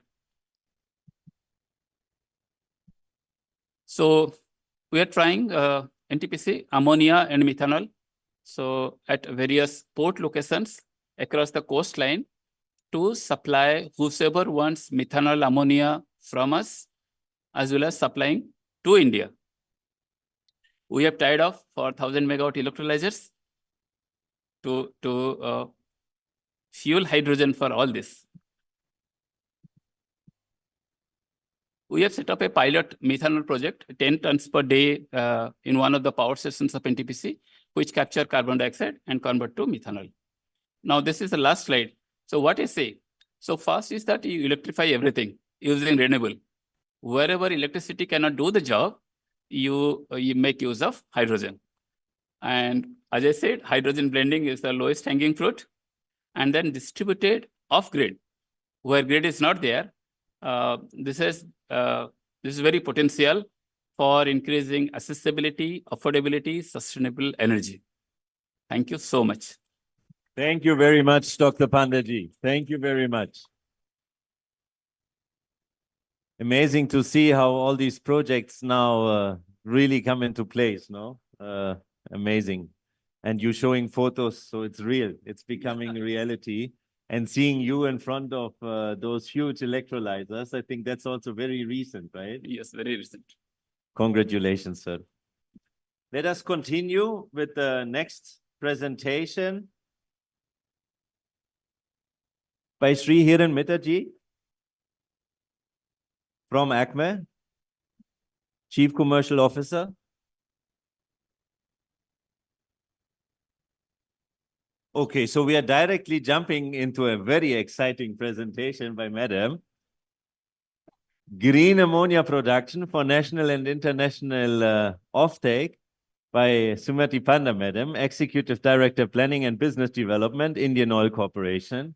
I think most of us are very well aware that this PSU had formed a joint venture, not only to be active in the Indian market, but also to become an international and global player, to make the dream of India becoming an international green hydrogen hub true. A joint venture with the private sector, from a PSU with the private sector. Madam, we are very much delighted to have you here on the panel. Over to you. Thank you so much. Hope you can hear me. I'll be just tweaking the topic a little because I'm also anxious to address a few concerns that have been raised throughout the day. So firstly is, of course, the whole morning we have been hearing about the transition that needs to happen from molecule to electron. I'm all for it, and we in the energy sector and the oil sector, we recognize that. Secondly, we have been listening to a lot of talk and actual developments on the field about how you need to electrify, and the more you electrify and the more you go into the path of electricity production, the more efficient energy use would be. So of course, this doesn't ring much of alarm bells in us in the oil sector. We say, anyway, oil is not being used for electricity production. But that would be grossly not reading the writing on the wall. Because when you look at the demand side of it, and you look at what primarily will happen when the whole energy transition happens, is a lot of end-use sectors will also move to cleaner and greener forms of energy. And given the fact that we belong to the dirty sector, or if that's what all of you call us, and being firmly in the fossil fuel. And we also realize that being so import dependent on the outside world as such for our raw materials, the writing is on the wall that we need to change. We need to also transform. And that's where the journey of Indian Oil, which has been so firmly entrenched in the oil sector and one of the leading refiners in the country, we have realized that we need to have a more diverse portfolio of energy, not restricted to only oil. So somewhere along the way, fortunately for us, Indian Oil already made the move towards the gas, bringing gas as one of the portfolios which we would be handling. Thankfully, they did it at the right time 15 years back. So we do have a sizable portfolio of gas assets now. Moving from, yes, but of course we realize gas is also a fossil fuel. So now from a oil and gas portfolio, we need to think of much more and much, the diversification needs to happen. So we have primarily focused on biofuels because we realize the potential of biofuels in India, and also looking further down we realize that gas is just a transition fuel, so to say, and biofuels have their own inherent plus and minus, pros and cons. And hydrogen will definitely be the fuel which we all need to work towards. So having said that, we would all realize the Big Bang statement that Reliance had made, saying 111. It was a big story which was there in all the papers, which said that within a decade, 1 kg of hydrogen would be there in India for less than $1 per kg. So when Reliance as a private sector had made this Big Bang statement, you would often wonder, probably with most of us being in PSUs, that why have the PSUs been left behind? Because we didn't make such a big statement after all. But at the back of it, all of us were very much on the path. Very much on the path, irrespective of the fact that a statement had been made or not. For example, Indian Oil was already on the path to trying out as a pilot project the introduction of hydrogen in the CNG buses at Rajghat depot and trying to see how much efficiency it would give and whether it was, and I'm glad that many PSUs after that not after that, they may have done some things even ahead of us.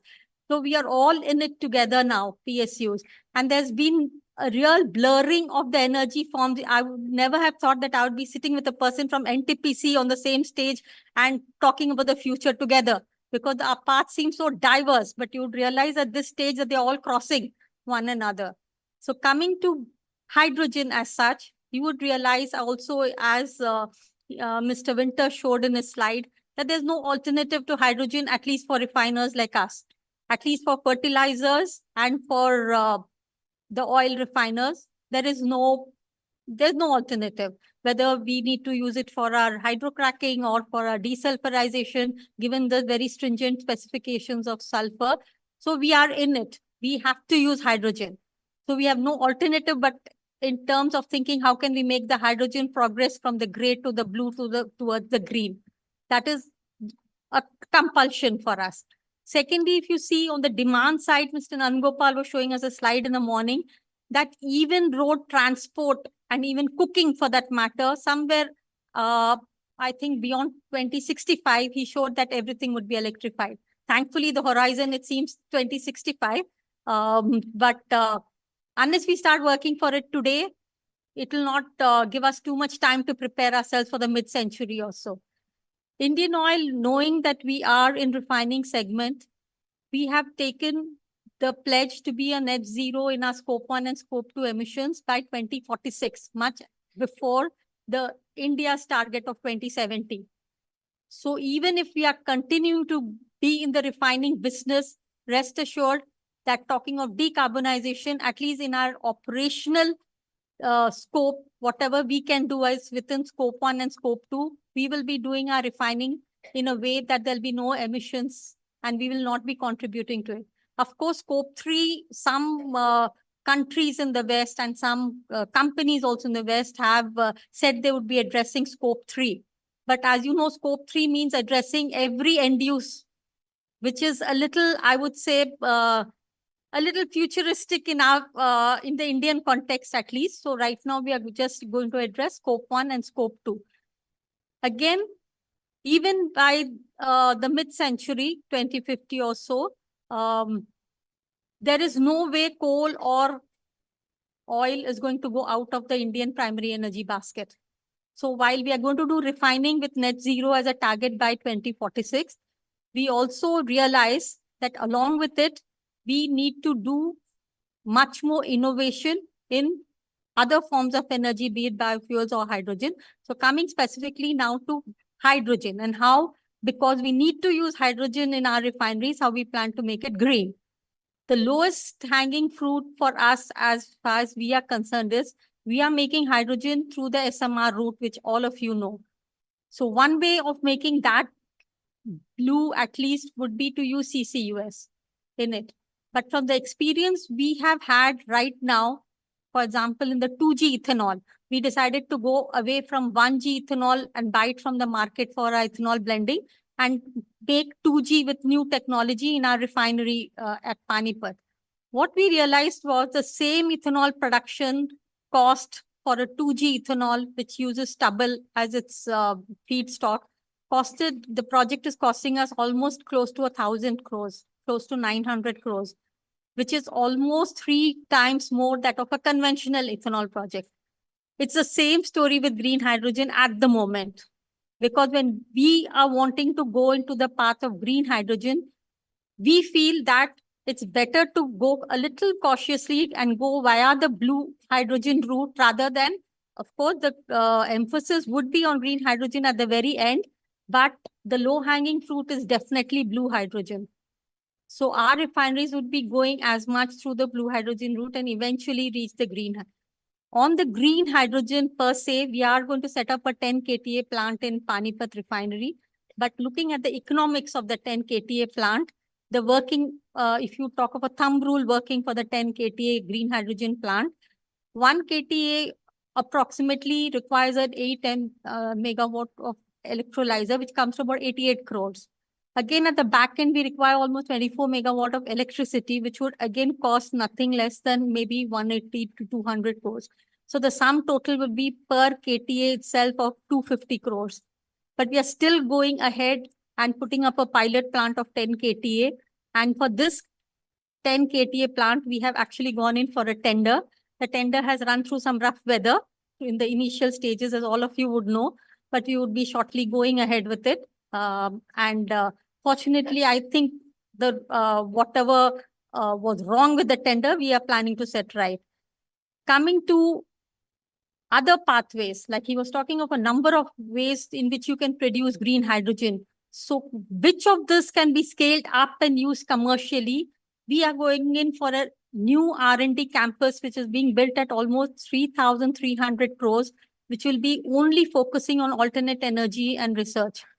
This includes the new pathways towards green hydrogen production. And we are not only trying the simple route of course, the SMR route to be made better, but also through the coal gasification route, through electrolysis.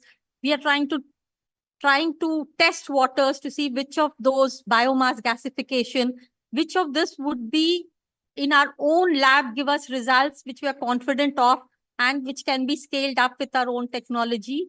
And we are just hoping for the day one of them throw some light on which of the pathways Indian Oil would be adopting to go into the green hydrogen. Because as you know, right now, if there are 2 things which are of concern in going in for green hydrogen is obviously the cost and the scale.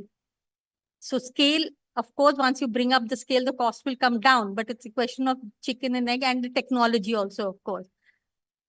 Apart from it, you would also know that Indian Oil also, like NTPC was mentioning the hydrogen fuel buses, we have 15 of them on the road even as of now.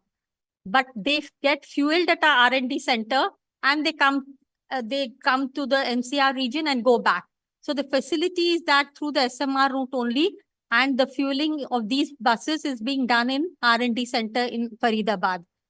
Apart from it, also, we were talking of the safety aspect. Now, when you want to do exports, etc., you would want to be transporting hydrogen. the best way as of now seems to be, at least in the Indian context, is to produce hydrogen where the need is there, so that you create a hydrogen hub. Because transportation, etc., and storage has a few barriers to it as of now, transporting it long distance, etc. So, for example, we have also taken over the HURL fertilizer plant in Gorakhpur. You would think, why has Indian Oil taken over fertilizer plant? We actually got into fertilizer because we thought that as an anchor customer of gas, they would help us in our gas venture.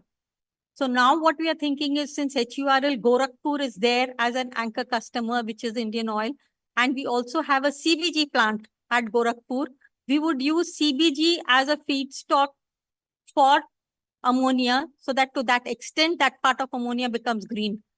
And maybe we go through the carbon credit route or use it for transporting ammonia, which of course is the better way of transporting hydrogen.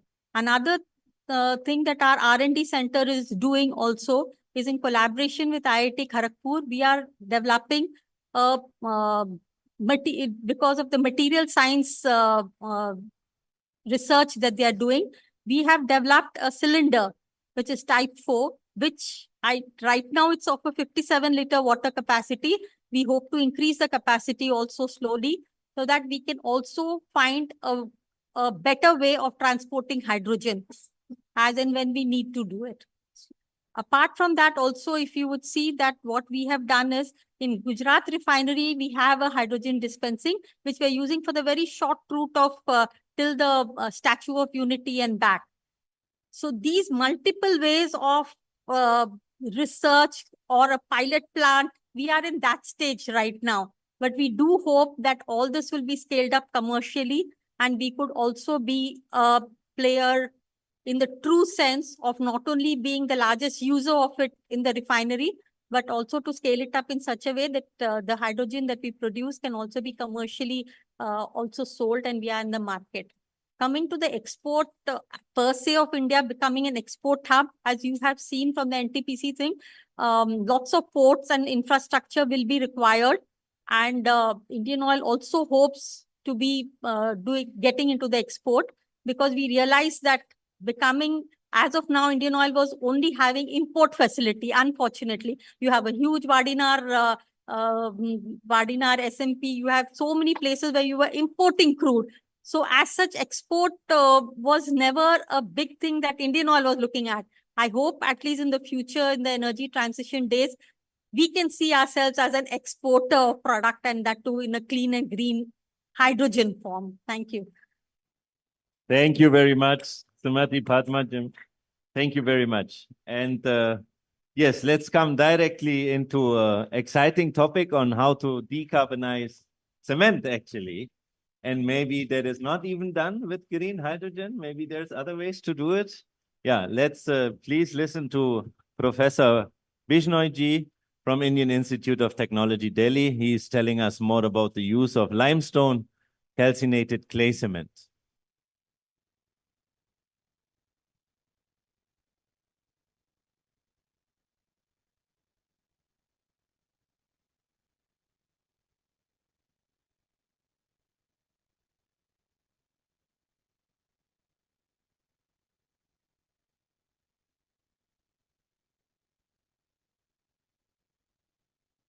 Good afternoon, everyone. I seem to be a little out of place here because I'm not talking about hydrogen or ammonia or even energy. I'll talk a little bit about CO2 emissions, though, which is what I guess all of us are trying to control in the end. I'm going to talk about limestone calcined clay cement. This is a cement that we have been working on at Indian Institute of Technology, Delhi, for more than 10 years now. And the journey has been, well, it's had its ups and downs, but I think now we are at a point where it's started to take off. There are plants there in several countries. I'm going to talk about it. So I think this is a good time to talk to many of the people from the PSUs who are users of cement. A lot of people may not be thinking about cement as something that needs to be decarbonized. But the reason we want to talk about cement is one thing we don't realize is that cement itself is responsible for maybe 7 to 8% of the global CO2 emissions. 7 to 8%. That is almost 4 times as much as the entire aviation sector in the world. We blame the aviation sector quite a lot. Cement is much bigger than that. If we can make a change that is 25% in cement, that takes care of the entire emissions from the aviation sector. That's how big the changes can be.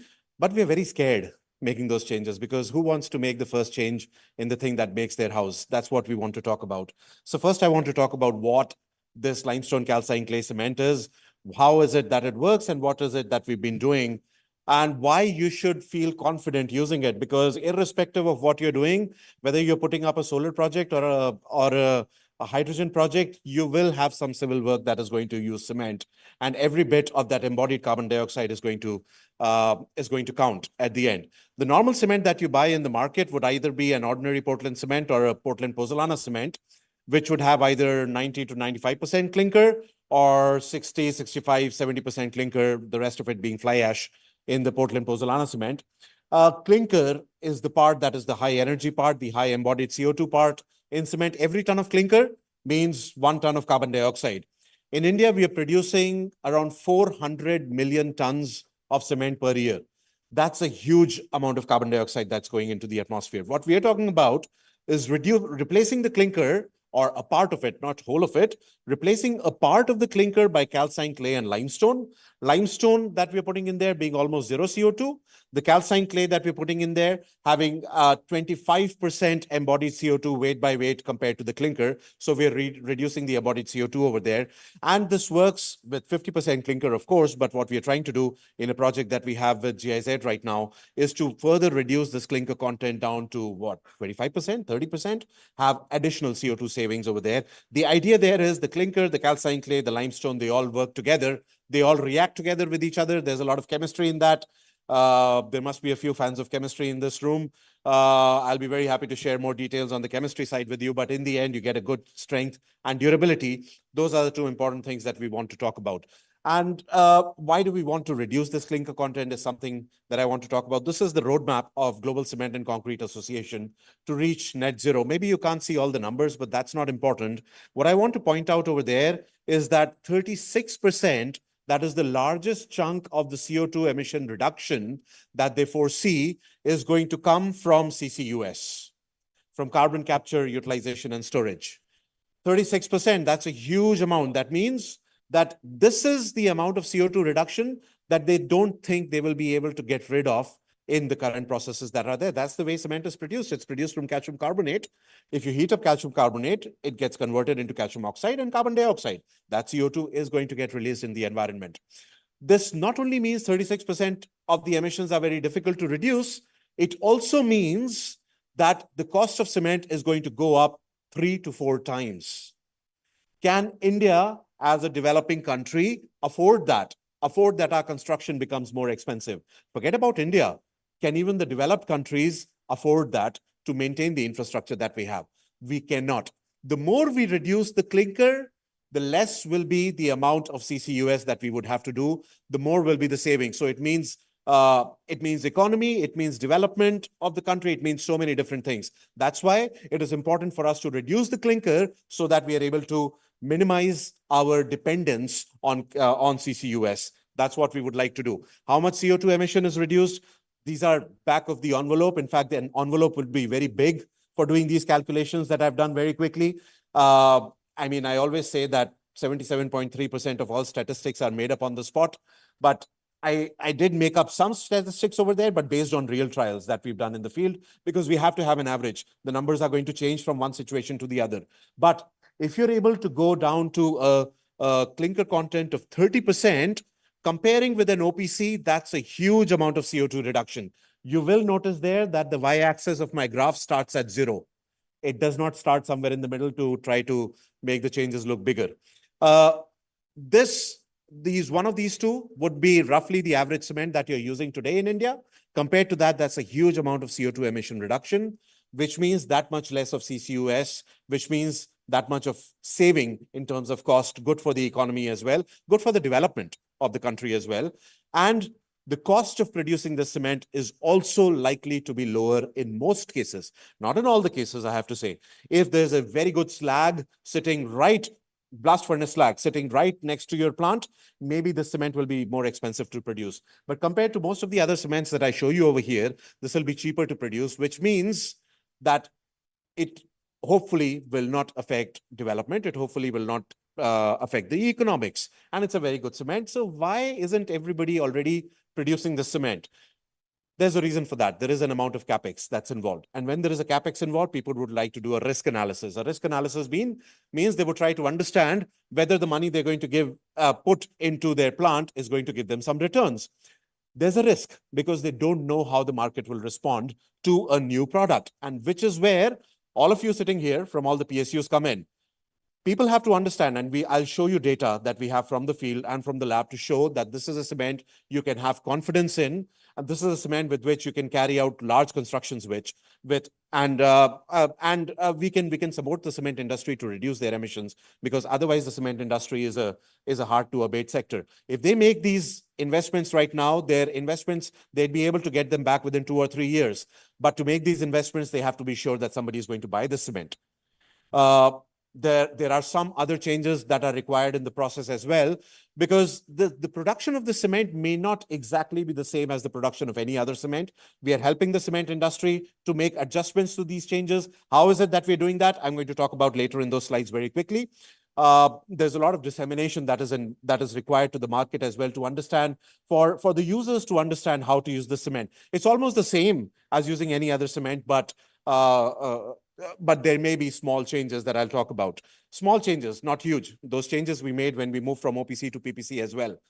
Now, the question is, if we reduce the clinker content to, let's say, 50% or 30%, is this still a good cement? That's a question that everybody would ask. So let me try to answer that question by giving you a bit of history of what this cement is. This was originally invented, unfortunately, not by me, but by my PhD supervisor in Switzerland, around 15 years ago, and along with people in Cuba. But I'm very proud to say that most of the development on this cement has happened in India. This cement has been developed in a way that it is going to be suitable for India. You look up the research publications that are there online, you will see India has the largest number of publications there. Now there is a Bureau of Indian Standards Code, IS 18189, that allows the production of the cement. I'll show you another good news towards the end. And we are also providing support to the industry. Developing a cement is not easy because you need to know where are the raw materials, how to produce that cement. Is that cement going to be good? Is that concrete going to be good in terms of workability, strength, durability, in terms of economics, in terms of environmental impact? That requires a lot of work in the lab. It requires a lot of work in the field, which is what we did over the last 10, 12 years in India. Making buildings, making roads, making materials out of this, getting experience, understanding when it works, how it works, what are the things that we have to be careful about. Is this cement exactly the same as any other cement? No. No two cements are exactly the same. There are some changes that we'd have to make, but is it very similar? Yes, this is what we would like to see. And even the changes that are there, as long as engineers understand them, there isn't a big change that you'd have to make with the design. Let's start with the workability. You can see those very highly trained engineers that are making concrete over there. You have seen these kind of highly trained engineers almost everywhere in India, right? You see the very high-tech trowels they have in their hand. They can still make the concrete using those very high-tech trowels, which is what we wanted to do. We wanted to see, if we have a bag of cement, we gave it to a construction worker, do we need to retrain that construction worker? Would they be able to just replace any other cement with this one and start using it? And this is what they did. They made concrete, and then we made them do funny things like strength test and slump test that they're not used to doing. And we measured the results. We got similar results to the other cement. So we gave them a bag of cement from the market. We gave them a bag of cement from from NLC3 production, and we said, make the concrete out of this. The strength of the concrete, the workability of the concrete was similar. They were all able to use this cement in the same way as they're able to use any other cement. Then we have slightly more trained engineers, as you can see over there on the slide, and they have this very high-tech concrete mixer. With them, we gave them a bit more of technology, and with that bit more of technology, look at the beautiful concrete that they've produced. This was the exit gate of a cement plant. They had just finished producing a batch of LC3 over there. The exit gate means heavy trucks of cement moving out of the plant. This used to keep getting cracked. We made this 5 years ago. This pavement is still doing well, no cracks, nothing at all. The average strength of this concrete was above 50 megapascals. Made in this manner using volume batching. So you don't need to retrain your workforce. You can use the cement almost the same way as you've been using the other cements. And this was even before we had a lot of good admixtures available. Before we had good admixtures available, we had some concerns about slump loss and workability. But now we have good admixtures available. 2 hours after making the concrete, you can see that beautiful self-compacting concrete after 2 hours of making the concrete. And this was a 0.3 water to cement ratio, high strength concrete. Somewhere around 50 megapascals is what this would give you.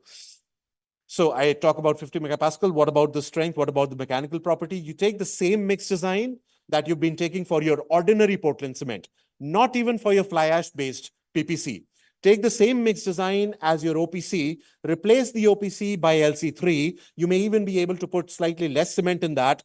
You will be able to get the same strength. To get the workability, you may have to slightly reduce the sand content. Those are the small changes that I'm telling you you're having to make. Today, a couple of my students are on a site here nearby, a very big site in Delhi. All they had to do, they went there, they were having trouble making the first mix. They went there within the first hour, they're making good concrete now, within 1 hour of instructions. So it's very simple doing that, the same people. And once you've got the same strength as the regular concrete, all the other properties like the elastic modulus, bond with the reinforcement, split tensile strength, everything seems to be on the same line. And these are results not just from small concrete specimens, but bigger, even reinforced concrete specimens like the one that I'm showing you over there. And the interesting thing is that this beam that I'm showing you over here in this picture only has 30% clinker. This was the mixed design. You see the strength of the concrete with 30% clinker was similar to the strength of the concrete with OPC. We've reduced so much of carbon in that. Still the same strength. Look at the load displacement curves in flexure and shear if you understand them. Essentially similar behavior. These are new results. Quite hot out of the oven, so we haven't even fully analyzed them yet. You can see that the results are basically similar whether you have OPC or LC3 or anything, so don't be worried. In Colombia, where they have been producing the cement already for a few years, there are huge bridges and tunnels that have been built using LC3. This is the data that I'm showing you from India. What about the durability? People would be worried about that. The pore structure is finer, the resistivity is higher, which means I need more water, which means it takes longer for anything that is outside to get into the concrete. Concrete is a stable material. If you make concrete properly, it'll last forever. It's like a rock until it reacts with something in the environment. If that thing in the environment is not able to get in, it's going to stay there for longer. And so now you see, the resistivity is higher, the highest compared to all the other cements, which means it resists anything going into the concrete. Even a poor quality LC3 is better than a good quality OPC concrete. And that's the advantage of that, especially if you're producing your concrete in marine conditions, that works very well. It might sound counterintuitive, but when you're putting the clay in, it makes the pores finer. It makes it difficult for anything to get in. Chlorides can't get in. Chlorides are what lead to corrosion of reinforcement. If you're working on the seaside, if you're working in areas where there is a lot of corrosion of steel because of chlorides, this is the kind of cement you have to use because the chlorides are not able to get in for both physical and chemical reasons. Works well in sulfates. One thing you have to be careful about, this is where the engineers come in and they have to take care of the designers. Whenever you're making a cement that emits less carbon dioxide at the time of production, it will also have a lower capacity to reabsorb carbon dioxide, which means you have to make sure that if you have a case where carbon dioxide can lead to corrosion of reinforcement, there you are careful. You use the right water to cement ratio. You make a dense concrete. You have a good quality concrete is something you have to be careful of. This is not a problem everywhere. We recently tore down a building, 50-year-old building in IIT Delhi, where the concrete was completely carbonated everywhere, but the steel was only corroding in less than 10% of the places. It's only at specific places where this is an issue. Where it is an issue, the engineers know they have to take care of that, and it's not very difficult to take care of the problem. And even if it is a problem, it's as simple as painting your concrete with something very cheaply available in the market. And once you do that, anything below 1 means a better performance than OPC, the cement we have been using for 200 years.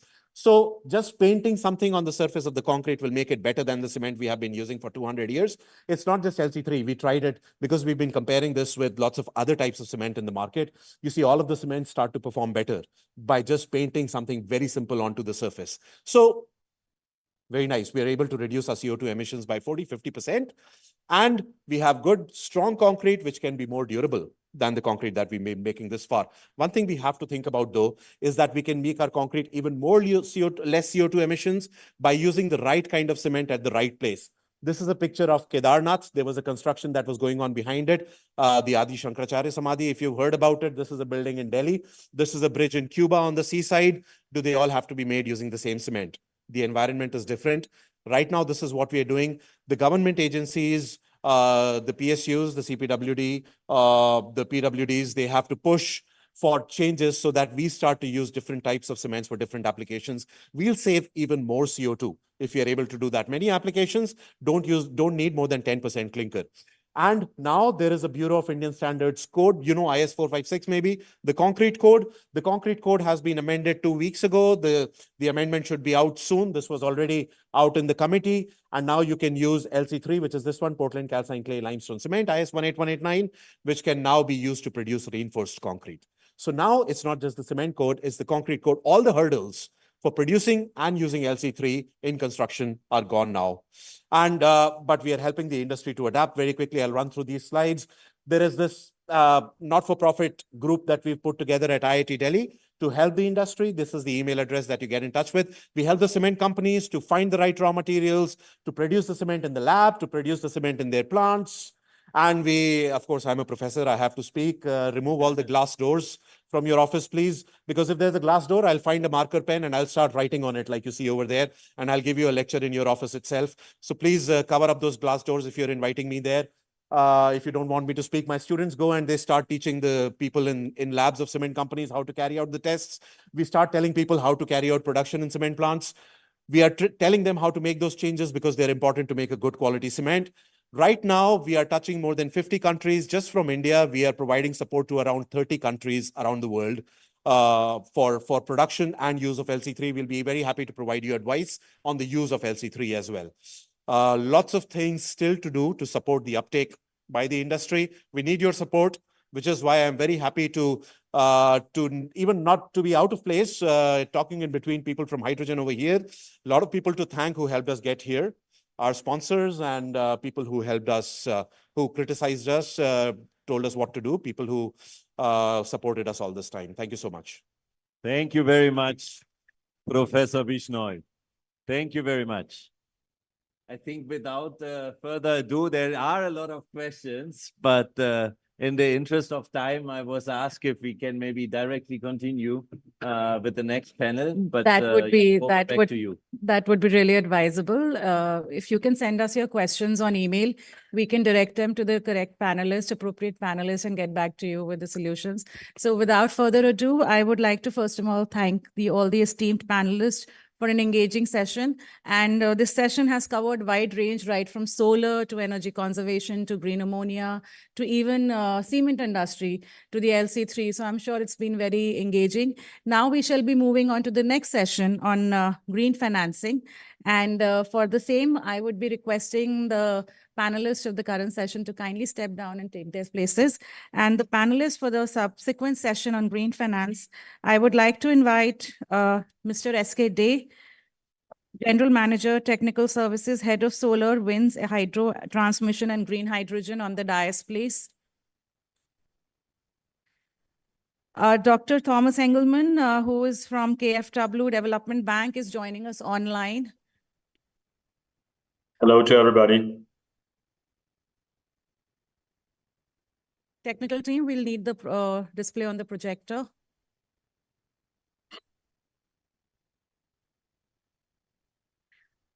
We welcome Dr. Thomas Engelman, who is from KfW Development Bank. You're seeing him on your screens. We also have with us Madam Nina Fenton, Head of Regional Representation, European Investment Bank. Ma'am, may I request you to please take your place on the dais? We also have with us Madam Surbhi Goyal, Senior Energy Specialist, World Bank. May I request ma'am to please take her place on the dais?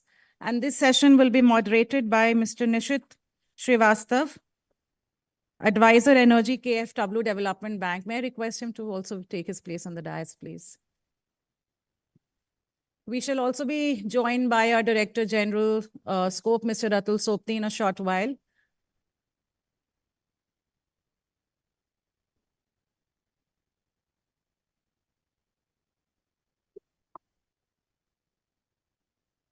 While we have extensively discussed about green hydrogen and various decarbonization pathways, now is the time to look at the financing part, the questions that we have been receiving, so on and so forth, the aspect of cost, the aspect of green financing. We are joined by our Director General Scope, Mr. Atul Sopti, as well for this session.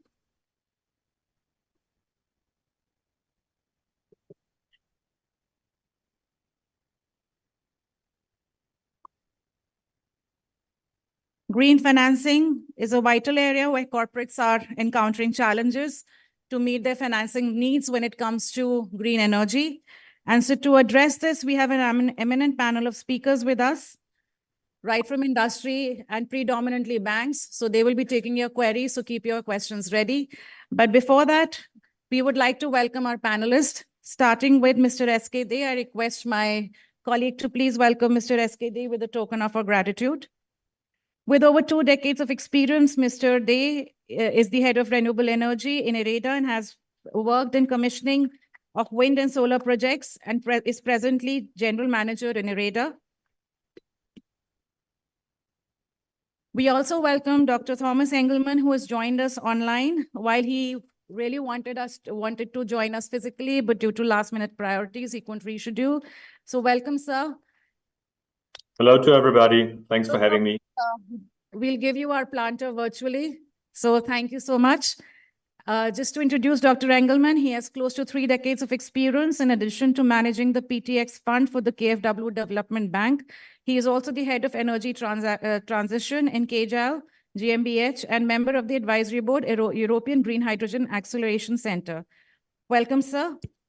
May I request my colleague to please welcome Ms. Nina Fenton, Head of Regional Representation, European Investment Bank, who would be sharing her views on green hydrogen financing for PSUs. She holds a doctorate in economics and has extensive experience in strategy and economic analysis with a focus on emerging markets and developing countries. Welcome, ma'am. We also have with us Madam Surbi Goyal, who is Senior Energy Specialist from World Bank. Ma'am, we welcome you, and I request my colleague to please welcome ma'am with the planter. Ms. Goyal has been working in the energy and extractive global practice of the World Bank in India for over a decade now, and she is leading bank's work in some of the most disruptive technologies in renewable energy sector. We also welcome our moderator for the session, Mr. Nishit Srivastav, who has joined us he's an Advisor Energy KFW Development Bank. May I request my colleague to please present him with the planter. So Nishit has been working in this industry for quite some time and would be moderating this session. So thank you, panelists, and over to you, Nishit, for the session. Thank you. Good evening or good afternoon, everyone. So as of now, I think there is a lot of hype which has been created on green hydrogen. So we have been discussing since morning. But do you think it's also a hope for future? I think that is a topic of debate. It's a hope or a hype that needs to be discussed. Starting since the morning, we had discussed about release of feasibility studies. We have talked about market. We have talked about technology. We have also talked about ecosystem regulations. But one of the critical aspects is finance. Our projects, when you talk about projects coming on the ground, 70% of the financing of those projects comes from banks. And do these projects are commercially viable, bankable? I think that is also one of the important aspects which make the projects on paper to the ground. And to make those realities, I think this will be the right stage where we will be discussing. We have panel starting from Indian side, we have panel from international side. And I think we will be discussing about how commercial viability of green hydrogen projects right now and for future has been evaluated and will be emphasized. So I'll start the discussion with I'll start the discussion with Mr. S.K. Day. He represents from IREDA, and he will be giving his views on how they are financing the Indian green hydrogen sector. Sir, over to you.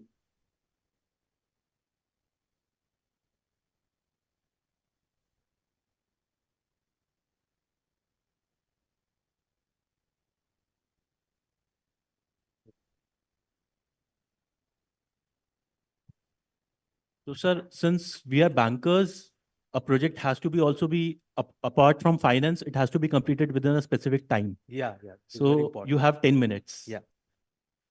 So I have a brief presentation basically. And as you see that audience is now very less compared to morning. And as you know, everybody know that finance is a boring subject. I will try to make it some more interesting for you. I am Sushant Kumar Dey, working with Indian Renewable Energy Development Agency. Normally, IREDA, everybody think that it is a insurance regulatory development agency, but we are not. We are the pure play green financing company in India, one of the pure play green financing company. So just to start the presentation, and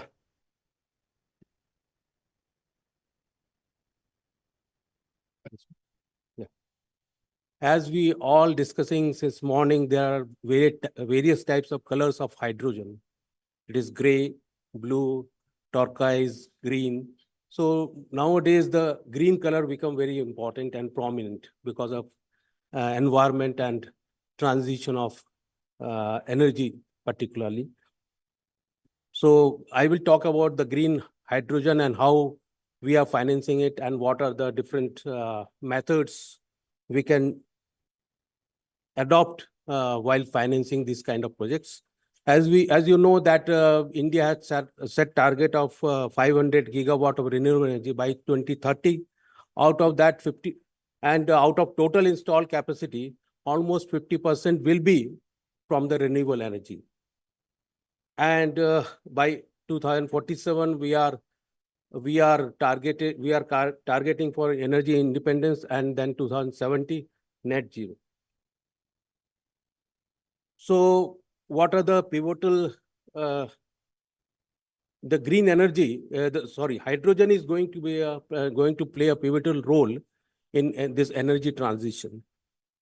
So we have set our target, India has set a target of becoming a net zero by 2070, but at the same time, we have to see that how we can make a transition from conventional energy to non-conventional energy, and particularly the hydrogen, where we wanted to make the hydrogen green as much as possible.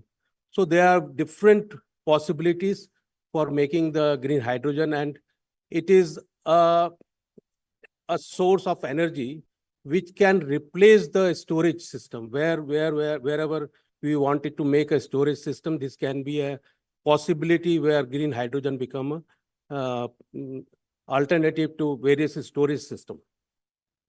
So for making hydrogen green, we have to use the renewable energy. It may be solar, wind, hydro.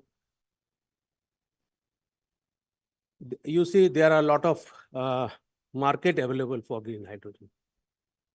There's a lot of scope for India to export.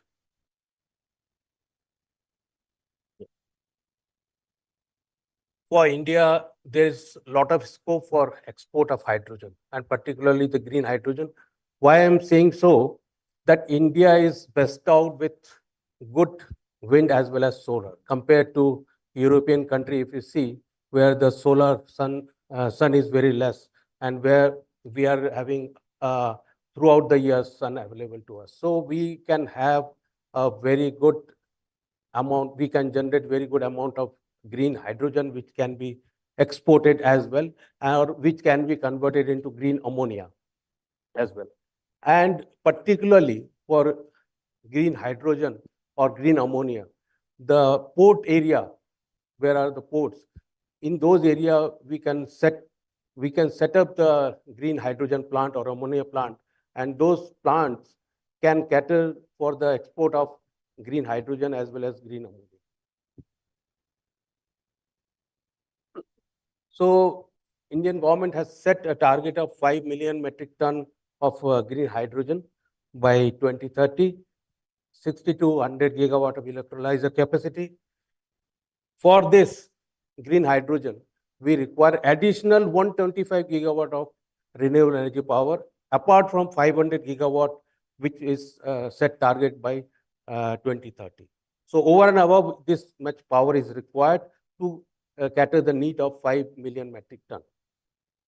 This will not only generate the revenue as well as the employment in a huge scale. So government has prioritizing this sector by giving lot of incentives, particularly to the for supporting the green hydrogen production as well as electrolyzer production. And recently, I just come to the next slide, where lot of companies, they have recently won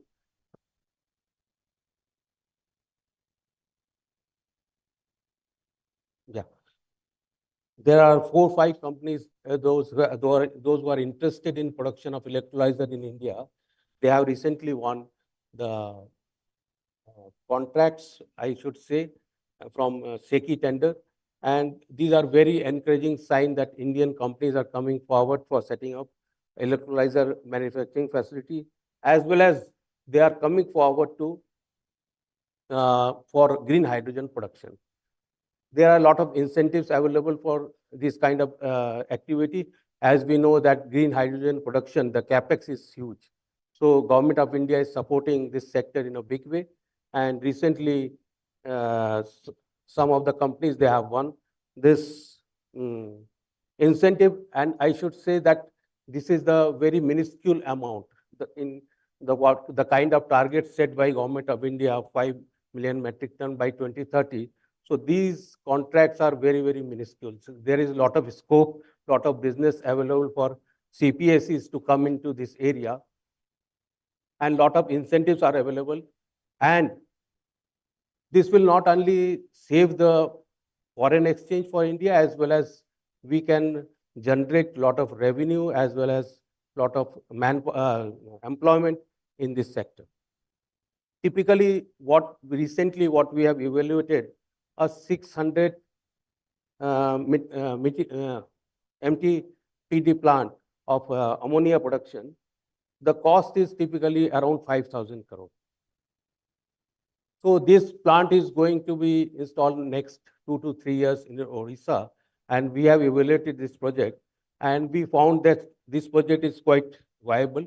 For this project, the company has not opted for any incentive from Government of India, but their finding is very much viable and bankable. So too we are.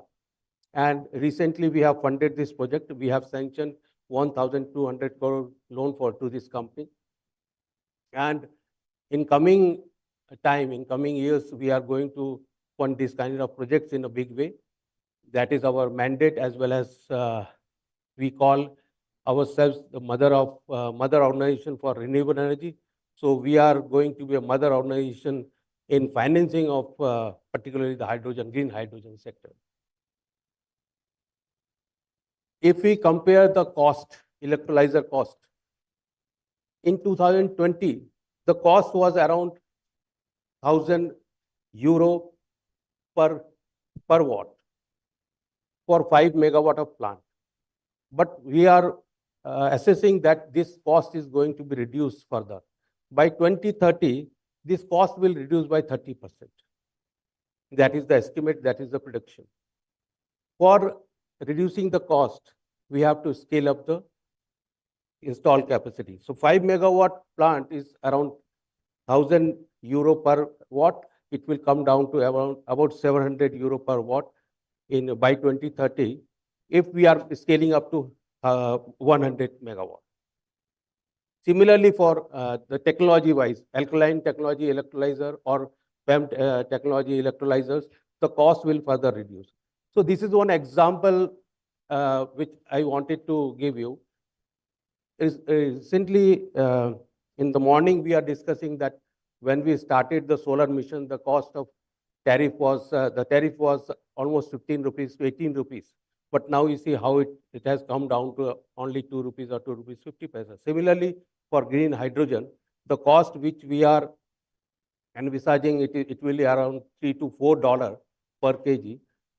It will come down in next 3 to 5 years, maybe into $1 to $2 per kg.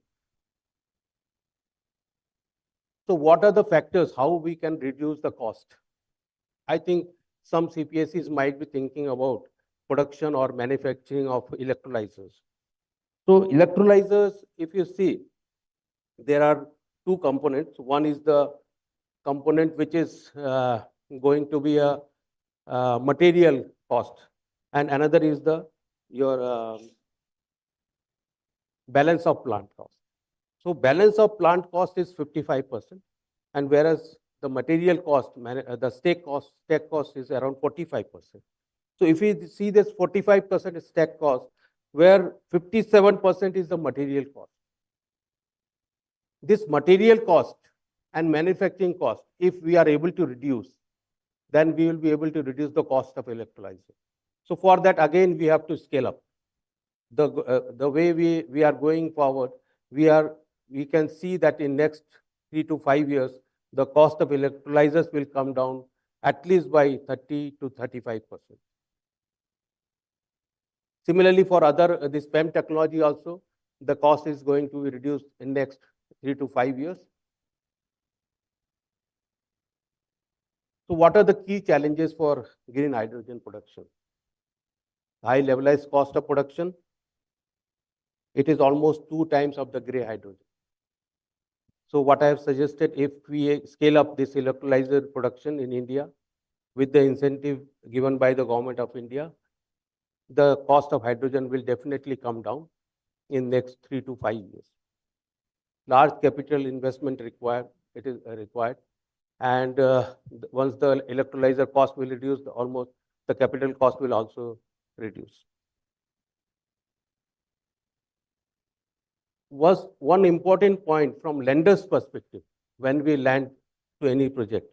We see that what is the long-term availability of contract in terms of selling of, if it is a power project, PPA, if it is a gas, we see that what is the long-term contract to sell the hydrogen. So that is the one challenge we are finding it, because today no purchaser of hydrogen is ready to commit for 10 years or 15 years at particular cost or price. For that, we found a solution. That solution I will come at the end. Of course, there is a lack of standards in terms of technical standards at international level also. A lot of organizations are working on that, because there are a lot of discussions on the safety measures and what will happen to this sector if we do not maintain the safety features in the plant as well as in transportation or its usage. So probably the standards are coming up and it is evolving and day by day, and maybe another 3 to 5 years, again, you will see that lot of changes in this sector. Just I am coming to the point that what we are proposing to this hydrogen sector in terms of selling, if they are selling to, if they are exporting.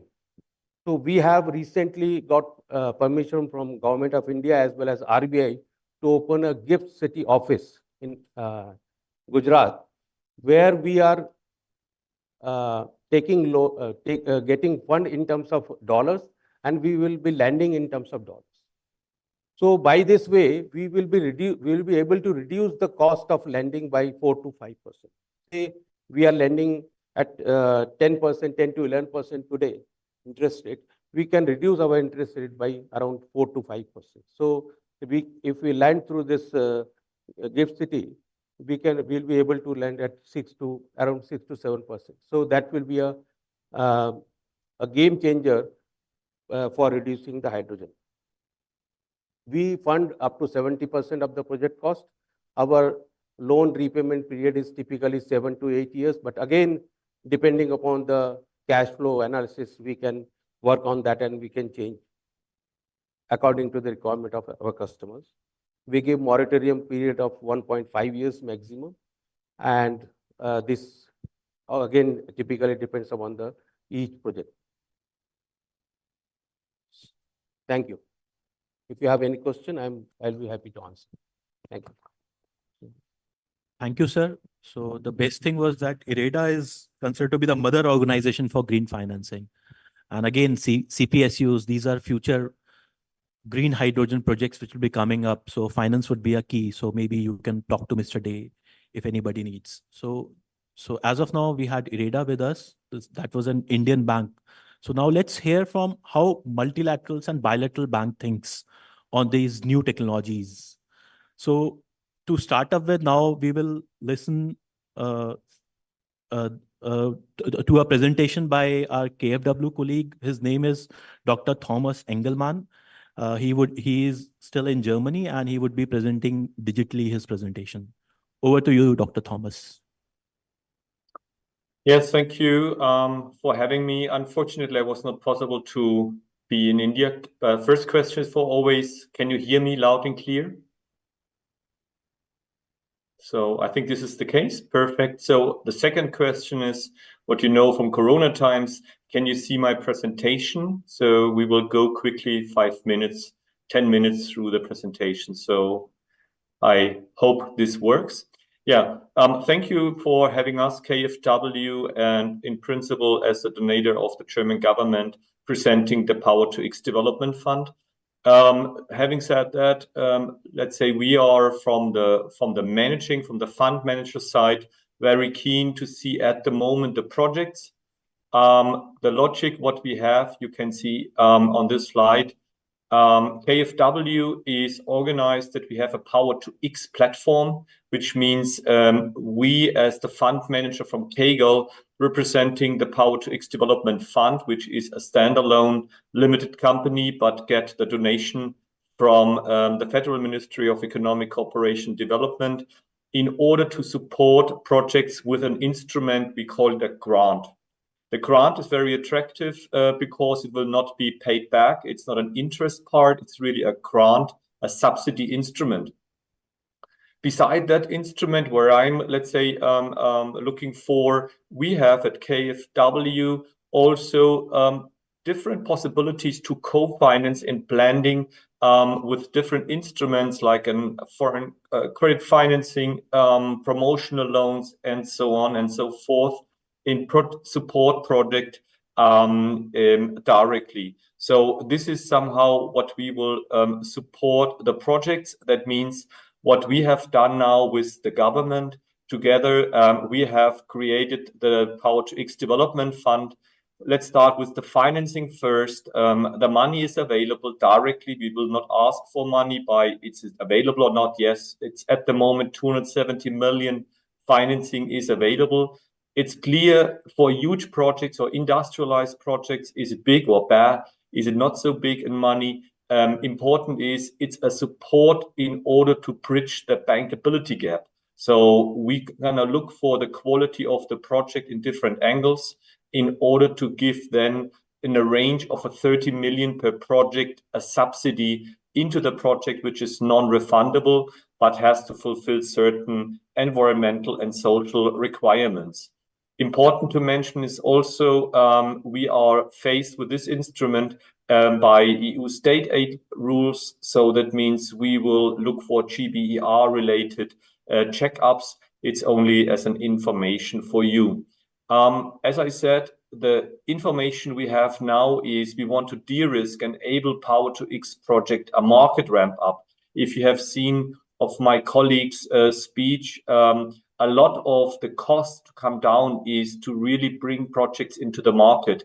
In principle, we have the same situation as we had 15 years back with solar or wind industry, where the price was high, but the more we produced on solar and wind, the less was the kilowatt hour price or the LCOE in pricing. In principle, the same will happen with hydrogen if we invest into this technology. And this is why we are speaking here and we're only looking for green hydrogen. For sure, we do not look into other, call it colors of hydrogen. Not saying they are bad. I'm just saying we are focusing on green hydrogen. What we definitely want to see, a positive impact on local value chains, job creation. This is attractive for us to look into. The project owner can be private, public, or a PPP. Now, important is the first call for expression of interest, let's say, was closed on the 1st of March 2024. And we are at the moment in a evaluation procedure together with KfW in order to bring in for the first round the most promising projects. It's clear that the projects, or we are looking for more calls. That means the logic is that we are select now the first 3-4 projects potentially in the first round, but some of the projects are not mature enough and just need more development expenditure to support. I come to that in a second. Very important for us is we want to see the value chain of what we want to support. We will check for where is the water coming from, where is the renewable electricity coming from. Very important for us is the renewable should be additional come into the market. What we want to avoid is that through a subsidy from the German government, through our fund, will support an already existing solar or wind farm by just paying a higher PPA. This is not what we have in mind. We want to see that the solar or wind capacity in green electricity is increasing, but not here going into the electricity market through a PPA, but at the end will go into the molecules market by using electrolysis to a high extent. In order to do that, for us, very important, we look for climate protection. That means we're going to make a decent calculation on how much CO2 will be reduced. If you say, how does it work? Very important, as you know, we have certain elements because we always look for, let's call it the fossil process. And then we look into the electrified process using electrolysis, how much CO2 is reduced. This is one area. And also very important for us is the social part, the creation of local value chains and jobs in this industry. And as I said, India was selected by the German government in order, because we believe India is very well placed in order to bring the capacity of these projects to life. And this is why we are looking into it. For us, important is in order to evaluate a project, we always ask for an environmental and social impact assessment is here.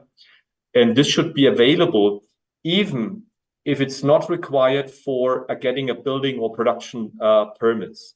So this is important. So even if in your country it is not necessary to look for environmental and social assessment or impact, we would need it if a project would ask for this subsidy. As I said, at the moment, we finalized, let's say, the so-called the upload of project company information. What I can clearly say already is that also Indian companies and project interested parties have uploaded their project. At the moment, we are in a appraisal of the projects. By hopefully end of this month, we will do the pre-selection decision, and then we go in detailed communication with the interested party, because then we're gonna go into the more due diligence selection and due diligence part, KYC process. So it is clear to us that these projects, infrastructure like, they will take some time. What we can help is that the project is coming to financial close. Important to mention here is, even if the name development fund and the word development is in our name, it does not mean that our money is used for development expenditure. That means, and this is very important to mention, if you look to this slide, the planning phase, the feasibility study, and also the FEED study of such a plant has to be secured by the project owner, by the sponsors. Where we are kicking in with our money is at financial close. That means we start to structure and bring the project to financial close, and bringing the 30 million, which is a range, what you should have in mind, supporting the project with free cash, with free money, not refundable. The grant disbursement will be together with other banks at financial close. Due to the fact that it's not refundable, it's clear that it will be shown from the debt partners, from the lenders, as equity, additional equity support. So you can use it, for example, if you need a cash sweep account in your documentation. Here we are very flexible. What we want to see is also for us in the fund, we do a reporting and monitoring, and want to see that the project comes to COD as promised. And for sure, we always have a very decent look to the environmental and social promises you have given us in the grant agreement. Yeah, in short words, this is what we can offer. The homepage is available. As I said, at the moment, we are in the area of making the first round of a pre-selection. But the next round will start somewhere, we believe, end of this year, where the projects will come again and have the chance to bring us projects what we can look and evaluate to. So it's, in a nutshell, this is what we do, and I'm looking forward to having any kind of questions. Thank you, Mr. President. Thank you. Thank you, Thomas. You were quite crisp and short. But the good thing which you mentioned about, I mean, yes, there would be a lot of projects which will be coming up. But again, to support, to bridge the financiability through a non-refundable subsidy or grants, that is something important. Again, I mean, maybe the round 2 you mentioned will be coming up soon. So all the developers who are here, who are looking and eyeing for a project to make it financially viable, they can look for this aspect also. Yeah, and here important to mention, in India we have our KfW, we have a KfW representatives available, so they know the concept and the process. So please go in contact with KfW representatives in India who can directly contact to us. As I said, at the moment we are blocked because at the moment we have stopped the first call. So we are doing the evaluation, but the next call will come by the end of the year. Thank you. So I'm also a KfW representative, so round 2 will be coming up soon. So anybody eyeing for projects can come to me. Thank you. Thank you so much. So now shifting from a German development bank to a European development bank, and let's see what they do and what they are doing in India. Now, maybe I'll give the mic to Miss Nina Fenton. Over to you, Nina. Thank you very much. And thank you for... I think we're a little behind time, so I try to be very short. Of course, it's not just a hype. Otherwise, we wouldn't be sitting here today. EIB believes that green hydrogen is going to play a really important role in the transition towards net zero. And we believe India is an important partner here. Second message, we're very keen to work with PSUs on this. We think you have a crucial role to play. And the third message is we have financing in the form of debt at the moment available for this. So, you know, we really encourage you to reach out. And you can contact us. We have an office here. You can contact us very easily, New Delhi at eib.org. We are hoping also to complement that offer. I will talk a little bit about that to make it even more attractive, because we realize, you know, this is a very nascent industry. We need to do more, go above and beyond. And we can discuss that on a project by project basis. So I try to be brief, but those are my big points. So firstly, why is this not a hype? I mean, EIB, for those you don't know us, we're the Bank of the European Union. We're fully owned by the EU member states, and we exist to support EU policy objectives. And really for us, critical among them is decarbonisation. So, you know, can be green hydrogen, can be other forms of decarbonisation. The gentleman talked about cement. We're very open to that. But we do believe that green hydrogen is going to be particularly crucial, because although I maybe now will stop ironing my shirts, I think all of us, you know, we know that there are some sectors that we will still continue to rely upon and where it's going to be hard to abate. So green hydrogen, sometimes I do see too much hype, I was hearing the other day a presentation that Bangladesh wanted to replace, some percentage of its energy generation, electricity generation with green hydrogen, which I just thought, maybe I didn't understand fully, but seemed nuts, right? You use electricity to generate green hydrogen and then very inefficiently use that to create electricity again. I think maybe we didn't have the full picture. But for some uses, for steel, for long distance transport, for fertilizers, it's going to be really crucial. We very much believe that. We think India is an important partner. The reasons have been laid out already, some of the conditions, but also the ambition and, the fact that the government is working hard on setting up the policy and regulatory framework for that to happen. This is something we want to back. Why PSUs? If you look at what EIB is doing in Europe, we have some green hydrogen projects that we've supported there, most recently one in Germany, looking at a new kind of electrolyzer, I think. Very exciting stuff. But these are with private sector companies. We've also heard, Reliance is going big. John Cockerell, as an EU private sector company, is going big. Why are we not just working with those? We have divisions who can work directly with those private sector companies. I think in India, it's clear to us that the PSUs are going to play an important role, and for several reasons. But firstly, I think you have a strong mandate. And this is really important. And it really came through listening to NTPC and Indian Oil talking, really a belief that these companies are there not just to make profit for their shareholder, but actually to bring forward, energy security and environmental objectives. And they're there for the long term, which I think it distinguishes them a little bit from the private sector companies and makes it very important for us to partner with you.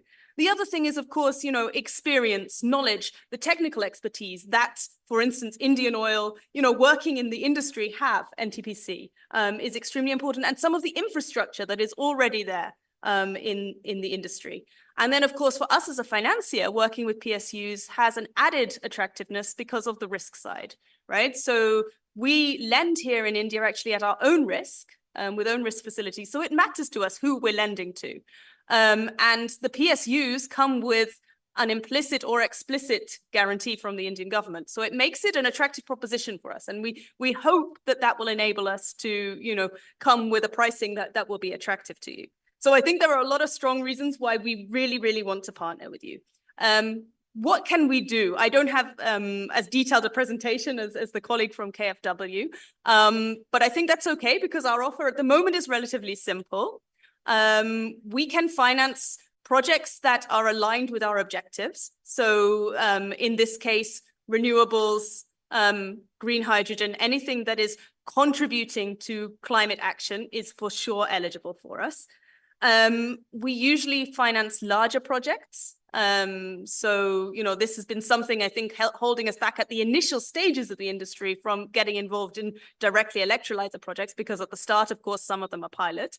But, now I think we're reaching a stage where larger projects are there. And we can finance with debt. At the moment, we don't have an equity instrument. And for us, in support of green hydrogen, we can support renewable energy capacity expansion. And I think many of you will know we've already worked, for example, with IREDA. So it's great to have IREDA here on the stage. Also SBI, IIFCL in that kind of area. And we hope to do more. I know there are other important PSUs who are working on financing the energy sector, and they're very important to us for this aggregation effect. But we can also, of course, work directly on electrolyzers, catalyzers, and parts of the supply chain. So, for EIB, what's important is the contribution to climate action. So our first focus here in India is, as I think KfW was also saying, supporting projects that can contribute to India's decarbonisation. So I know India is one of the biggest users of grey hydrogen, so we're very much here for that. Of course, we can also support projects that help Europe in its own decarbonisation. So be that projects that are orientated towards export or orientated towards the supply chain, which I think, we've learned how crucial that is in helping Europe as well to set up its own industry. As I said, at the moment, what we have is debt, but we are working with European member states and the European Commission to really complement that, because, you know, we realize that this is an industry that is still relatively new, relatively risky, or perhaps seen as risky. So we very much buy the logic that was laid out by the KfW colleague of really providing some extra support in order to help grow the industry. What we can offer at the moment, we always have our own experts on every project, but we are also working with partners. Very soon we will be able to offer also some technical assistance, advisory, and also we hope to be able to offer grants, because I think this plays a very important role. In the EU, we actually have, I think, 26.2 billion of guarantees available under the InvestEU program. And that's what's allowed us there to really get things going with the green hydrogen project. So I mentioned two that we have already signed. And I think we now see them. When I first started talking about this, I was asking, and, you know, we've got a few small projects here and there, refueling stations in Germany. And now every month I see something new coming out. And I really hope that soon we will also be able to offer that kind of support in India. So I think my big message is that it's great to see the engagement from your side, because we really do believe this is an industry that's going to start moving very quickly. We are here to partner with you, and please feel free to reach out. I think EIB can sometimes seem like a little bit of a complicated animal, but we try to make it very easy for you. Just reach out to the New Delhi office, newdelhi@eib.org, and we can assess, you know, the eligibility of whatever proposals you have and who can best support you. Thank you. Thank you, Nina. I think we started with hope versus hype, but now it's mentioned that it's necessity for future. So yes, green hydrogen has a long way to go, but it was also mentioned that decarbonization, net zero, these are mandates and beliefs for future. It's still a nascent industry, but yes, EIB has debt instruments available for you. So anybody who's looking for these debt instruments can reach out to EIB, and Nina is here today. So now shifting from one multilateral institution, which was EIB, to another multilateral institution. This is World Bank. I think everybody has heard about World Bank. So let's see what they are doing in India and globally. I'll give the podium to Ms. Surbhi Goyal. Surbhi, over to you. So, hi everyone. I know I'm the last speaker and I'm holding you back for the day, but just quick remarks from our side is that we have been engaged in the green hydrogen space for last many years now, almost like 3 years, if not more. And we have studied the sector very closely in the sense that where are the constraints for the uptake of green hydrogen and its derivatives could lie. After careful assessment, of course, as for any new technology, what we realized that the ecosystem is something that is very important to be developed first before actually finalizing or pinpointing that, yes, this project needs to be supported or this particular sector needs to be supported. And in that context, what World Bank has done is that we have provided a policy loan to the government of India. I don't know how many of you are aware, but in last June 2023, we provided $1.5 billion of financing to government of India to support 3 pillars. One on green hydrogen. The second, of course, very much linked to green hydrogen is renewable energy. And third is that how we can advance the access to clean and climate financing. And what exactly the policy lending here means is that the government of India needs to come up with the policy actions across these 3 verticals, which will further reinstate the confidence of the investors, of the developers to attract more, investments in the sector. And in that context, a lot of interventions were undertaken by Government of India under the National Green Hydrogen Mission, which included introduction of the Green Hydrogen Standard. And then there were safety and other standards and codes that MNRE as the nodal agency deliberated upon, communicated to other ministries and introduced it to them. What we know that there have been a lot of consultations going on so that the ecosystem for the investments become even more robust, because I think, as the previous panelists also mentioned, that safety is the paramount concern of the entire industry. If one thing goes wrong, we might lose the entire confidence in the technology. So it is extremely important for all of the people who are sitting here as a financial intermediaries, as financial institutions. I think that's very much important. What we are also doing to take this engagement forward, there is another $1.5 billion tranche of the policy lending again being provided to the government of India. And we are hoping that it should be made available to them by June or something around that time. So overall, a $3 billion support is being provided by the World Bank to the government of India on the policy ecosystem and the regulatory ecosystem, so that the investors like yourselves and others are more comfortable in investing in India. Of course, it may not be like that everything is being covered under that policy lending, but we have tried to cover as much base as we can. And as part of the second tranche, you would have seen the scheme guidelines on the demand aggregation for green ammonia coming up, and the previous panel had shown certain results. In fact, Mr. Ray also had showed us some results about it. So the scheme guidelines on the electrolyzer manufacturing, green hydrogen production, and subsequently on the demand side on ammonia, on refineries, and later on the steel and shipping also have been introduced. So all that was supported directly, indirectly through the World Bank support. What we are now looking at is that now the ecosystem and the policy side of the things are more or less looking fine and it's on track. We are looking for the project financing, and being World Bank, we are generally looking for public sector utilities, be it at central level or at the state level. However, apart from that, we also are engaged with financial intermediaries like IREDA, SBI, as my colleague from EIB was also mentioning, through which the financing could be provided to the private sector players.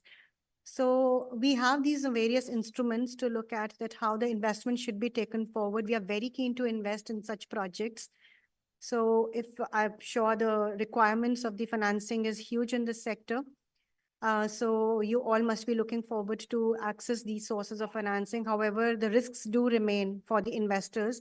And I think there are a lot of mitigation measures that are required to be put in the place. For instance, for FIs like IREDAs and others, what kind of credit rating methodologies should be provided so that the projects can be evaluated, and it's evaluated in a manner that it's not biased towards certain technologies or towards certain sectors.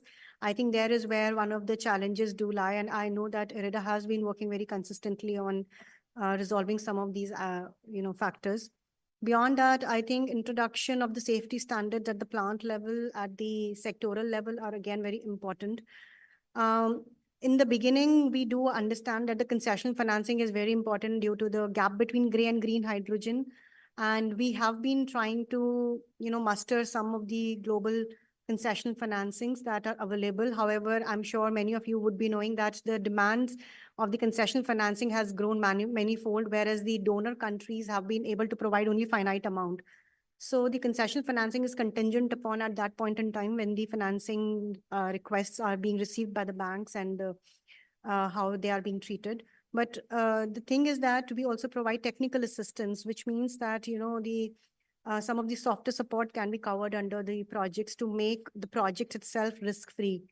Beyond this, the guarantees, I think, is another very important instrument on how we can bring more investments in the sector, because some of the risks can be taken care of by introducing, BIS standards or PESO standards, etc. But after that, also, there would be a residual risk remaining, which is more about perception at times, because in the initial phases, a lot of the challenges and a lot of the perception about how, if the project will work, if the technology will work, what will happen to the off-takers, what will happen to the contracts. So all those things are going to come to all of us. And there is where the guarantee instruments like partial risk sharing facilities or partial credit guarantee instruments, etc., will be very important. So within the bank, we are also looking at those kind of instruments. We have already deployed them for the energy efficiency sector. We worked with ESL. We also deployed it for the solar rooftop, where we have seen now a lot of solar rooftop investments coming in. In fact, in the last calendar year, I was noticing that 1.7 gigawatts of rooftop has been installed. So all this, took a bit of a time. It was a leap of faith for everyone, but now it's turning around. So the same future I foresee for green hydrogen as well. So we all have to make a start, but yes, of course, the measured steps have to be taken.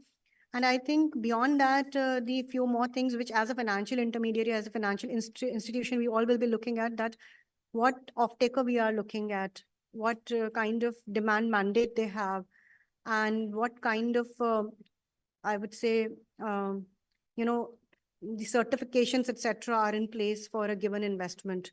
So with that, I think, you know, if you have all those, so to say, kind of an action plan available, that also is good enough so that it will demonstrate that, yes, you all are considering it. And the last point from my side is that the contracts for differences, I think at some point in time will become very important, because there is a mismatch between the contracts. The green hydrogen producers are going to be in the game after investment for about 25-30 years. But then the off-takers generally are very, you know, short-term segments in terms of the contracts. So how do we manage that mismatch between the contracts at the off-taker end and from the green hydrogen producers, as well as from their financial or the lenders? I think that is something which we all have to think about together, how we can introduce mechanisms like contracts for differences, etc. Carbon markets, of course, least to say, is again important to bring, or the bridging the gap between the gray and green hydrogen. So we are trying to work around all these interventions behind the scenes with the various government institutes. But if any of you have any suggestions for us to take forward, we will be more than happy to have a chat with you, so that when we go back to these respective ministries and their, you know, the counterparts in there, we can imbibe those conversations, your constraints in our mind, so that the policy advice, whatever to extent, you know, they would take it on board, can be factored in. So I will take a pause here because I know we are running out of time. And Nishit, I'll give it back to you. Next thing, what was mentioned? So suggestions are most welcomed. And again, Surabhi started with $3 billion kitty, which she has.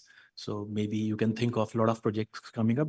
But she also mentioned about ecosystem. So it's not only about projects, but it's about ecosystems. And then how we can reduce the risks. I think these all things can be discussed.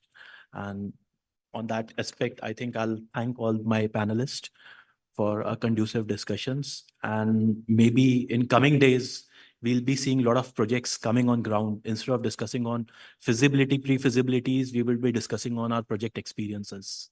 Thank you to everyone. Thanks for your patience hearing. Thank you, Nishit. Thank you, all the panelists. Thanks a lot. So with this, we come to the end of the workshop. I'm sure it's been a learning experience for all of you, as it has been for all of us. The fact that both MOEFCC, MNRE, and many national and international banks and organizations have associated for this workshop speaks volume about the importance of the subject, and we cannot reiterate it any further. And we look forward to your suggestions for all our future programs. But before we formally close this session, I would like to thank all the illustrious dignitaries and panelists on the dais and off the dais who could take out time from their calendars to grace this occasion and also educate us on the subject. Thank you to the entire GIZ team, IGEF team, for being with us today and coordinating this program more seamlessly. And last but not the least, thank you to all the participants who most patiently listened to the entire workshop. And also, we look forward to your feedback, which would be in the feedback form that's been given to you. So we request you to please give this feedback form on the dais and also collect your certificates on your way back. So thank you so much once again. And with this, we formally come to the end of this workshop. Until we see you again, have a good day and a good night. Thank you so much. And we request all of you to please join us for tea in the foyer. Yeah, thank you so much.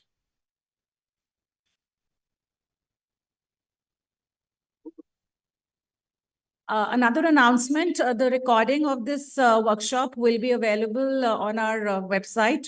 So please, if you need any reference check, you can go back to our website, www.scopeonline.in, or our YouTube channel to refer back to this workshop. Thank you so much. And please remember to collect your certificates from the registration desk.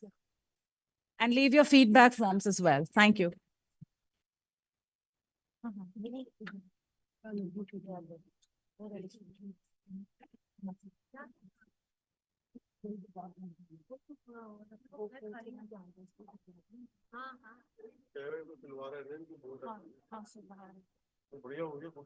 हाँ sir